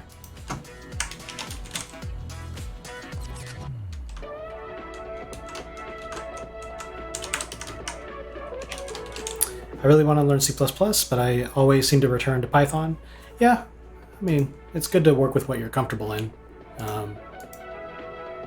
But you do also have to kind of push against what you are comfortable with. Otherwise you'll, you know, stagnate. So yeah, this should be core/console implementation. Because the console implementation file is inside source, not inside of the include editor. I think that's right.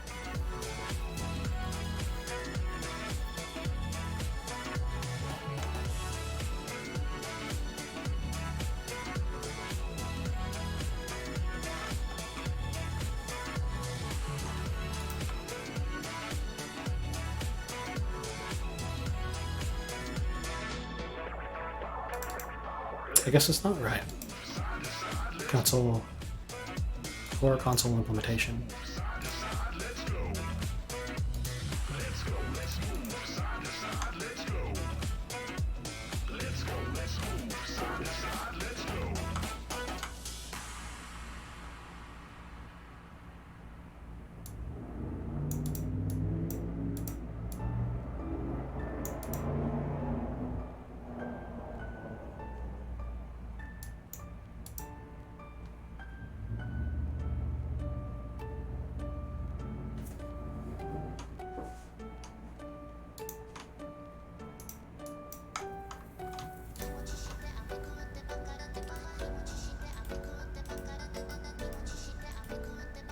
Yeah, I'm not spotting what is wrong here.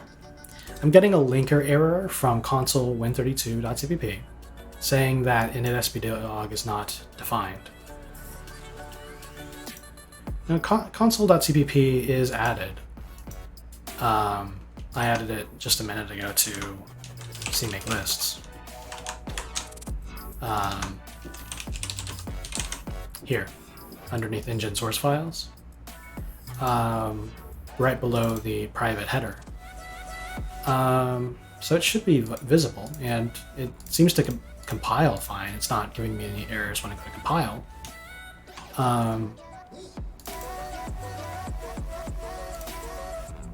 Oh my gosh, there's a typo. All right, so what happened was that I put a capital L when I typed out init SBD log, and it's actually just a lowercase l. So it was treating this as its own function, not a definition of the declared function. Little things like that. Got it, though.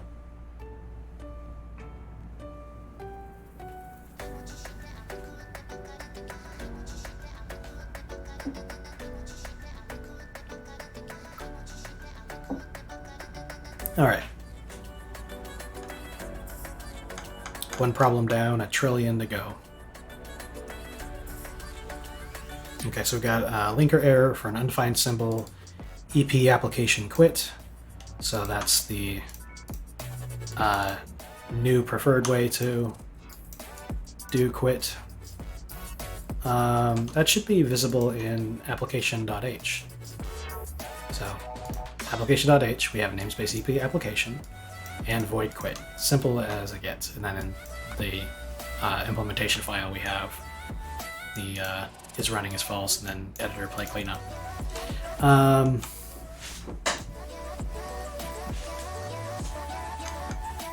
We're inside of namespace launcher.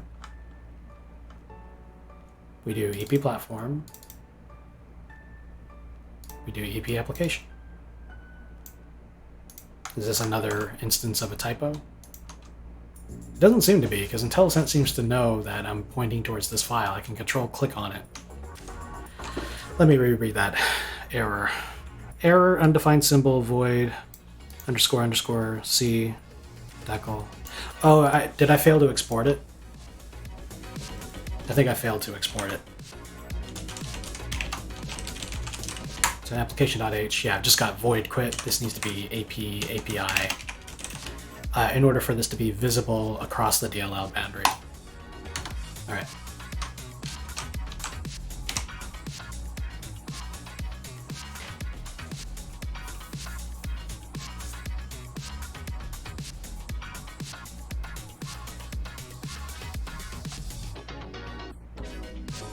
Okay, and now we've got error unknown type API because I forgot to include, there's always one more thing. I forgot to include the actual enterprise core shared library exports.h that actually defines EP API.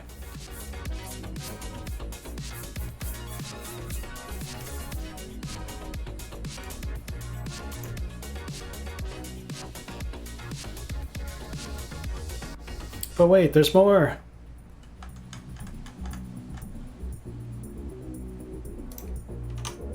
I haven't thought about Billy Mays for a very long time, and just right now, Billy Mays saying, "But wait, there's more," on my TV set as a kid just popped into my head, crystal clear and sharp.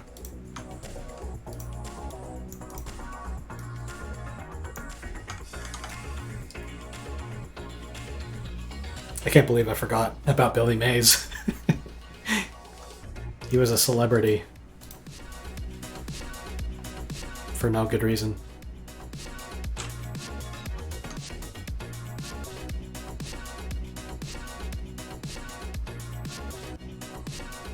Was Billy Mays a big deal outside of the US? Does anybody know what I'm talking about?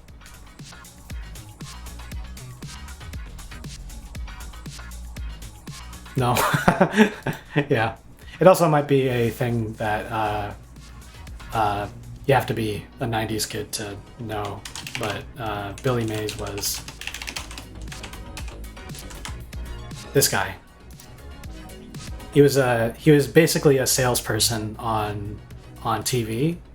He would do TV adverts for OxyClean and Orange Glow and a handful of other household products, and he became ridiculously famous for, like, I don't know, because of his charisma or something.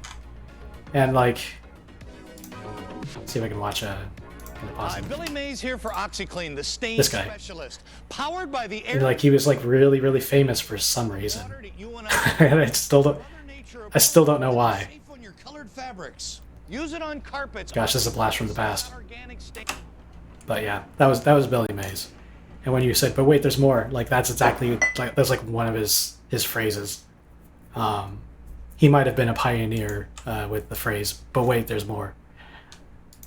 I've never seen that guy in my life. Yeah.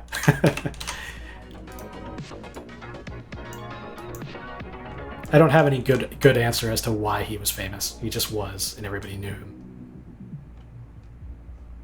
He was so famous that he got this celebrity death treatment when he passed away. He passed away like, I don't know, like 10 or 12 years ago now. But when he passed away, it was like all over the news, and everybody was like, "Oh, did you hear Billy Mays died?" He wasn't like an actor or anything. He just did sales pitches.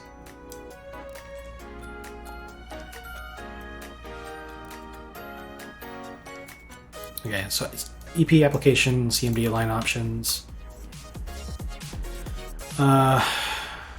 Where's the error? Undefined symbol, DLL spec, DLL import class. Okay. EP application, CMD line options. I think I have.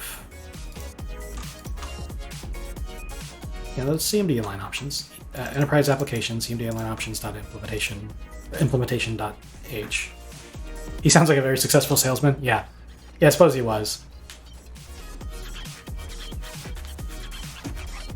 He kind of outshone his product. He was on, I don't know if you've watched Epic Rap Battles of History, but he had an epic rap battle, I think. It was Billy Mays versus Ben Franklin, is what it was. It was, I haven't been watching too much of these guys. I need to get back on YouTube Premium. I haven't been watching the Epic Rap Battles for a while, but yeah, Billy Mays versus Ben Franklin is just such a weird matchup back when they were doing like. Ben Franklin! What it? Billy Mays! I don't want to get like copyright struck, so I'm gonna turn it off. But watch that; it's really fun.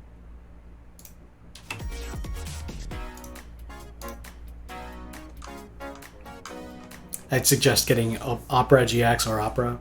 Is that a browser?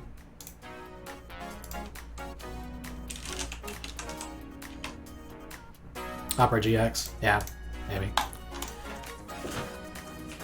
I think I'm kind of too entrenched in my position with Google Chrome. I just find it so good, so useful for what I need, but it does take up a lot of RAM. And processing power that it doesn't need to, that it shouldn't have to.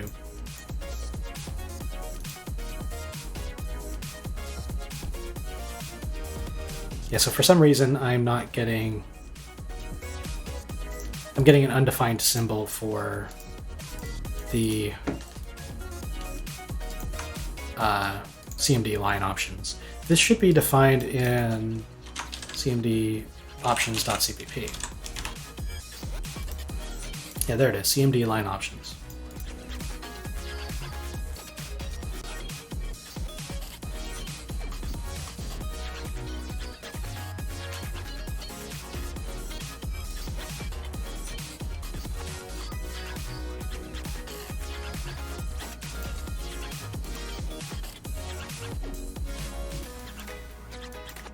Oh, I need to include both the internal and external implementation.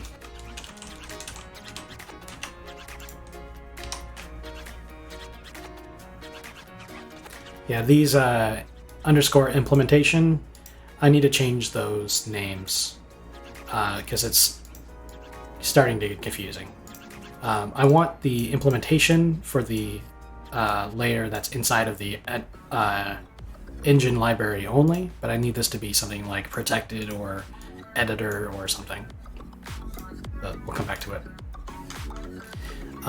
Okay, just one linker error this time.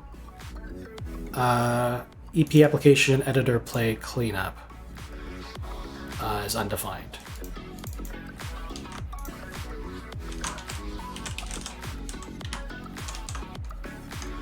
Okay, so there's editor play cleanup. It's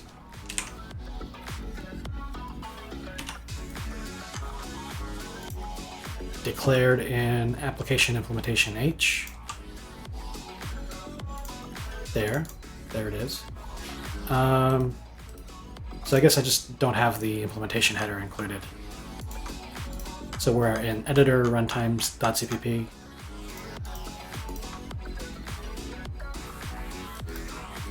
No, it's here. It's enterprise application implementation.h has been included. So we have EP application, editor play cleanup.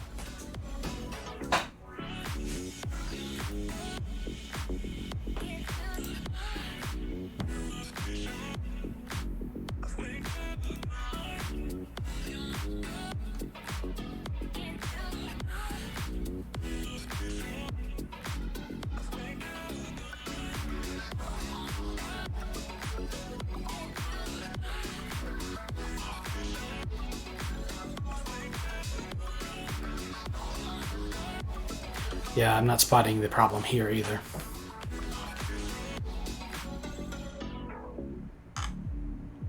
Application implementation.h has. Oh, I gotta export it too. I forgot to export editor play cleanup. So when I try to invoke it directly in editor runtime, it can't find it. All right.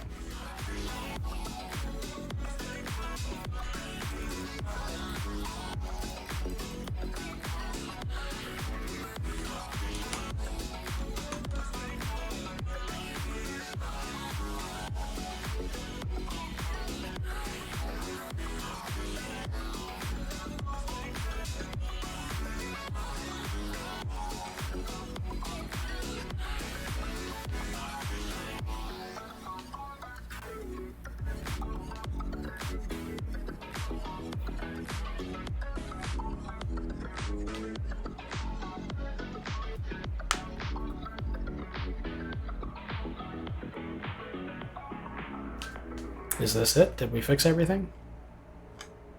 Oh no, as soon as I spoke there was linker errors. Actually no, there was not linker errors, there were just warnings. So build finished with error code 0, so we're good. But let's take a look at the warnings that we see.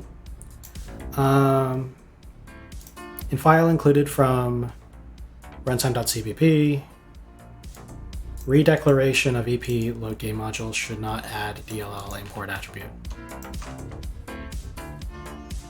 So this is game module dyn.h.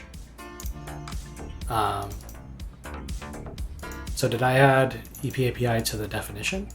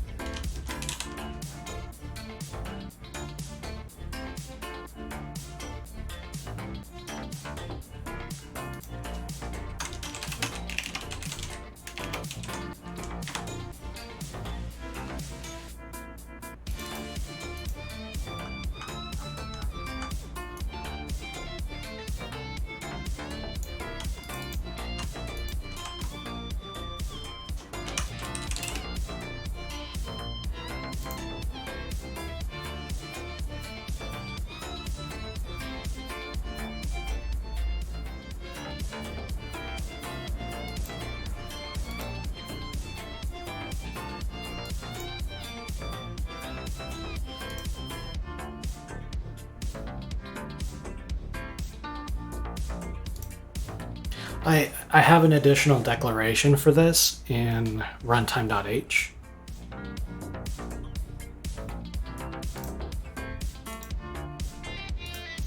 Okay, so it should be living here. It should be load game module and unload game module inside of game module dyn, but I also seem to have it declared in runtime.h. I must have accidentally left it when I was clearing out all the private members here.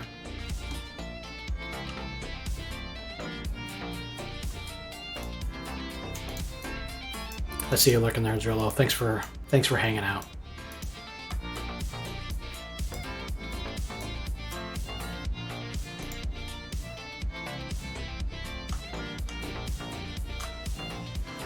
I'm just quickly checking to make sure that I haven't forgotten to remove anything from the runtime class, because now it should basically only be there for creating and destroying runtime.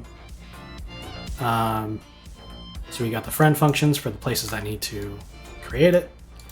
We have onQuit requested, which is literally just the event handler for receiving quit messages. And actually, onQuit requested should probably be just in the implementation file. We probably don't even need it in the header anymore.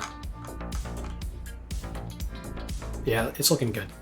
So instead of doing a member function onQuit requested, I will cut this whole thing out, and then look for onQuit requested down here, and we will move this whole thing above the runtime constructor, and then we'll make it static.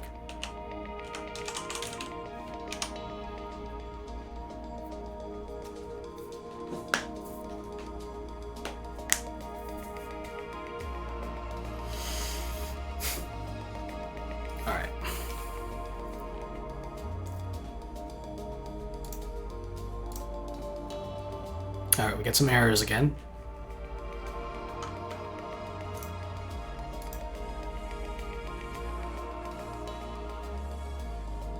Friend declaration does not match any declaration in namespace EP.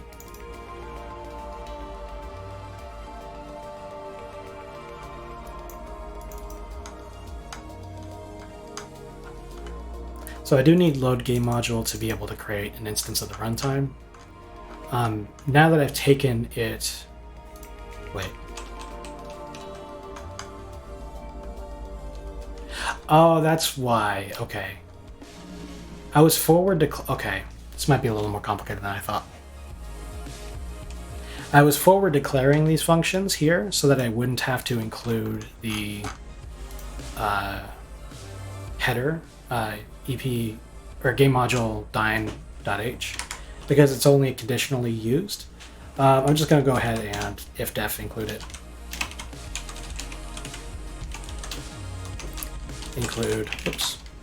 Include enterprise slash core slash or application slash game module dyn. Yeah, that's the one. So I'm just conditionally including it instead of having to forward declare and all that business.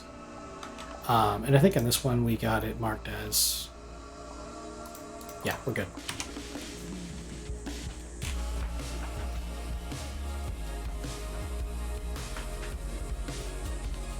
Man, I can't believe I've been going for 4 hours, 45 minutes. As soon as this is done, as soon as I'm able to get this to compile, I will be getting off. And I suspect that'll be very soon.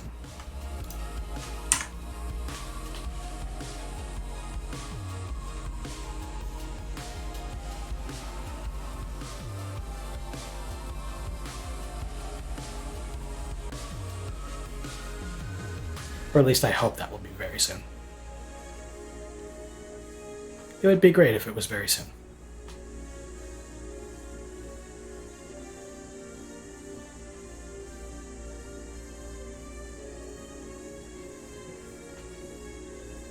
Okay, look at that. Compiled and linked without a single error or warning. Let's confirm everything still works. Open up a scene file. Scene file loaded. I can grab a transform on one of these guys and move it around and spin it and whatever. Look at her go. Yeah, I think just now we have finished fixing all the errors that arose from moving all of the things from classes to namespaces. I think that part is done. The only things that are left are to come up with a better name for the files in this folder, because I've been using _ implementation and that's not quite accurate. And then moving,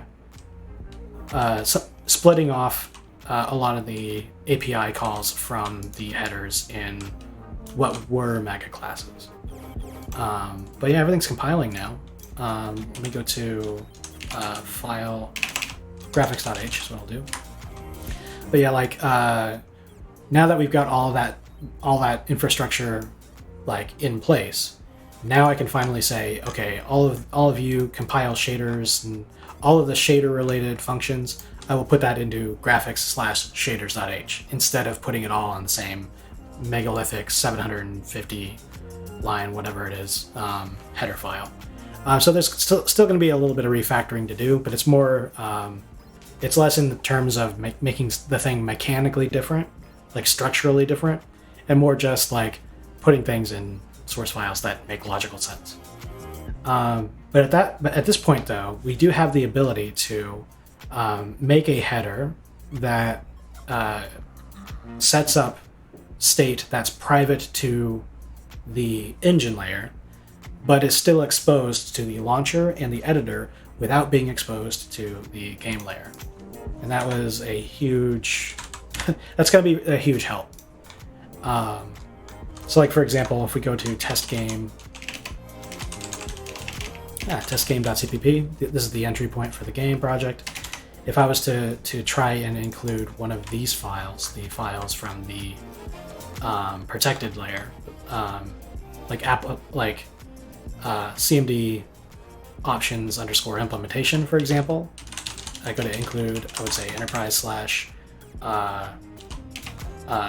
application / I've got the public cmd options.h, but not cmd options _ implementation.h.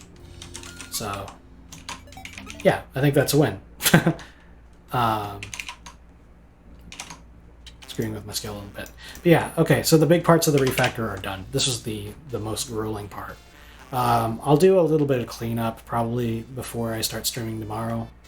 I might stream that part too, but yes, thank you. That was a huge amount of work. I've got, how many file changes do I have?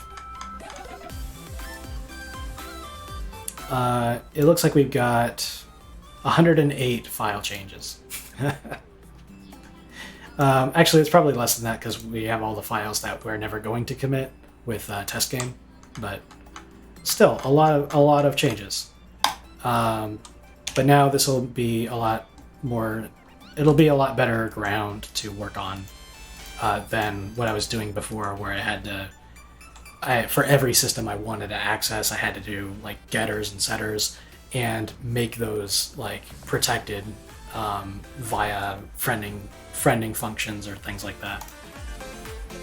But yeah, cool. I think this is my day. I think I'm done. I think I'm gonna move on to anything else.